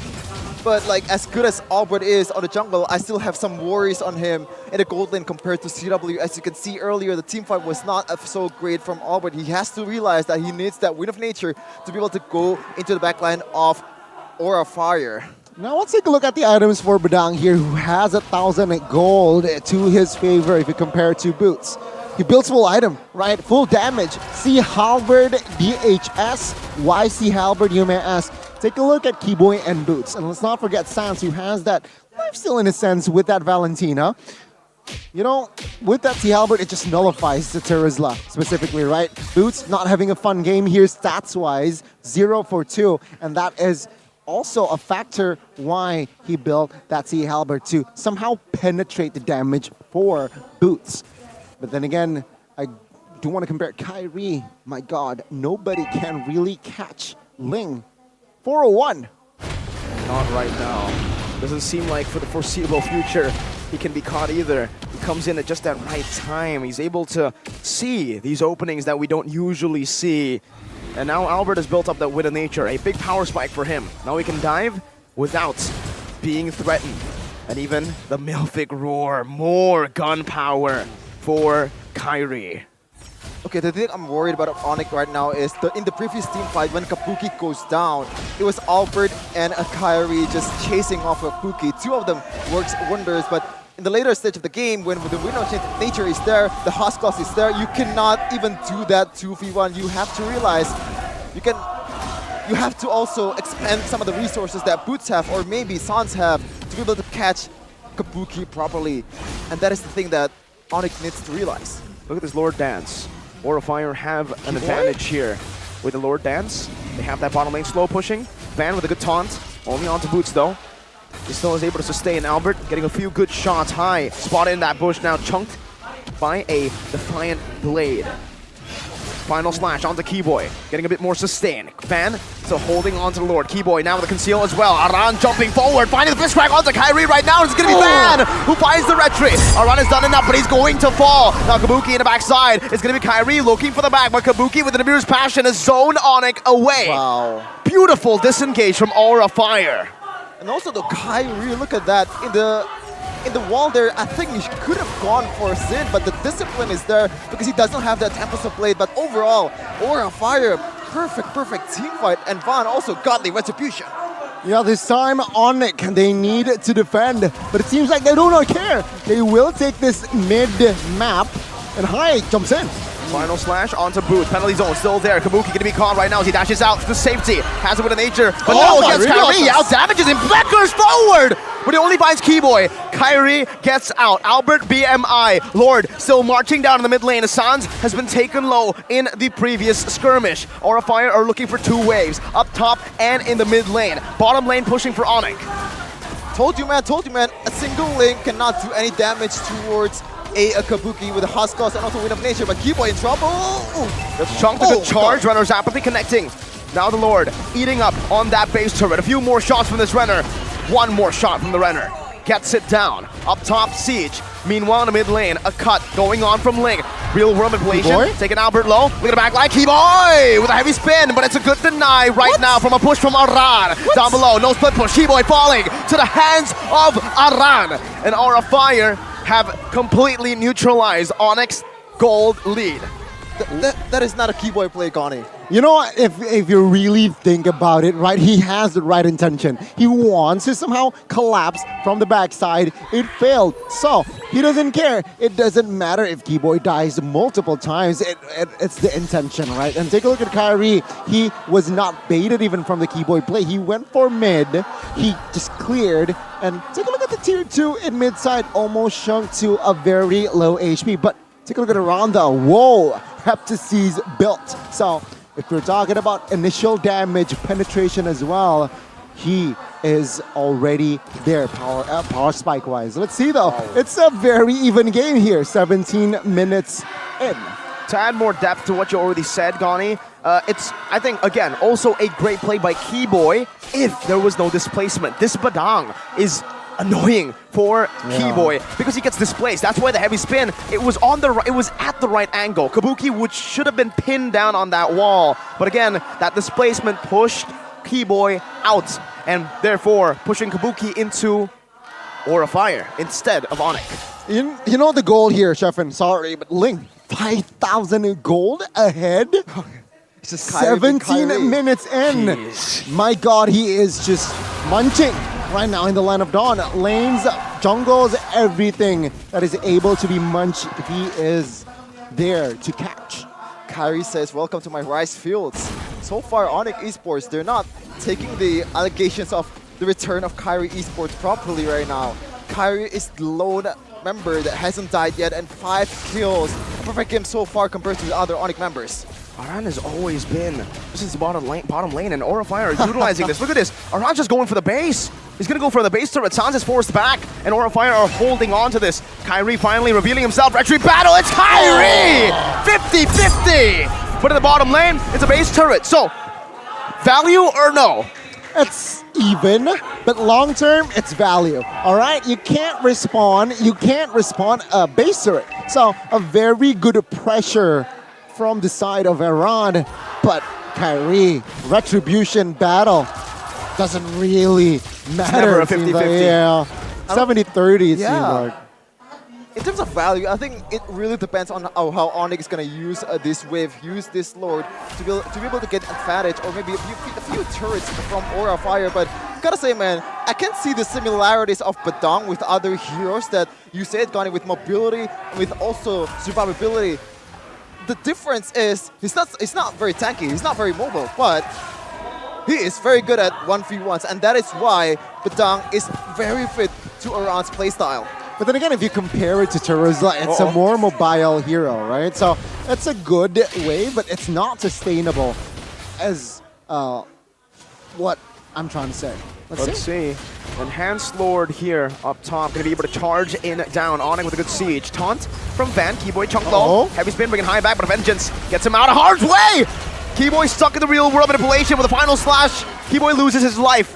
And just like that, Onyx siege attempt has ended. One base turret and one tier 2 in the mid lane. Okay, so far I'm not convinced with Keyboy's Akai at all. 0-3-2 with Concussive Blast. So far the engages has been, I would say, you know, a very minimal calculations goes in when he's trying to engage.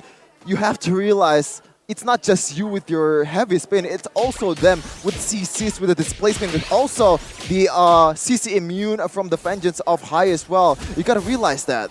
Yes, this is also why this is very hard to play Akai as a roam in this current patch with a lot of I want to say a lot of elements, right? You have crowd control, you have slow effects. Very hard for Akai here to be effective. Almost there, but again, item-wise here, what's different? Nothing out of the ordinary. Irie has the Endless Battle, so he will deal a true damage, but the... Van get the purple? Got the purple? Or did Link? Van. Oh. Wow. So that's a purple. So that's a purple as Link. Yup. Now Kyrie doesn't have the purple. A big resource gone, and now look at who they are allocating the purple buff to, and even, yeah, they're not going to clear the little purple buff there. It's going to be a purple buff freeze for Aura Fire. I want to see the showdown between Aran and Kyrie, because so far Aran has been the one that split pushing the lane, and if Kyrie is the one that has a lot of mobilities in his hand, the 1v1 is going to be fire, man. Like, the story is great, and also who's going to be on top of Badang, or a hero that specializes in 1v1, or Kyrie with his micro prowess. They know where each other are. Kyrie has canceled his recall twice now, thrice. He's looking for 1v1, but Badang will not let that happen. He's already rotating to the team. Wait. Okay, so he will commit to the clear. That's info. Oh, there's the catch. Final slash. High, still holding on. A good Render's apathy earlier to Albert. Now it's a knockup. Penetration going to be coming down onto Keyboy. Doesn't have the Immortality. Penalty zone onto 3. But now it's Boots who loses all of his HP. His Immortality has been popped. Kyrie's recalled over. High picks up the kill. Now Van with a good taunt onto Keyboy. Kyrie is here. No purple buff still for the Ling. Bottom lane going to be cleared out. It's still a 4v4. 50-50 on the board. Kyrie, oh, it's a final slash. Oh, Kabuki gets the kill. Tempest of Blades versus Van, 1v1, and there's Retri and it's Van who wins it. Kabuki with the win of nature. He gets the Immortality as well. Now he's able to dish out some more damage. Kyrie knocked up, taunted out. Sin finds a massive pickup. Kyrie, holy, in a 2v1. Mid side. It's a double kill. Aran now trying to clear the waves right now as Kyrie has bought the winner. Touch it. Oh my God, Kyrie! With the rose gold! Oh, the middle! The god of the jungle! GG. Recalls, you know he has it in the bag! Aura Fire pulled out a massive stop! Gods can bleed in the hands of the fire! Aura Fire with a massive upsets in the debut in the Cinderella story of Aran! Aren Jaeger in full effect. And Aura Fire strikes first on it. Even though oh my god, Kyrie with the mechanics. But it wasn't enough. Iran was just in the right place and in the right time. Onyx with this Akai roam wasn't able to find success. Yeah, I think that's one of the biggest factor, right? Because Keyboy was a non-factor. I'm sorry, you're talking about all the factors. I'm talking about the factor that Onyx was able to utilize for the most part. Kyrie, jeez. What was that? The item swaps? He did that with no purple. This guy is not a human being. This man is out of this world. I don't know how you pull that off without a purple, with everything thrown at your way, with everything against you. Holy, this player is ridiculous. But what's even more ridiculous is Aura were able to win against that.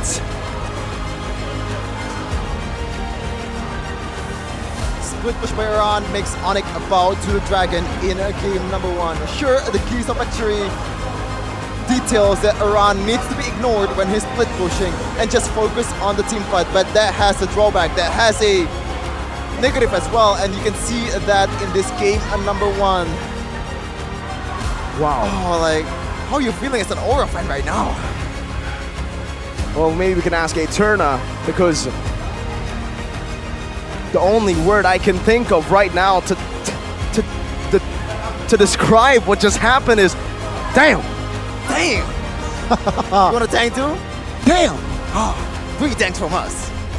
That's wow, that's a very, very, very, I'm a little bit stunned, but I do. A little bit. No, here's the thing, right? The draft, it's a little bit shaky from the side of Onyx, I must say. I think they're experimenting. Sure, you have Keyboy, who is just good at mechanics, and you give him an Akai. Sure, it's mostly for securing neutral objectives, but you see as the impact from this Akai he was a little bit irrelevant. Sure, I know his job description, I know he is trying to pull it off, but not much effective heavy spins in that game, which is a problem. I wanna give my vote for player of the game here, but I can't because everyone played their role, and yeah, he's on the losing side. That's the player of the game. I think. What? I'm still playing the play, man. Like, man, literally no purple buff. Sold his immortality, bought a winter, sold that to get a rose gold to outplay Sin, who had an RWM on him. What is this guy? See, this play alone is world class, but the fact that he's done it consistently, I'm sorry for, complimenting on a player that's on the losing side, but this is, how could you find another play like this? You cannot. Oh, how lucky is Onyx fan right now? No, they're losing, but you know what I mean. Yeah. I mean, that's a very, very good display of mechanics indeed. I mean, this young boy from Philippines. What the hell? We need to just watch a replay again of that. Just so. Remember what we got in the start of the day with Aran's play on the Paquito? We need that. We need a pro view for Kyrie and how he sold those items. Give me a hand cam while you're at it. I want to see how many fingers do you need to play with to do that.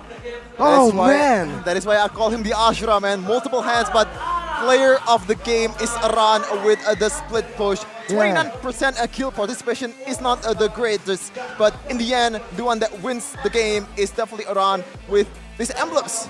Master Assassin complement his ability of 1v1s and also a lot of movement speed boost he really likes in that quantum charge as well.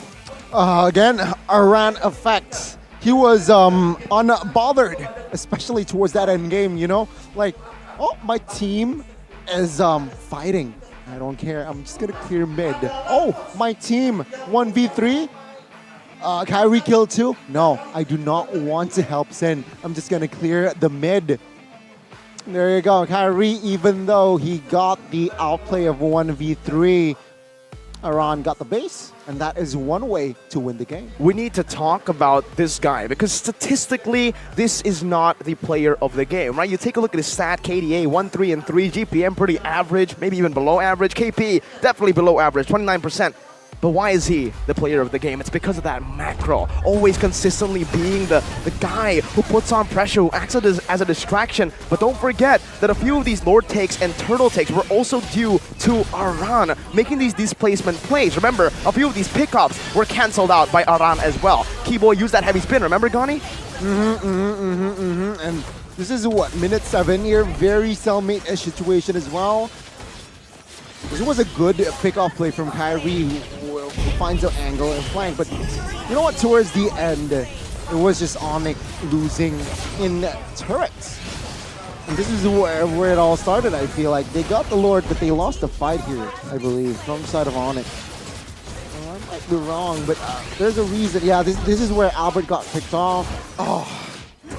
But, you know, this is where also Van on point retribution. And after this, it was blue side for the map. And Boots was on the Ceruzla, that last pick Ceruzla that didn't pay off.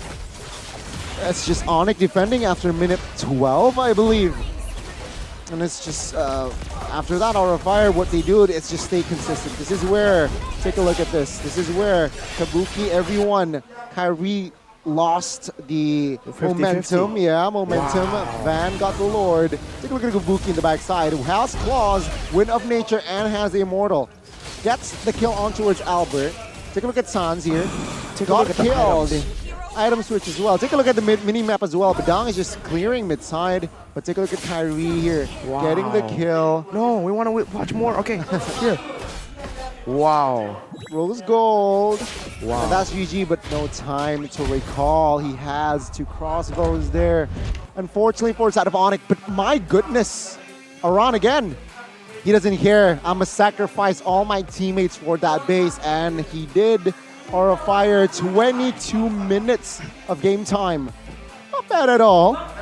Oh man, talk about immediate impact from Aran. 3 games and 3 a player of the game, if I recall. Is this a better debut than Sans? I don't know. That's an opinion for you to take. But this is an offlaner. This is an EXP laner we're talking about. So you don't really have the best KDA to pair it up with. But with the items here, Heptasis, Sea Halberd, DHS, and Malefic, for no corrosive side though, that is definitely a choice that you can also replicate in your ranked games. But so far, this is not you know, a one-sided game at all.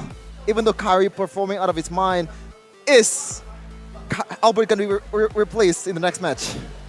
Or I think they should. What's the plan for Onyx? I think they should stay committed here. I feel like, yeah, Albert on that Claude was a little bit irrelevant in that game towards the mid, towards that late where he was supposed to peak. But you know what? Just go with it. Just go with it. I feel, though, the draft is where they need to adjust, right? Don't pick up that Kai. Don't pick up the Valentina. I feel like Valentina also is a hero that kind of fall off now in that mid lane, I suppose. And not really popular and has a low win rate as well. What, 20% in MPL? That shows that it's not really reliable in this current patch. But let's see here. A very good Inspire from Yiv from Sin. He wants that 5% cooldown reduction, so perhaps those real-world manipulation can be decreased 2-3 seconds, I suppose, especially towards the late game. It's going to be more efficient. You can spam, almost spam, not spam, but you can almost spam that real-world manipulation. So Aura of Fire here displayed a good team fight. A lot of AoEs in their comp as well. They would replicate that in the second game. Taking a look at the post-game stat, Rich Guy still, who at one point was 5,000 gold ahead almost. A head-to-head jungler-wise, 817 GPM for Kyrie.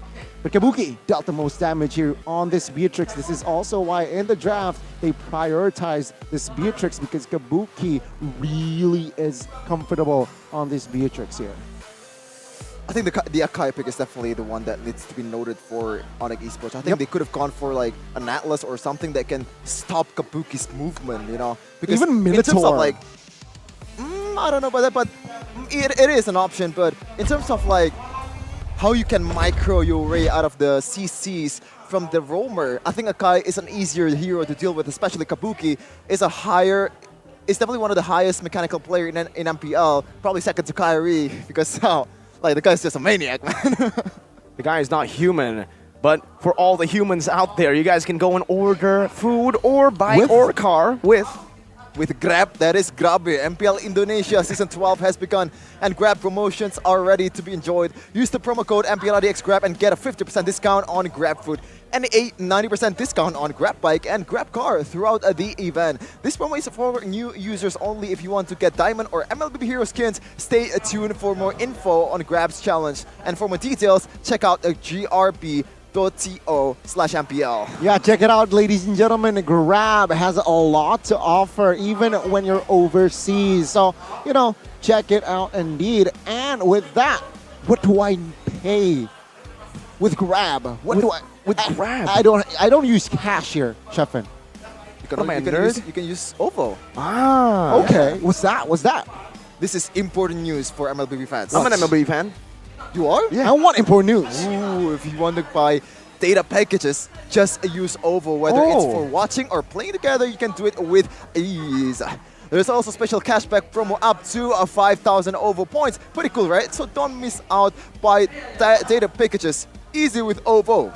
Thank you so much for that information. I'm gonna buy data packages. Now. With Now? your Samsung Z Flip right in front of you. Yeah, I'll do it with my on Z the Fold. app Grab, on the Grab app, rather, on the app Grab. Also, check the QR code below. Speaking of OVO, Dogani. Yeah? OVO has a collab right now. With collab who? With what? With one of the Indonesian goats in a lemon. Whoa. Watching pro players play together make you want to play. fruit. Play to join as well, right? Well, luckily for you, if you want to play like a pro alongside MLBB pro players, you totally can. It's easy. Just buy MLBB items on Google Play using OVO to get the chance to play with Iksan Lemon the Legend. Super exciting, right? It is. So hurry and register at payovo.co/MPL and tell us why you want to play together with Lemon. I want to play with Lemon because he's a legend. Speaking of legends, the Onyx fans here in the building. Is this crazy. a girlfriend buff or is this a girlfriend nerf? Gani, because that's Keyboy and Sanz's girlfriend earlier. It's the first game, all right? You can just chill. But then again, it's a girlfriend buff for Chefin, definitely though. Chefin, what's her name? Well, maybe we don't need to know their names. All we need to know is the product they use. Oh, for this fabulous hair.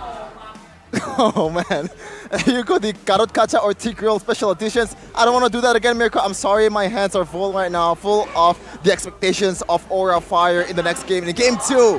But if you want to have expectations for good hairs and good hairstyle, ooh. Hello. Okay, okay.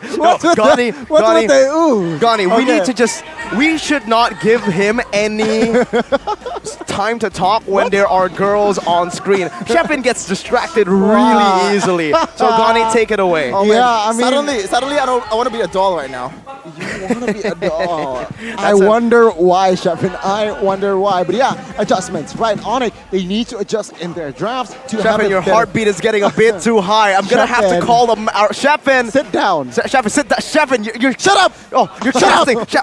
Okay. It's getting out of hand here. Everybody, chill. All right? Okay. Remember, the main event is the game, Chefin. It's in the game. Oh my God. Chefin. By the way, anyways, W cameraman. We have the best cameraman in the world. Oh, for sure. Not a contest. Not a contest. I think MPL PH Production knows that as well. Oh. You know what? If you want to import, some Indonesian, import our cameramans. Oh, that's a low blow. Okay, I agree though. We have better cameramen. Anyways, let's get to the draft, I think. Oh my God. Adjustments. What do we need? What does Onyx need? Yeah, from the draft. Stop. Don't draft a kind, please. No. Okay. No. Will it be a Badang pen? I don't think so. I think that's a bit too expensive. Yeah. But maybe second phase if El Diablo. No, sorry. Iran's heroes doesn't get picked. I feel like they might ban the Badang. Uranus ban, Joy ban, so they are still sticking with the same sides. Let's see what will happen. Okay, if you like put your hand in front of Aran's face and also look at Saint DeLuca's name there, you thought it would be Diablo. I'm doing it right now. I mean, Aran and Diablo does look alike. The hair. It's just the hair, man. It's just the hair. It's just the hair. And the Badang pick. No. No? No. And the Uranus pick? Well, technically, Diablo used to play Paquito as well. Now it's Uranus Paquito. If they go Badang, this is literally just what usually happens to Diablo. All his heroes gone. For Diablo, it's... I just got a message from MPL PH Production, who has better cameramen. Okay, we'll have to deal with that beef later. Yeah. Okay, so still same strategy from both of these teams. Fanny, Joy, and Kadira, and also Angela, Paquito, and Uranus still respecting that Aran pick. But another thing is still the same. It's going to be Fredrin on the jungle, most likely for San Lucas and Van. Let's see what will happen here. It seems like for the side of Aura, they will stick with what they know best. Picking up that Fredrin, it worked for them, but this time Yves will be picked up. So yeah, again, Valentina, I touched on how Valentina kind of fall off here after week 1. Very low win rate, very hard to use, but it seems like now with that Yves and Claude pick, they will somehow adjust their approach, right? With this Yves, just more comfort. High ground, check. Mid-clear, check. And let's see here, what will the response from the side of Aura? They might actually secure a hero for Aran early. I'm looking at a Paquito pick here. Already banned. Oh, so I really like the Eve pick because Kadira is already banned. Also Fanny too, Joy too. Like all these 3 heroes counter the Eve pretty well, and I think it suits Sans more on his playstyle. He kites really well. Like every time I see Sans with the Eve, I always had a throwback for game number 4 against Brand Esports. You know that, Mirko, like the incredible comeback from Sans. But in this case though, a lot of range, a lot more range compared to Valentina. That's why I really like it more. And it gets a Fredrin too. Yeah, and Beatrix and Arlet now will be picked. So the same 3 heroes that entered game 1 from the side of Aura Fire, but not that Eve. Let's see here how it will impact Onyx game style. The second game, a lot of AoEs though with that Claude and Eve. Will they bank another hero that can and has a lot of area of effect? Is the question. I'm looking at a hero that is, will they commit to another assassin here? Seeing just the Beatrix pick up though. It might be a little bit too early, so they might secure a hero for Boots. And I'm looking at the Masha here. Oof. What do you think the Masha is going to be picked up this early though? It's still a good flex, so nice call. Wow. But wow. Even despite the fact that the Arla has been used in the roam position, they still go for the Masha. Yeah. I believe it's just for the Beatrix mainly, yeah? It's for the main. Thunderclap, bro. Thunderclap. And the disarm. Can't basic attack now. No. Where your guns go, nerd? That's usually what Masha says to yeah, marksmen. yeah, I agree. And there you go. Second phase, here we go. Keyboys is hero. And Kyrie hero has yet to be picked. Aura here. What are they looking for? Nah, bend the link, bro. Bend the link, bro. It's just too much. Bit too much. If this was like in the first game, if it's not Kyrie, Onyx would be losing greatly. Okay. Valentina then will limit the mid laners here. What will Aura Fire do though? Will they limit the Ling like Sheffin said? Or will they limit Keyboy? And there you go. They will limit Keyboy here. Seems like you ban Kyrie's hero. Kyrie has a lot of heroes in his arsenal, so quite ineffective, I might say. See here, last ban for side of Onyx. They will commit to a Feramis ban here, so targeting towards Zen. I like that. There's not much options left on that mid lane area. Probably Farsa. If you're gonna go far, you can go for Lilia too. But so far, Onyx Esports, it's a bit different from the first game. There's just the plan is much more clear in this case, but we'll see how it will fare in the second phase of the draft. But for Aura Fire, it's still, like you said, Mirko, that Arla is most likely going to go to the roaming area, but it's still not final, even though it's already countered by the Masha. But I still think it is a possibility if they want to go for like a lock hero, like a Kaja, for that Eve or for that Claude. If they see a utility jungler on the hands of Onyx, they might actually go for the Arlet XP and a Novaria role just to give them a bit more pressure to play with. Again, Novaria Beatrix is a combination we've seen Aura utilize before, but now with the Kaja, Onyx are waiting for that Novaria pick if it actually happens. For Aura, I think it's a bit too risky to pull that off now, knowing that a Ling can still show up. This is what I expect a draft coming from Onyx in Game 1. It's in their K2V as well. Pick off heroes, right? Sure, Akai can pick off, but with the suppression from Kaja, right? It's just a sure lock. It's just a sure pick off. Let's see here, Aura Fire, what will their respawn be? Surely they need someone that can AoE. EXP. Wow, this is tough. This is tough. Will you draft going up against a Kaja here? Oh, Farsa. Yeah, that's the only like. Oh, Esmeralda. I said it earlier, like the one that goes with Paquito and Uranus is Esmeralda. A very like quite natural pick for Oran, even though he doesn't really know him well right now. But for Kyrie, I think Ling is still the pick here. Surely, right? Because there's just too much backline presence for this team against Aura Fire. But the question still remains against Kabuki and his Haas Claws, his Wind of Natures. It's going to be harder for you to create a play. I think the Lancelot might be a bit better here, just able to negate a lot of the CC coming in. Meanwhile, for the Ling, remember, you gotta be much more careful. Let's see if they go for it. Nope, they go for a Martis. Yeah, if they want to negate even more CC, then it's a Martis, and oh man. I mean, we have seen this before. Snapdragon. Kyrie, I believe, picked up a Maniac on this Martis. Well, it is. I'm not doubting Kyrie here, but it's just doesn't feel right. He's on utility jungler, especially when you're the ace of the team. You have to play your power heroes. But Martis, as you said earlier, there's still awkwardness on his kit or on his playstyle. In the late game, it's gonna be harder for you to create, especially against a lot of CCs coming in from Fredrin. I don't know, man. Getting bursted down by Kabuki is also an option too. Man, looking at the composition, I like it. It's more even now, Game 2, between Aura and the side of Onyx. Remember, Aura Fire, they have match point here. Will Onyx equalize in this game or not? Let's see, what will Captain Boots brew with and on that Masha? Well, now it lies There's in a pause, the early seems to like. mid, I believe, for Onyx. Remember, this is their match history in week 2. Oh, 2 dubs, 2 clean sweeps as well. Albert being one of the impact player in the last 2 match. So let's see here again. Van showing consistency. I like it. Game 1, he was very consistent in that Fedrin. Will he bring it again in Game 2 is the question. He was the impact player here going up against Rebellion. Who, oh my god. Seems like the new kid on the block, Iran, brings a lot of potency in this Aura Fire team.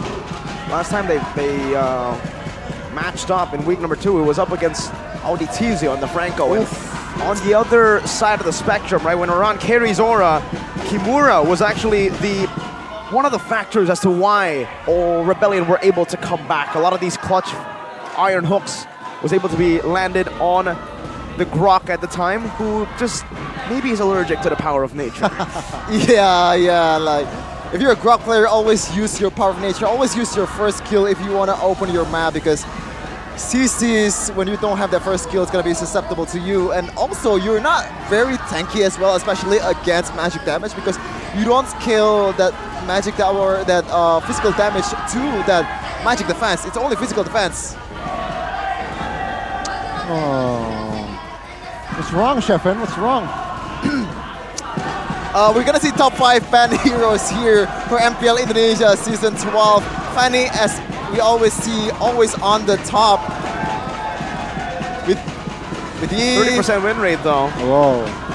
I think the Fannies that have been let go have been the non-lethal Fannies. Do you agree? Because I think with this, if you give it over to Kyrie, if you give it over to Nile, then it has been pretty solid. If you give it over to the Fanny gods of MPL ID, but the matches where Fanny is not banned, it just shows you how high the skill ceiling is for Fanny. If you're really good on Fanny, it's 100%, but if you're mid at Fanny, then you... Just let it go. Who are you calling out right now? Nobody. Nobody. I'm not calling out anyone. But this is my point, right? Valentina, 22 times being banned, very low win rate, 30%. So it shows that if you compare it to Yves, who has 70% win rate. Or maybe it's the same as Vanny, high skill ceiling. Moreno has lost a Valentina game in this season, though. Sans as well. Exactly. So, but guess who mechanic. hasn't lost on a Valentina this season? Clay. Exactly. I mean, Clay yeah. barely lost any game at all. That's a bit unfair, I would say, but yeah, Sans is definitely one of the best mechanical mid laner in Indonesia. It's a bit weird that he's not performing on this hero, a hero that a lot of people might say is very overpowered. Yep, indeed. And ladies and gentlemen, what do you think? Back at home, will Onyx equalize in this game? Or take a look at your screen right now. Aura Fire, they're fired up. Bring up the fire. Eterna's right there celebrating with the Aura Fire fans. There you go, Eterna. You can see her right there, but let's take a look at the top 5 week 2 picked heroes, most picked heroes. Well, Paquito's still up there in week number 2. 70% win rate, so it dropped. It was 84%, now it's 70%. I mean, 70% is still very, very high, especially in MPL ID. You can High is in Aura. What? High is in Aura. Sure. Mirko's not wrong. High is in Aura. I don't know what to say right now. I'm a bit... You know what I want to say? Gani, 70% win rate. Ooh, I don't know how that works, what? but yeah. No, it's okay. It's okay, Gani. I don't... It's okay. It's okay. Sometimes life just does that. I don't get it. What are we talking about here?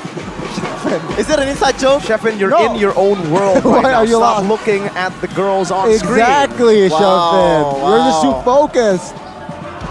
You're not controlling my eyes. You don't see what I'm doing with my eyes. Now it's the Maybe players. I'm focusing on the jackets. Now the screens is just the players. You're now in the conversation suddenly. What do you mean?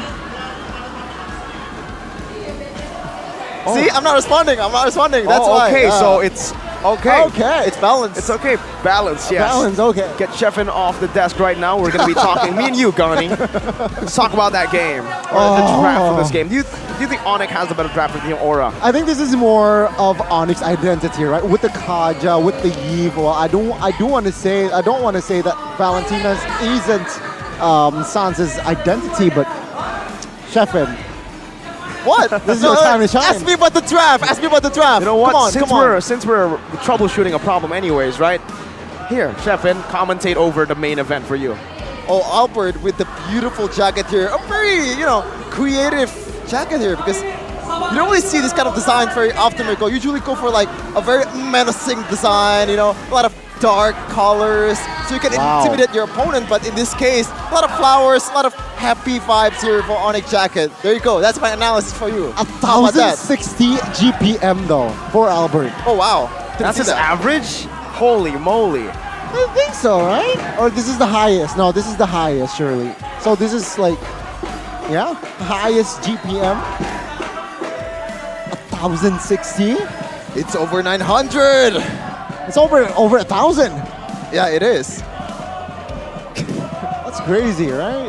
But the fact that Heist is also there is pretty cool though, because Rebellion Zion they haven't been very well in the first few weeks and just turned up the notch the second week, winning against Aura Fire, which is pretty. As you said, Mirko, the Aran was not there yet, or Aran wasn't Aran at that time. It was still Kimura. Yeah. He needs to evolve first, but they're not the same person. So Aran. Jaeger. Oh, is that the name we're gonna give him? That depends, right? One thing is, heroes have suits that name just yet. Maybe if he can beat a Titan here, Onyx, then maybe he can be the Titan Slayer and he can take that name. Ooh, Titan Slayer, I like it. The attack on Titan, attack on Onyx. Yes, Gani, but this time it's a dragon who's attacking the Sky Kings. Technically, if you want to attack the Sky Kings, you need someone who can fly, and the dragon certainly can fly all the way to the sky.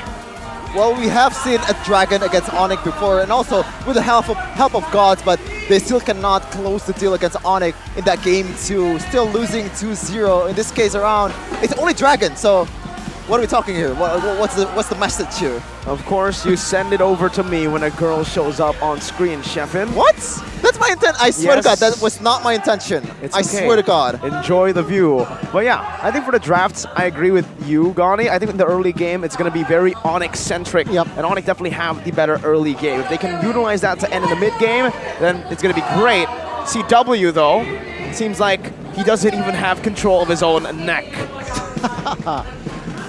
Like Sheffin during the break. Oh, But Samo. Oh, it's Hack's Oh team. man, Samo. When he was in Onyx, he was sitting in the bench. Now he's in Aura, and he's sitting on the bench with a fellow friendo. It's fine. Kimura is right there to keep him company with his power of nature allergy. It's already warm in Onyx as a bench warmer. He's even more warm in this case because he's in a fiery environment in Aura Fire. So I think he has some increase in temperature, but we'll see. When will he debut and what's the impact for this guy? Because we've been talking about the whole of Aura Fire might be the roaming area because Hai is not really used to playing that role, but Samuel Steve might be the perfect guy to replace him. But in this case, I think he's doing just fine. Hai. Yeah, I think he is the surprise effects. But taking a look at Keyboy's talent there, PYT. Okay, game number 2 of Onyx versus Aura Fire. Let's get it, boys and girls, ladies and gentlemen. Will Onyx equalize or will Aura Fire sweep Onyx in this current match? Take a look at Hai here, already jumping in all the mid battle here between the mid laners and the roam. You love to see the trades. Aura Fire has to be careful because Keyboy was a non-factor in game number 1, and right now he's using one of his signature heroes in Kaja, already rotating towards Kabuki and might be forcing a flick. No. Okay, so this Kaja here opted for that Quantum Charge. Why? He wants that extra movement speed and health regeneration as well, right? So I love it. Tank Emblem, PYT as well.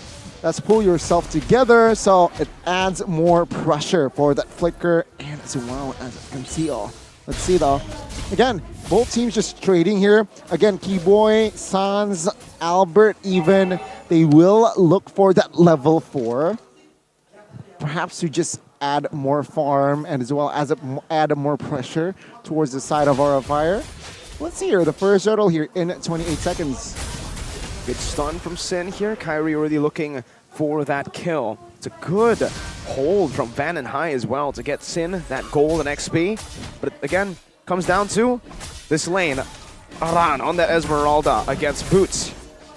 Who actually wins in this matchup? Like, no one's gonna win.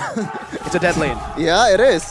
But in the late game, I would say Esmeralda has a bit more an edge because you can't really... You know what? I take it back. Masha definitely has more DPS and has more survivability against the Esmeralda, but we're not talking about 1v1 here. We're talking about the use in a team fight, or maybe the use in non-team fights for Aran, but Kyrie getting chunked up really low while Aran doing a good job. Divine Judgment locking him down, though. A good final slash to isolate. Aran is able to escape right now. Boots is scratching him down. But Van has gotten the space, and he secured the turtle and Appraiser's Wrath as well. Onyx lose out in the early game. Gani, this is a disaster. Not in Onyx game plan for sure, right? I mean, talking about the early game there, Aran managed to chunk Kyrie to health HP. That is what is Aura Fire. That is why they have the advantage. The Van will secure the turtle, no doubt, no problem. And Aran survived. Man, that's a dub. That's a huge dub. Even though he wasted the sprint, hey, Boots also used the sprint. That's not a waste at all. And you get that turtle. But so far, Kyrie, you know, in that team fight, he doesn't look like useful at all because this is Martis we're talking about. That's why I prefer Aura Fire's composition because Kyrie is not going to be as good as in Martis as he is on his Assassins, I would say. Yeah, this is, I don't know, let's see here. I expected more pressure here with the Kaja, with the Eve, and perhaps this is what they're trying to do. Trying to look for the hit pitch, trying to pressure. But, ooh. Okay. I see. So, you know, Fire. Really count on Aura Fire to end the quote-unquote streak of Onyx, the dominance of Onyx. But so far, Albert is just gonna farm really well here. But Keyboy in trouble. Feather airstrike. Oh, wow. Wait, he's tapping everything. He's getting everything. Oof. What a sidestep. Now Albert runs away, BMI out to safety. Onyx with the response, a late one at that, but Van, Sin, and Hai are still holding on. Oh, stun onto Keyboy! It's a kill on Keyboy! Hai with first blood. Oh my god, that's a good trade for out of RFI. Now Kabuki will collect the gold shield turret bot side. Good timing as well, and that will give more advantage for out of RFI. Take a look at the gold shift. Not gold shift, but gold addition, gold increase. It was at 900 10 seconds ago. Now it's 1.3. Turtle is up, and of course, RFI, they have the advantage. I think so far we can deduce that Aran's favorite stat is that movement speed boost because he already built that brute force breastplate instead of those dominance eyes that usually used by Esmeralda. Wow. Of course, Adamo, very aggressive. Two-man falling Sarmoon, and it ends up with Keyboy biting the dust. Aran with a kill, Sin flying away to safety. Now Boots losing a second HP bar, only now on the 1 HP bar to the... What? Aura Fire are outclassing Onyx in the early game. Man, Aran, I gotta be honest, he's making things look easy here for the first 5 minutes. Yeah. Doing his job. The and heck? Onyx, they got out-rotated, outclassed, and take a look at the top side. The first turret will fall in this game. Again, a minute ago, it was 1,000. Wow. Gold lead, and now it's 2,500 gold lead. So a very good increase in that department. Onyx, no play whatsoever, I gotta be honest. Yeah, it's not just easy, it's very easy, especially for Van, because there is no contest whatsoever from Kyrie, because there is no mobility that can help him to the turtle. And Aran, every time, man, the XP laner's job is to kind of end the fight before it even begins, and a lot of chunking, a lot of poke damage that he has before the fight really helps Onyx, but in terms of helping, Keyboy try to help Onyx here. Doesn't have the flicker though, so it's kind of all for naught. Wow. Renner's Apathy connecting as well. Hai should be able to find this. But the airstrike onto Keyboy. 4! Oh no, the last one dodged away from Van. Looking for that pick. But Keyboy is able to fly away. Van dashing forward once again. Sin, wow. Flying all the way back to get Kabuki pressure. And that's a turret for Aura again for free. Sin. If there's yin and yang, this is Sin and Sans. Kind of similar to, right? Because a lot of people, even some mid laner in MPL ID, kind of say that Sin might be the next Sans in the making because how aggressive he is. But in terms of aggressive, Aura Fire is looking to make something happen here. Hey. Let's see here. 6 minutes in, 3,000 gold lead established already. So what does it say, right? It says that Aura Fire, they're leading in. Look at the map. 60% of the map is blue. And Onyx, they're struggling to find any play here. 0 kills with a composition that can pick off. Again. Oh, Kyrie might be picked off right here. Razor's Wrath taking him out. Boots with a thunderclap under the turret. Kabuki now taking all flickers out. And Boots gets baited in. Renner's Apathy. Hai picks up a kill. Van against 3. Escapes! No! Aran! What? Now running Sans down, slowing him and dealing damage. Sin is waiting for the right time. Aran with the recalls! On the recall, God! Aura, 4,000 gold lead, 4-0. What is the solution here for Aran? Like, every time he gets ignored, even Aura Fire is still losing the fight. Damn if you do, damn if you don't.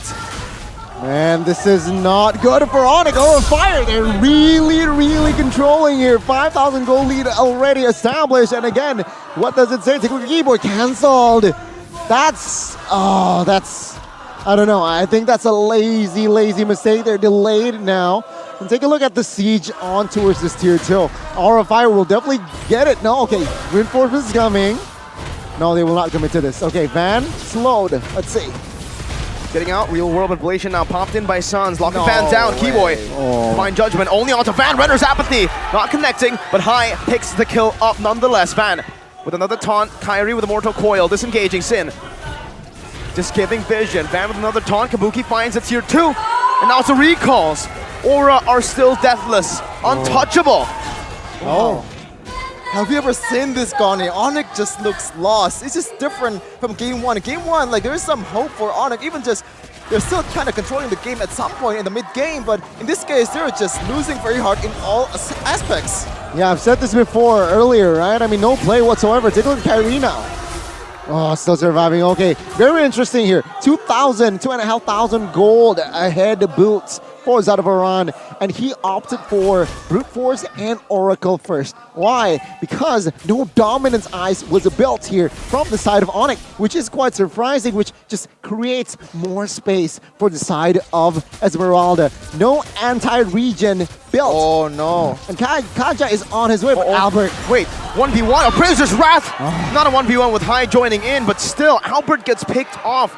He took a fight. And he lost it. Now up top, tier 2 falling again. A feathered airstrike to zone boots. Kabuki has bought a win of nature. That means now, not even the Masha can threaten Kabuki in the back. No, not at all. And this is why, back to my point, right? No member from Side of Onyx respects Iran. It seems like no dominance ice, no anti-region item built. And that is also why Iran is like, you know what? You don't have anti-region. Wow. Let me add region to my side. Building that Oracle. And Iran is giving the recalls towards the side of Onyx.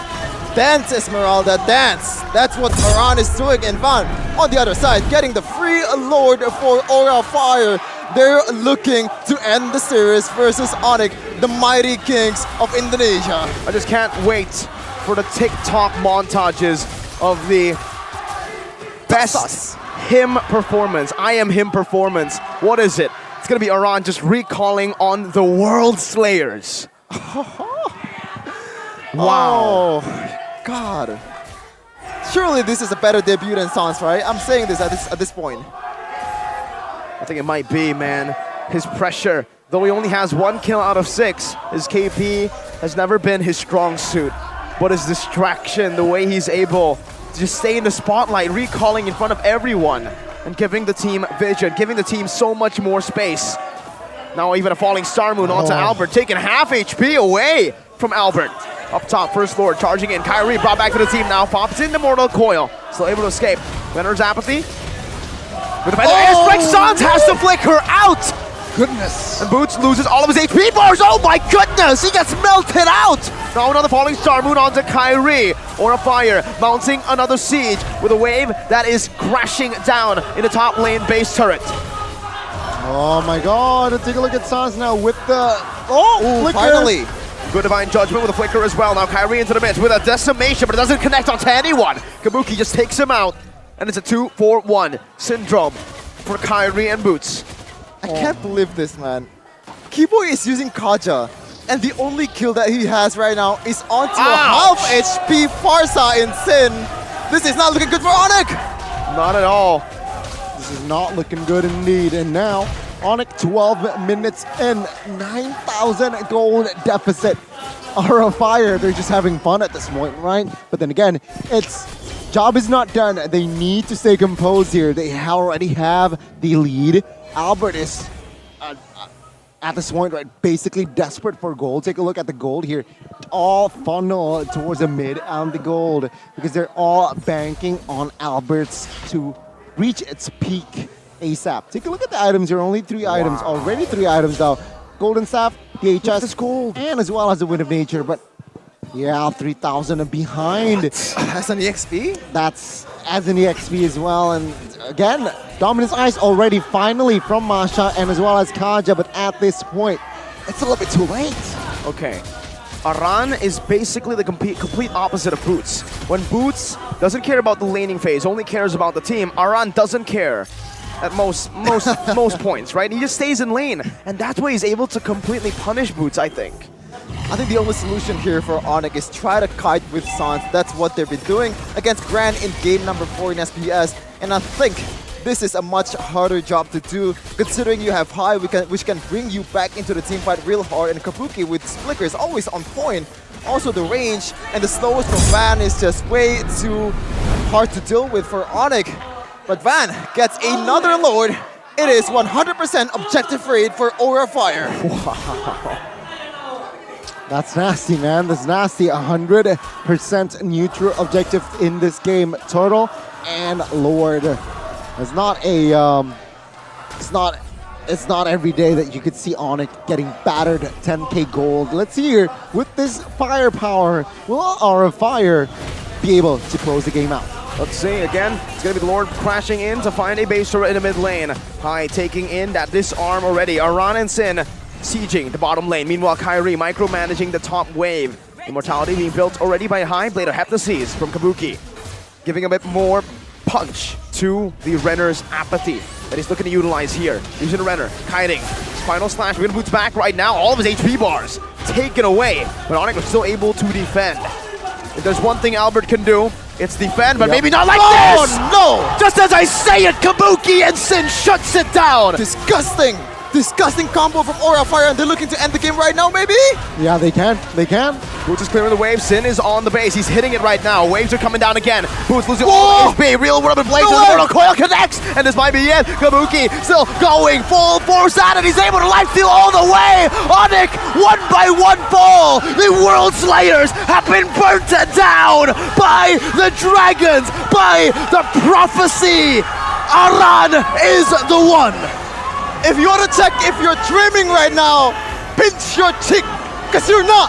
Aura Fire takes the game, a clean sweep against Onyx. Wow! It was Bigatron yesterday, and now today it's Onyx. Who is next? Aura Fire is saying. The Predators are back. The Apex Predators. Flying high in the sky. I cannot believe Samo flexing his new logo on his chest. Bro, jumping the ship on the right time. Usually in football, you do a no celebration going up against your scoring when you usually goal play when you score as a sub. Wow. Wow. Samo. But man, what a stomp. That's the first, I feel like in a long time, Onyx suffered a 10,000 gold deficit, my guy. Oh, okay, so it looks like Yep is not really worried, but I don't know, man. I don't know. This might be the contender after this showing right now. Like, what is the counter for this guy, this EXP laner, Aran, and also a bit of a kiss. Saint Lucas. I felt it. With the classic Brody kiss. With a smooch skill too. Deshefin, did you felt that kiss? Oh, I felt it all right. Ooh, all right. And again, it's still lingering on my skin. Second lost for Onyx this season. The first loss was, there's some valid excuse to the first loss. Sans was not there, and Drian has to fill in as a roamer to a mid lane position. But in this case, though, I don't think there's any excuse. Sure, you can make a case that CW is not playing, but that is the choice that Coach Yep and Coach Ari is going for. And Albert, by no means is a bad gold laner. He's probably still one of the best in Indonesia. Like, what is going on, man? I'm still speechless. Like, seriously. This is a stomp, a real stomp in game number 2. How does one guy have an impact like that? And oh man, we're gonna see what Aran and Aura Fire has to say with Bude Clara. Take it away. Aura Fire, sang naga yang membakar sang landak di penutupan match kita hari ini dengan 2-0. Keajaiban apa yang sudah diberikan oleh Aura dengan 2 match mereka sampai hari ini?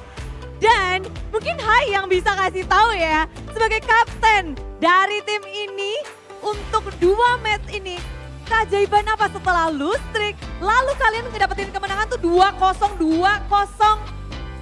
Keajaiban dari mana, Hai?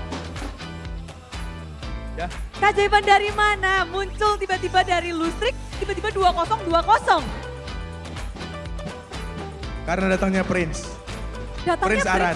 Prince Aran. Apa yang dia bawa untuk tim? Apa yang dia bawa? Yang dia bawa kemenangan. Apakah ada mungkin yang spesifik, mungkin mental boost atau gimana dia untuk di timnya? Apa ya? Ceria kah, bikin suasana jadi nyaman? Vibes-nya makin positif lah. Positive vibes. Positive vibes ini menarik juga ya. Aran sang pembawa positive vibes. Wow. Aran, kamu ngapain di timmu? Kamu dibilang membawa positive vibes. Kamu ngapain sih, Ran? Apa ya, nggak ngapa-ngapain sih, kayak cuma main-main doang sih. Nggak ada ngapa-ngapain. Happy sama semua teman-teman ya. Dan menariknya ini, Aran cepet banget kayaknya untuk menyatu gameplaynya bersama anak-anak Aura Fire lainnya. Gimana sih caranya biar kalian bisa semelt itu, bisa senyambung itu, dan bahkan dengan pola permainan yang bisa dibilang ini baru banget. Dari Aura Fire tuh suka nge-split dan itu berhasil. Dari aku di MDL sih emang udah sering main sama semua ini sih, anak-anak Aura. Jadi kayak pas naik MPL udah cocok aja mainnya. Udah kebentuk ya? Ya.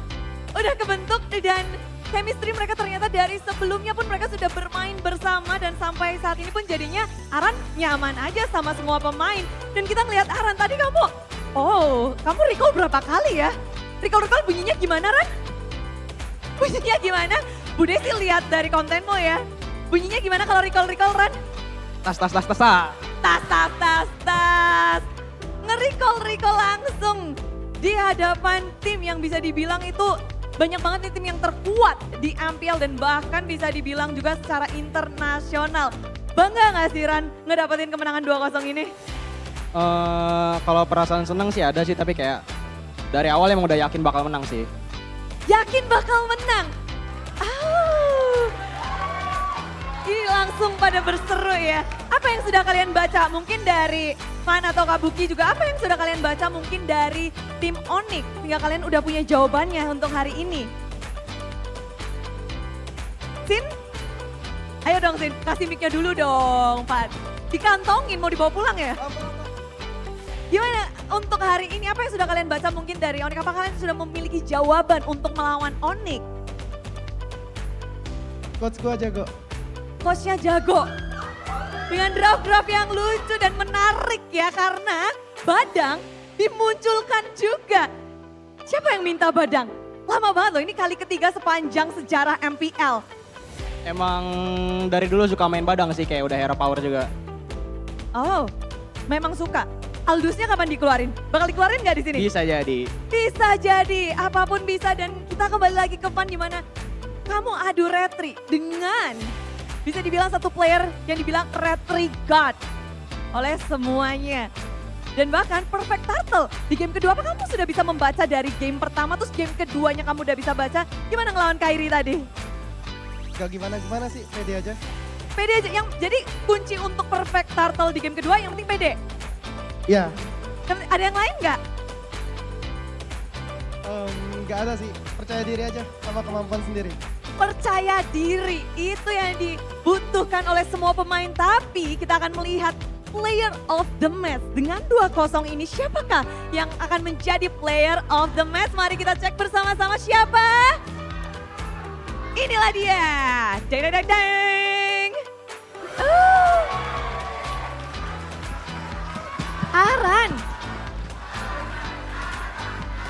Aran, semuanya langsung menyerukan Aran.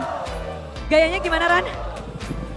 Ran, jadi bad boy di MPL, jadi sebuah mental yang harus kuat ya tentu. Ya. Gimana kamu sekarang semuanya lagi menuju ke arah Aran nih. Kamu takut gak sih gameplaymu akan dibaca, kamu akan mungkin di lock terus untuk next matchnya? Kalau gameplay sih, walaupun dibaca pasti ada gameplay baru lagi yang bakal keluar. Akan ada gameplay. Oh, jadi nggak takut ya kalau kamu bakalan jadi samsak, bakal dikejar-kejar terus sama semua tim? Kan kita mainnya berlima, jadi kalau aku yang dikejar kayak empatnya kan bebas. Gak apa-apa, aku yang dikejar, yang lainnya bebas. Gak ada yang ditakutin kayaknya ya sama Aran. Begitu luar biasa. Dan bahkan kita bisa lihat mungkin minggu ini, minggu yang cukup panjang untuk Aura. Dari Sin sendiri, bahkan kita tahu dan juga Kabuki, belum dengar suaranya nih. Besok kalian akan melawan EVOS. Adakah yang kalian nantikan untuk pertarungan bersama EVOS? Apa tadi pertanyaan? Akan seperti apa pertarunganmu dengan EVOS? Apa yang paling kamu nantikan untuk pertarungan lawan EVOS? Yang kita nantikan melawan Fluffy. Kangen Fluffy. Melihat Fluffy di EVOS. Kabuki, gimana kamu ngeliat Fluffy di EVOS? Lihat di EVOS, keren. keren aja sih. Sama udah berkembang juga lah dari sebelumnya kayaknya. Keren dan berkembang ya. Tapi ada yang mau kamu sampaikan gak sih sama Fluffy yang lagi nonton? Semoga lu kalah. Semoga lu kalah. Oke, ini menarik ya. Siapa yang ingin kalah? Tidak ada, mereka pingin menang. Dan Sin, kita belum dengar suaranya nih. Sin, halo Sin. Halo. Gimana untuk ngelawan Sunsguard yang bisa main 5 HP loh di pertarungan tadi? Rasanya saya hari ini semangat banget lah mau ada tantangan melawan Suns yang salah satu mid laner terbaik juga. Jadi saya sangat semangat Pak. Semangat banget ya. Kalau kamu lihat di MPL Season 12 ini, mid laner, siapa yang paling kamu nantikan lagi untuk kamu ketemu nih untuk Sin? Adakah? Nanya Kabuki? Atau tim? Oh ya, Hijume. Hijume besok dong. Ya. Ada yang mau disampaikan ke Hijume? Good luck have fun aja. Good luck have fun aja. Dan ini adalah kemenangan kedua dengan sangat bersih. Mereka melawan tim-tim di papan atas klasemen. Dan tentu saja support dari Aura Fam, dari yang lagi di rumah atau mungkin Ayang juga lagi nonton di sini. Ada yang mungkin mau menyampaikan sesuatu? Ada yang mau menyampaikan sesuatu nggak nih? Untuk Aura Fam yang masih dukung kita terus sampai sekarang, kita akhirnya bisa bounce back, bisa menang 2 kali beruntun, makasih banyak. Ya. Tetap dukung kita terus. Tetap dukung kita terus. Dan Aran, semuanya pengen denger dari kamu nih. Ya, apa? Ada yang mau kamu mungkin sampaikan kepada orang yang spesial yang menjadikan mungkin dirimu sekarang ini? Nggak ada sih sebenarnya. Aura Fams deh. Thank you semuanya Aura Fams yang udah datang ke sini. Itu ada adik saya ikut nonton di situ. Oh, ada Ade, halo. Keluarga mendukung ya. Ya. Dan untuk Fluffy, Evos besok yang akan kamu temui, Apa? akan seperti apakah pertemuanmu dengan Fluffy mantan Aura? Mungkin dia bisa membaca permainan kalian kah? Kalau permainan nggak bakal kebaca sih, soalnya kan pasti pas sejak dia keluar kan ada yang berubah pasti, nggak bakal kebaca. Sampaikan ke Fluffy. Fluffy, see you tomorrow. Fluffy besok siap-siap lawan gua. Serem banget, Aura Fire membakar MPL Arena dan congratulations sekali lagi untuk Aura Fire. Dan akan langsung dibedah tentunya permainan mereka yang begitu luar biasa bikin dakdikdukser kepada para caster. Break it down.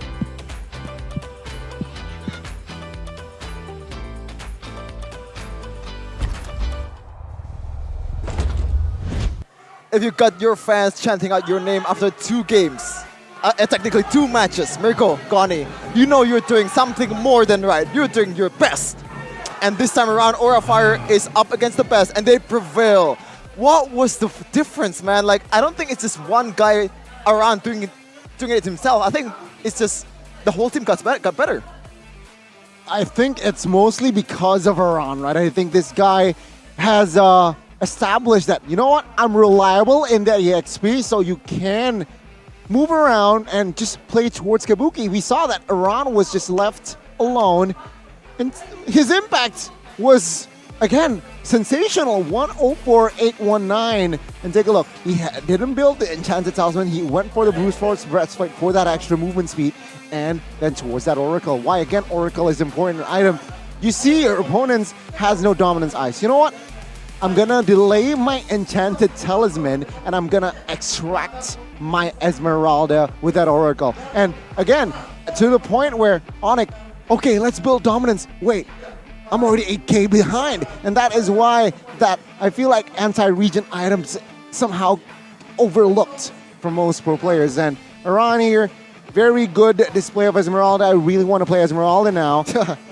Enchanted Talisman, Antikiras, Immortal. Again, a very good display by your PLTM. I'll tell you exactly how Aran single-handedly impacted the entire Aura Fire team. It starts with the Aura Fire before Aran. It was the one with Kimura. And even though they weren't able to win, you saw the glimpses of brilliance. You saw that everybody was working as a unit. Everybody was individually amazing.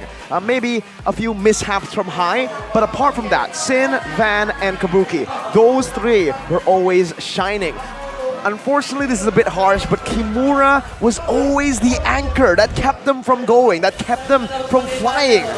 And what Aran is he is a pair of wings. He enabled the entire team through what? Not through actually joining the team fights in most of the cases, but actually getting objectives, getting advantages for Aura Fire across the map. Whether it be distracting opponents, whether it be turrets, or whether it be zoning Kyrie or any jungler.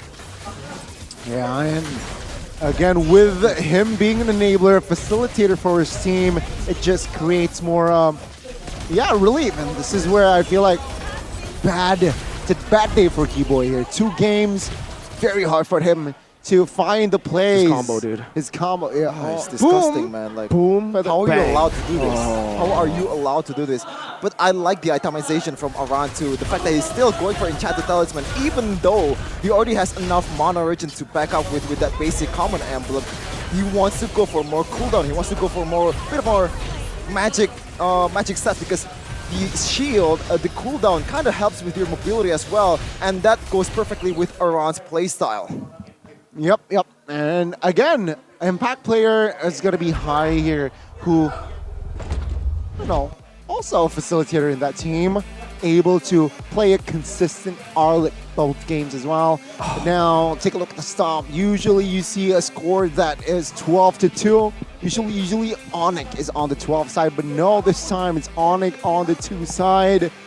Zen, 2-1-7, very important as well on the Farsa.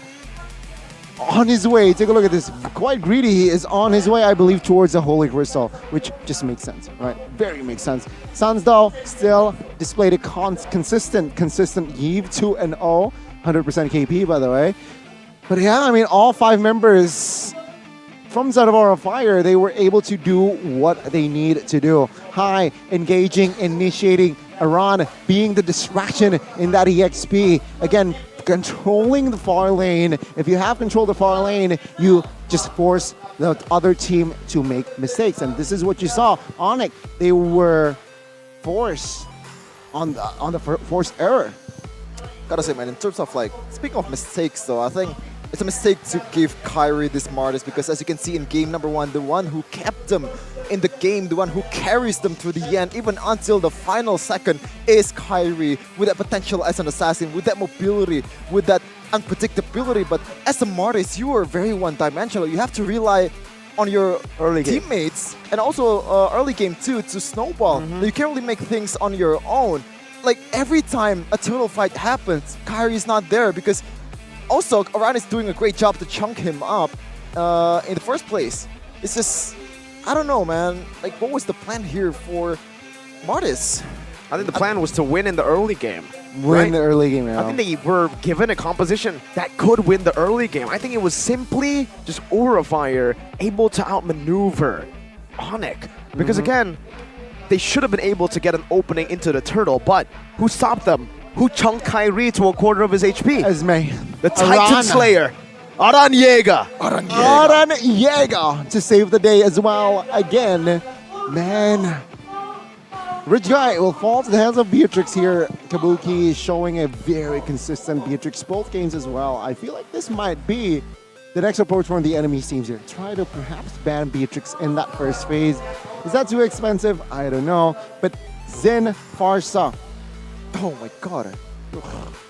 Turret damage. Yup. Like, has that 80. Has this been done against Onyx?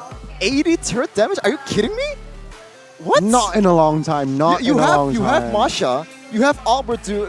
Those two are pretty good at split push, I would say, and you only deal 80. That is, oh man. Oh man, I don't know. This is a very good example on why Season 12 is getting more heated, Week 3, Who knows? Alter Ego suddenly might get a That would be a win shocker. streak. I don't know about that. I don't know about that. That would be a shocker. At this point, right? At this point. Bigger shock than this one, I'd say. Suddenly, Rek got a savage 7 games. On a Florin. On a Florin. With the Revitalize. Maybe. But you know what? Let's not get too sidetracked of what is possible in the future for Alter Ego. Let's take on what's happening now. Aura Fire keys to success. Aran Yeager. Okay, team play with optimal execution. Of course, each individual job task. We mentioned that earlier as well. And of course, his Aaron screening and long lane. This is what I really love about Aaron. Is also evident in both games where he controlled the far lane very, very effectively, which again force Onyx or force your opponent to just create this force error, right? Either you lose a turret top side or you will force someone and send someone towards that far lane, which causes a 5v4 situation. And we saw that multiple, that's a basic fundamental in MOBA, which Aaron just got it down to a T. I gotta say, man, like I think this kind of strategy is a bit, it's not out of the box, right? Everyone can do it, but what's the difference with Aran? But before that, we gotta, talk about like some of the benefits that Indomaret Point Coup has. There's a lot of people experiencing Retri Indomart. If you don't know what Retri Indomart is, it's basically when you have a Retri, you're a jungler, and you cannot get your Retri correctly, getting beaten up by opponent's jungler. They didn't know that every time they shop in Indomart, they actually get points that could be used to get discounts, special member only gifts, and a free product. You love free things, correct, Mirko? Of course. Right, Connie? Of course. How to avoid a Retri Indomart? Just download the Indomaret Point Coup app and use it every time you shop anything in Indomaret. Special for our studio audiences, you also got Indomaret Point Coup booth because there is a free 37 diamond waiting for new members that register today. So that's why you need to start download and use the Indomaret Point Coup app to make you legendary. And while you are in Indomaret, there is also a cafe. A place where you can buy all of your favorite coffees, and not just coffee, by the way. There's a lot of non-coffee products as well. In Point a Coffee, it's a specialty coffee with a made-to-order concept that serves you fresh quality coffee, made with 100% Indonesian coffee and made by professional barista with international standard brewing machines. International all over the place, just like international winner Onyx Esports. This time there's also a special discount on the collaboration menu from Point Coffee with MPL ID Season 12. Put the code MAUCOPYPC on your Indomaret Point Coup app and get a 30% discount on matcha latte. I mean, matcha late or caramel macchiato and lemon tea. I mean, no cap. No cap. This might be the best coffee.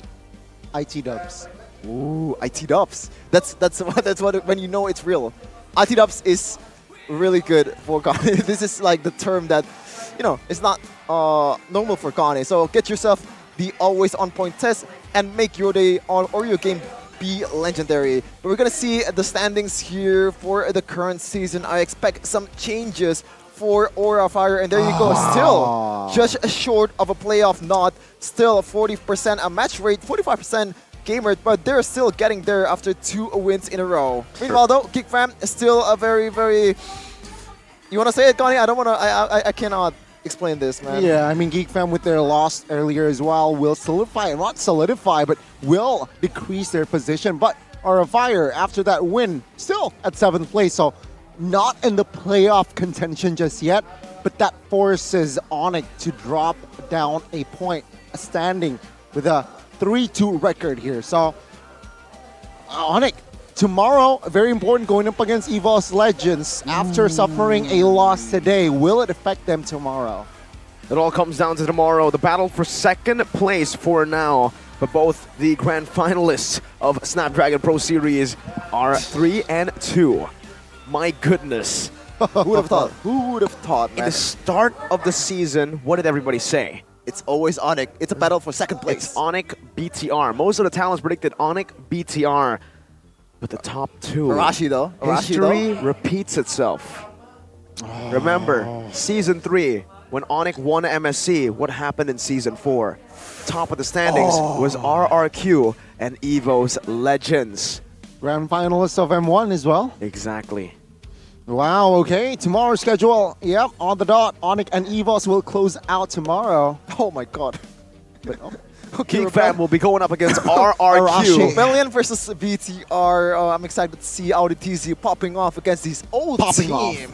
And also Geek versus RRQ as well. And also Onyx versus EVOS, the match that I would say a lot of people have been waiting for. The battle for second place. Battle of the marksman Jabran himself, and also maybe Albert or CW. We're gonna see it tomorrow how it will fare up. But Geek, they have to get it together, man. Like after a single win, there's just been disappointment after disappointment. It's not just, you know, it's always very close. They're always very close to getting it down. They just cannot close it with those macro decisions in the late game. I don't know, man. You know, I love you brought that point at the SEA Games. It's basically a reunion of Onyx EVOS of the Indonesian SEA Games without Vin. It depends though, Gani. Right, because EVOS Legends, are they going to bring the SEA Games lineup? Is it going to be Ina Rahmad? WCG? Or are they going to bring the WCG champions in Sutsujin, Krite, and the man himself, Van, not weak, Van Strong. Annyeonghaseyo, they say, as they fly from Busan to Jakarta. After tasting the local cuisine of orcas. Ooh, seafood is known in Korea, so yeah, you're right. They tasted orcas twice. Twice? Yeah. I think it's only just once. They beat the big orca and the small orca. The big orcas was beaten by Onyx. Overlord, you're right. So, my goodness. Yeah. Onyx Overlord is the MDL team, right? It's you are not exactamente even MPL team, I believe, right? Even some say it's the third tier. Because you got Prodigy, you got Overlord. Okay. I think we should stop talking about this. People will just, you know, a lot of people will be mad if we're talking about this, man. Like I don't want that. I don't want that. Like, that's the biggest lie I've ever seen from Sheffin. No, the man seriously. cares about people getting mad. Wait, okay, you know, I gotta put on some face on the big screen here. Okay, there you go. That's the Sheffin I know. Yeah. I kind of agree that I went a bit too far on some occasions, so I want to tone it down a little, man. You want to clarify things? No, not really. Not really. You know, I'm double down on what you say. Just like Aura Fire. They doubled down. They said Kimura was the problem. Let's get Aran. Oh my God. And what happened after that? Success followed. Let's you know, let's bring out Aran, but let's just not talk about Kimura. But yeah, after this, there's no game left in this beautiful Friday. But tomorrow, 3 games program for MPL Indonesia Season 12. So stay tuned and watch for tomorrow matchup. We own this.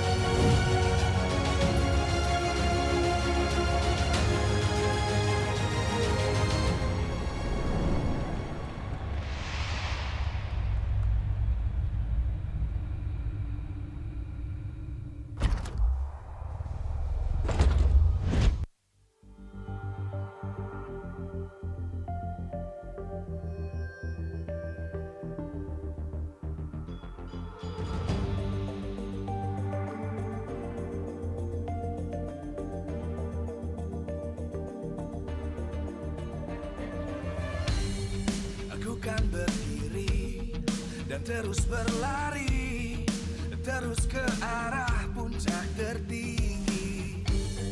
Ku takkan berhenti, hanya sampai di sini.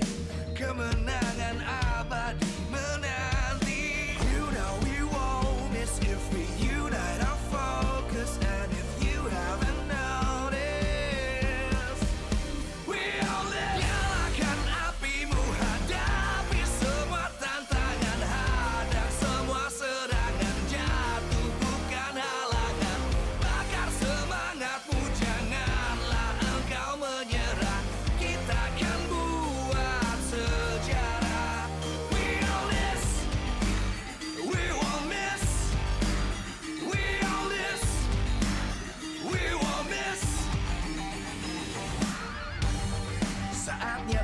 gengsi, jalani ambisi, aku kan menyawa